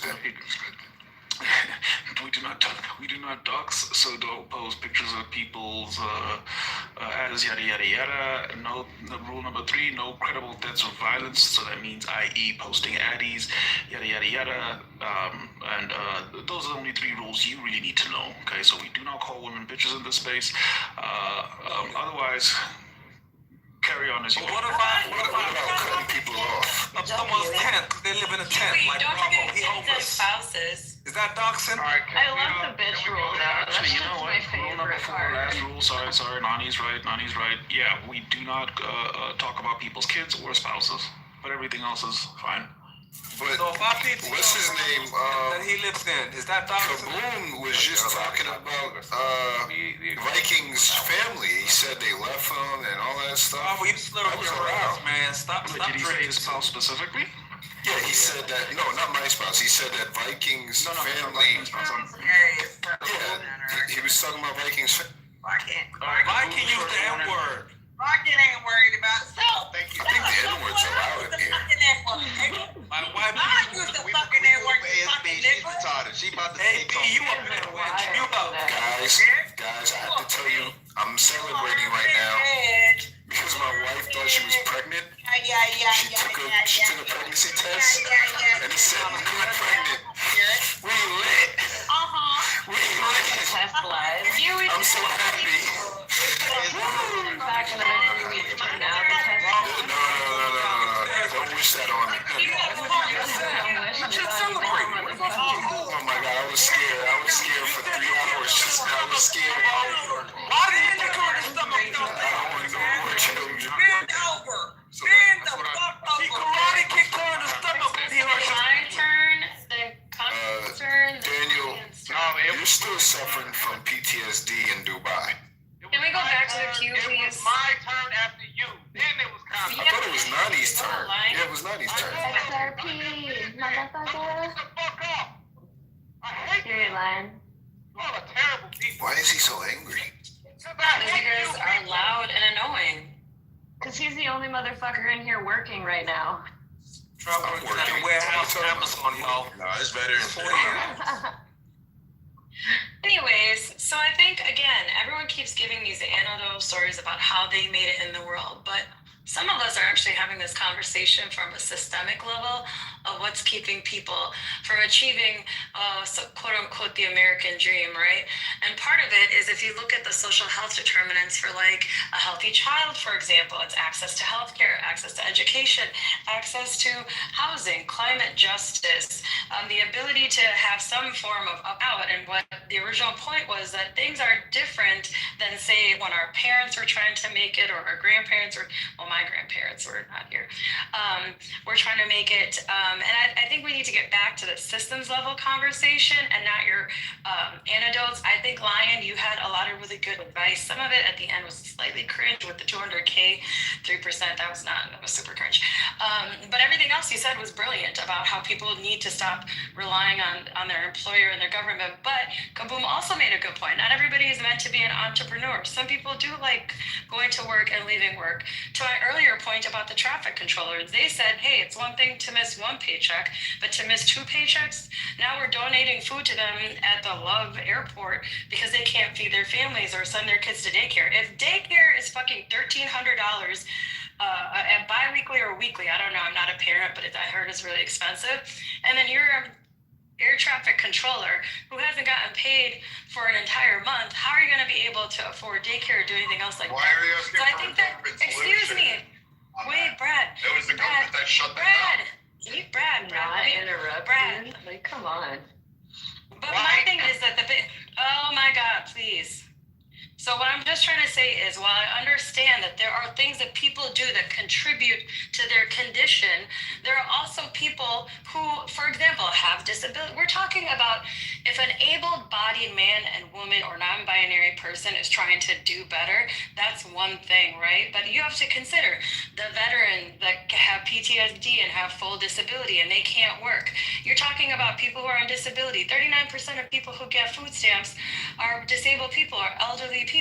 And in this country, you should be able to pay into a system, work really hard, get closer to later stage of life, and then be able to decently retire. But the cost of healthcare alone, you have people rationing out their diabetes medication and their food. And the reason why there was a government shutdown is, are you going to pause things for a group of people, or are you going to fight to continue to have access to other things?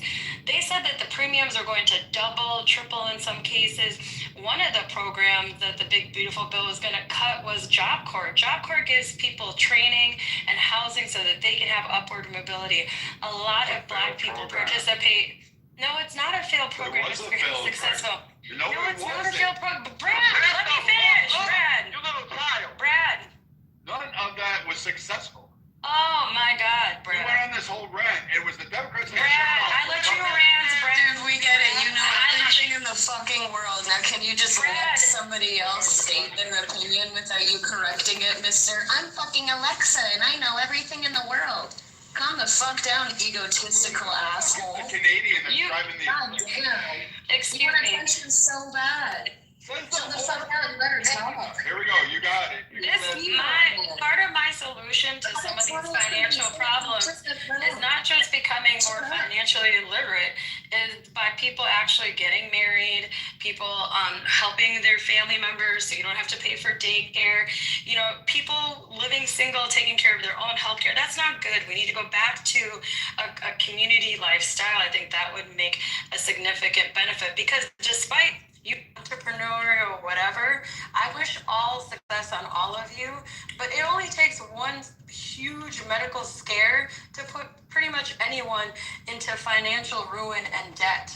I don't think that there's people who are prepared to be on a ventilator for the rest of their life and have to pay for that nursing home level of care. But we pay into systems so that we can cover those bills for people so they don't go into financial ruin.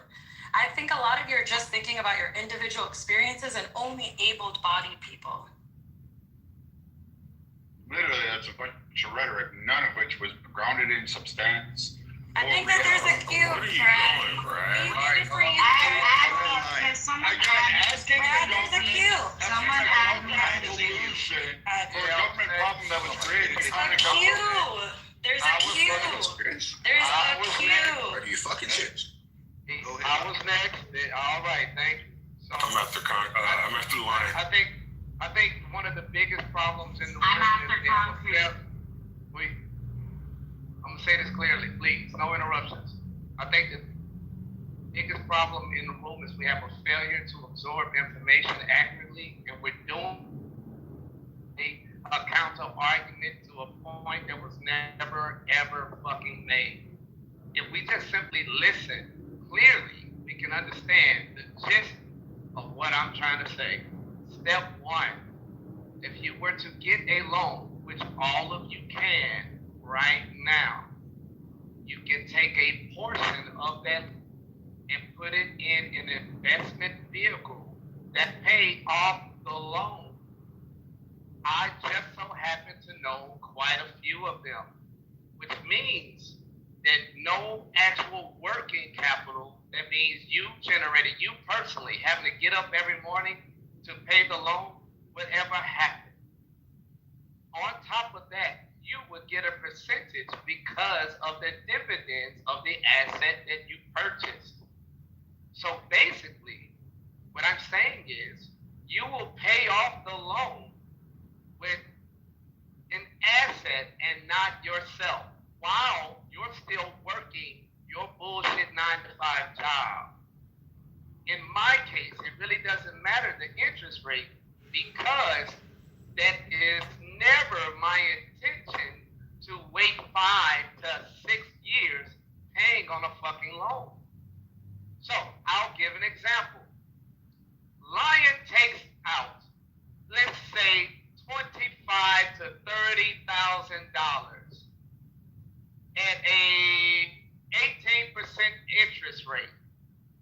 Lion takes the entire $25,000 and puts it on a series of assets, the kind I'm always talking about in this room, that pays out daily. Lion at the end of each week brings in $6,000. The required payment for the loan, they only want $700. Lion pays $4,000 to the debtor. How long do you think it will be? Remember, this is every week. How long do you think it will be before I paid off the loan and now I have a second massive income coming in on top of my 9-to-5 bullshit job? So, ladies and gentlemen, the people who work at the airport, if they had followed this, believed in themselves, and also understood about financial vehicles the way that I do, this wouldn't be a problem. That's all that I'm saying. And you can do this over and over and over again.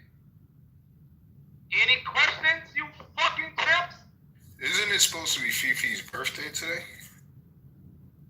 Happy birthday, Fifi! Where is she? Happy birthday! Is she here? She was in here earlier. All right.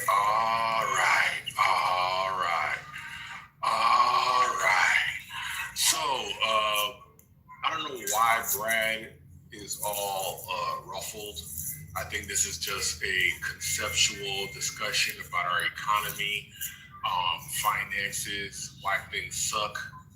Pause today more so than ever. We could talk about affordability metrics. We could talk about home ownership metrics. We could talk about savings metrics. We could talk about debt metrics.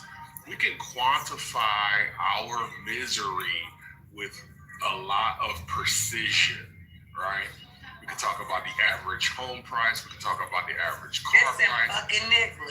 It's them motherfucking niggas. Come on, ASB. And we know quantifiably that your nothing are dramatically different. We know what the average income is, right? We know what the average income was, yada, yada, yada. The shit is fucked up. We know it. The question is, why is it fucked up? Is it because you don't know how to balance the checkbook? Nigga, I'm not gonna talk about your mama, but nigga, your mama barely knew how to balance the checkbook. You know what I'm saying? Your mama didn't take fucking advanced courses in fucking economics. Your mama just fucking went to work, fucking did the best she could, and for some strange reason was able to buy a house, yada, yada, yada, right? You don't have to fucking be a genius in order to have a comfortable life. You shouldn't have to be a genius. Just do your work as you're supposed to, and everything should fall in line. You don't have to become fucking Stephen Hawking, right? That's life for real. And for some reason, that those dynamics have changed. And it's not because you don't know how to balance the fucking checkbook or know how to read an APR statement. It's because the system has been slowly moving away from you because niggas were able to get power, and the power is intoxicating.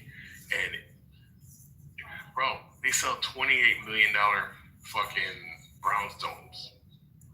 Should a brownstone be $28 million? Should all of that wealth be concentrated in one fucking building? No, obviously not. But the nigga who knows how to get a $28 million brownstone isn't going to stop. There's nothing you can do to tell him stop doing that. Once you figure out how to do it, it makes your nether regions, engorged, right? And you're not gonna stop. You're not gonna make me stop. And that's our problem. High finance. Yeah, they tingle. High finance is your problem, but high finance is protected by governments. Governments protect high finance, and governments have organizations such as the CIA. So one, Jamie Dimon, the CEO of JP Morgan, can call somebody in the government, and they can call somebody at the CIA, and they can call somebody off the fucking grid, and they can, close your lights forever. We know it. We've seen it. Whistleblowers no longer existing. It's not a fucking conspiracy theory. Boeing whistleblower decides he doesn't want to do things anymore. Where does Boeing get their money from? Banks. Where does the bank get their money from? You. Who else do they get it from? The Federal Reserve. We give the money, the Federal Reserve gives them money, they go use their money to make more money. Not for us. They are not our parents. They don't love us. They're not our homeboys. They're doing it for them.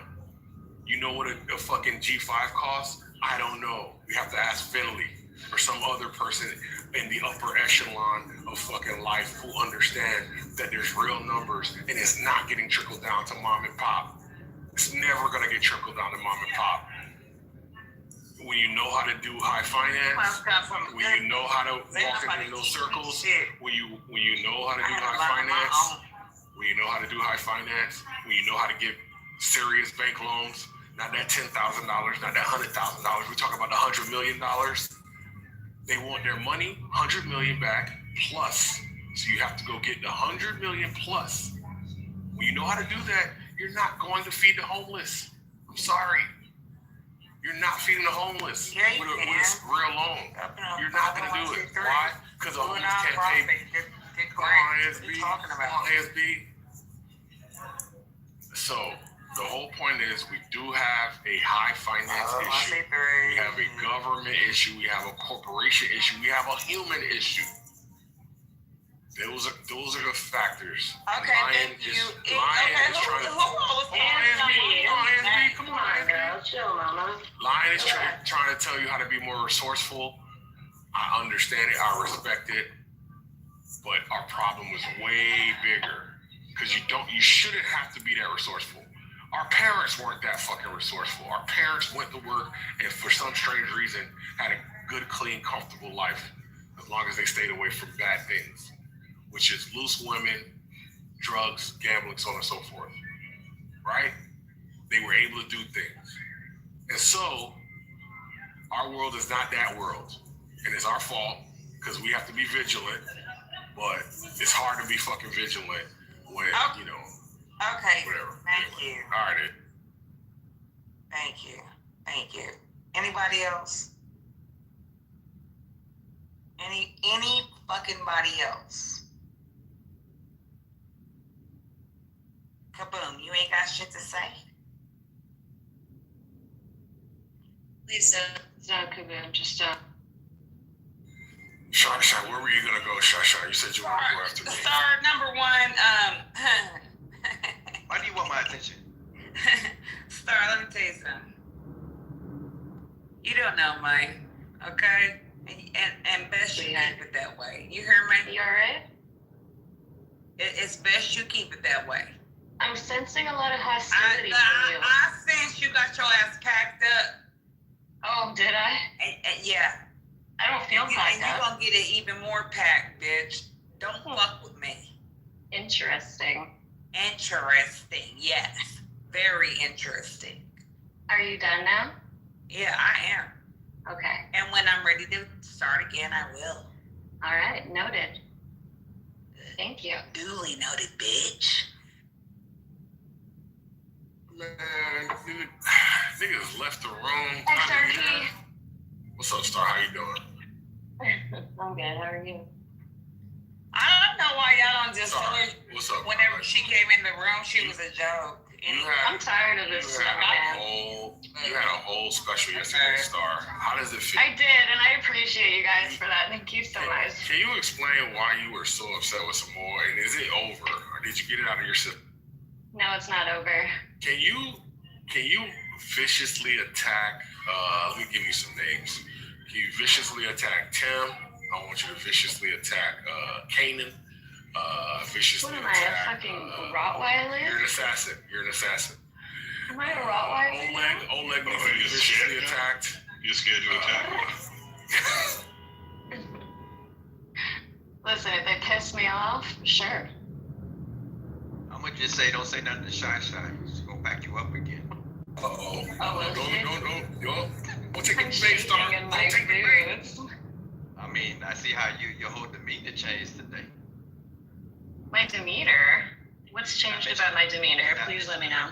You know what's crazy? Mahmoud don't even like. I don't think I ever did, bro. Saying that is Concrete, have you ever had okra water? I don't think I did, not one time, homie. You got it twisted. I don't Okra water. We moved on. Yo, coincidentally, You don't hold I saw relevancy. another video You know what I mean? today. Mm-hmm. Like, who the fuck are you, bro? Did you see the video with the guy who was No. like, "Oh, people ask me about the okra water." And I saw a guy with a video. I'm gonna probably do it. I'm gonna do it. Now that you mentioned it, I'm gonna do it. You know why? Because there's no such thing as a coincidence. So when I watched the video today and you mentioned it today, I'm gonna do it because there's no such thing as coincidence. There you go. Yeah, there's this healthy whatever fanatic that I watch, and she is black, and she talks about you should drink okra water. Have you made it yet? Drink okra. No, I'm gonna try to make some and see what happens. But I wonder how often. Oh my god. I wonder how often you have to drink it to see the benefits, though. I think I looked into this a while ago. There's really no difference in coconut water versus just normal water. Oh my god, Star, I hate, So we're talking about okra coconut water. Okra water. Did you say coconut or? Yeah. You guys eat okra? That's a very Indian thing. Coconut. It's like, okay. it's very slimy. Like when you make it. Yes, it's very slimy. Yes, do you drink okra water? No, I eat okra as a side, but I don't. Yeah, I love okra water. Hold on, I thought we were talking about okra water. I said okra water. Because I was looking at you all fucked up like, damn, I thought you African, but damn, bitch. Like, I'm fasting today, but I've been watching food porn all last night to help me sleep. And it's crazy. This shit looks like it's aloe vera water. It does look kind of slimy. I do enjoy eating okra. Yeah, that's fine. I want to try this okra water. I love you, baby. What is an okra? We call it lady's finger in India. I don't know, like you guys call it okra, but it's a vegetable that looks like a bean but has a lot of striations on the side. You know, like a hexagon when you cut it. In the cross section of it is like maybe an octagon, I guess. I don't know. I'm not sure if I'm making justice for the visual. What does it taste like? A vegetable? Like peas, like a a cucumber. Yeah. No. Just the texture It's is a a little savory. slimy. It's a savory. It's not like a cucumber. It's not a fruit at all. I'm gonna go get some today. Yeah. Your concrete, did the food porn help with your whatchamacallit, your hunger? Did watching it help you? Wait, what? Say what? Did watching like food help you deal with your? No, it's self-sabotage. Say it, food porn. Did food porn help the hunger? No, it doesn't. I said that before. It's reckless behavior on my part. Thank God I was tired and I resisted the temptation and I went to bed.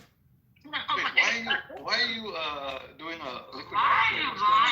Oh man, it's chaos. I did it last week, 4.5 days. Because I used to fast a lot, and then I got out of the habit, and then I started doing like once a week, like every Monday, and then periodically I do a 3, but usually not really. I don't do it a lot, but I did it last week, and it's almost like magic. It feels like magic.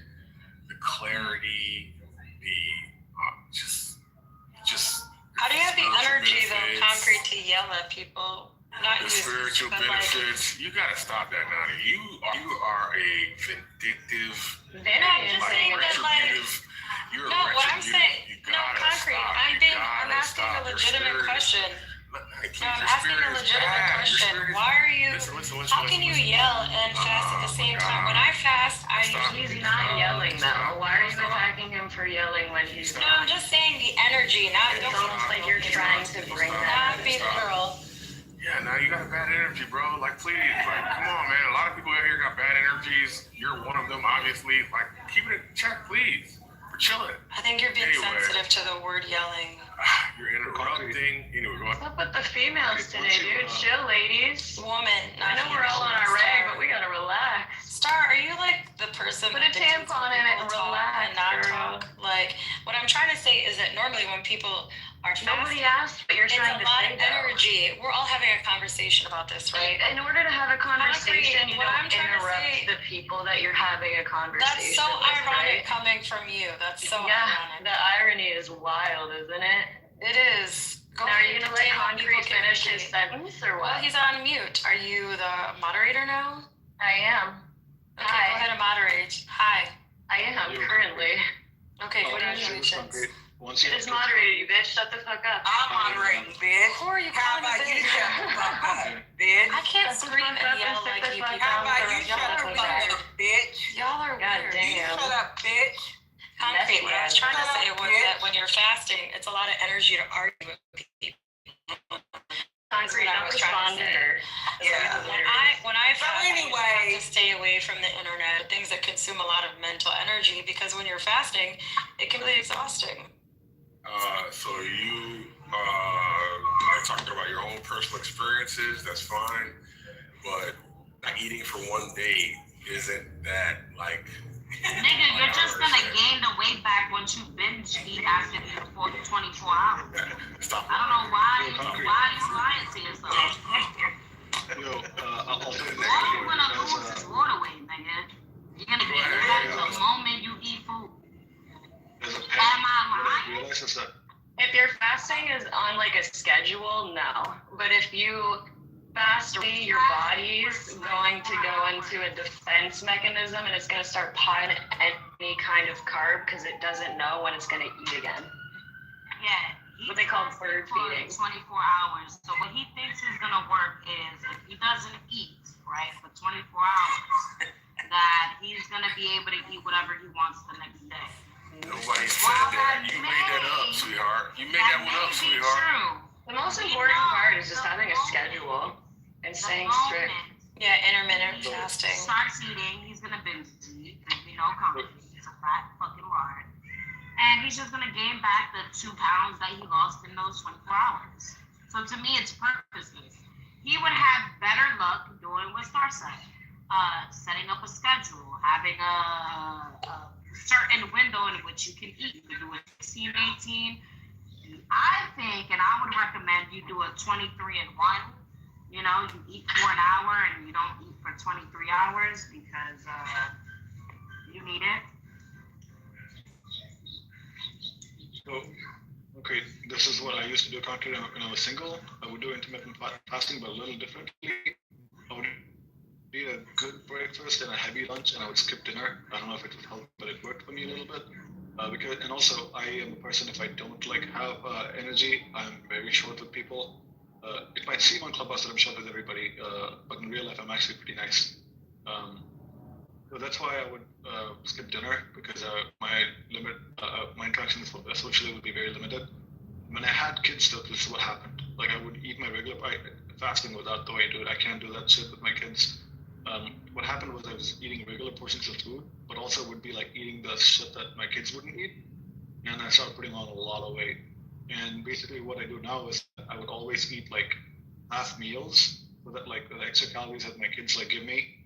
Sometimes they just leave the plate untouched, and I feel bad, and I eat them. Sometimes they force feed me. So what I try to do is like eat half meals, so that if I get more food, it doesn't like I'm not exceeding my calories per day. And if I'm not eating, limiting my intake because I'm not working out as much as I should before, like I had kids. So I think the intake of food actually helps me a lot in maintaining my. Did you say you're disgruntled when you are hungry, Chaos? All this advice is not gonna matter. Concrete is always going to stay in that. What you showed us. So I was responding. I don't know where we were, but I was responding to Nani. And wait, come on, did I cut you off? Sorry. No, you good. All right, thanks, bro. Appreciate it. Sorry about that. Yeah, one day not eating is not such an arduous task to your body that you can't fucking function. That would be insane. Like, what are we talking about here? But you said 4 days. That's all. Yeah, I mean, listen, some people, I was in another room, somebody said they did 28 days. No, Ollie says he did 7 days. Lou Fact said he did 7 days. Like, the idea that you gotta sit in your bed all day is crazy, but go ahead. That's Evil fucking demon. You know the actor that played Paul Blart? Yes. He fasted, I think he said for like 60 days. When he said days? I think, or it was 30. It was a large number. I think it was 40 or 60. Isn't the entirety of Ramadan then fast? But yeah, but they don't think they eat at night. But they eat at night. They eat at certain windows. Yeah, that's the difference. Intermediate. Intermediate? Whatever. Kevin James only drank water for those. You have to keep in mind though, this one was really bad sword to survive off of. You think for him or something like that, right? For you, Star, being that you have no body fat because you're a crack whore, you can't do things like that. You wouldn't survive. She actually, like, I cannot believe that she actually believes that it will be like a democratic Palestinian state with human rights. Like, based on what model that you've seen? Based on what example in the region? Yeah, like, which country? Jordan, Germany, Egypt, Lebanon, Yemen,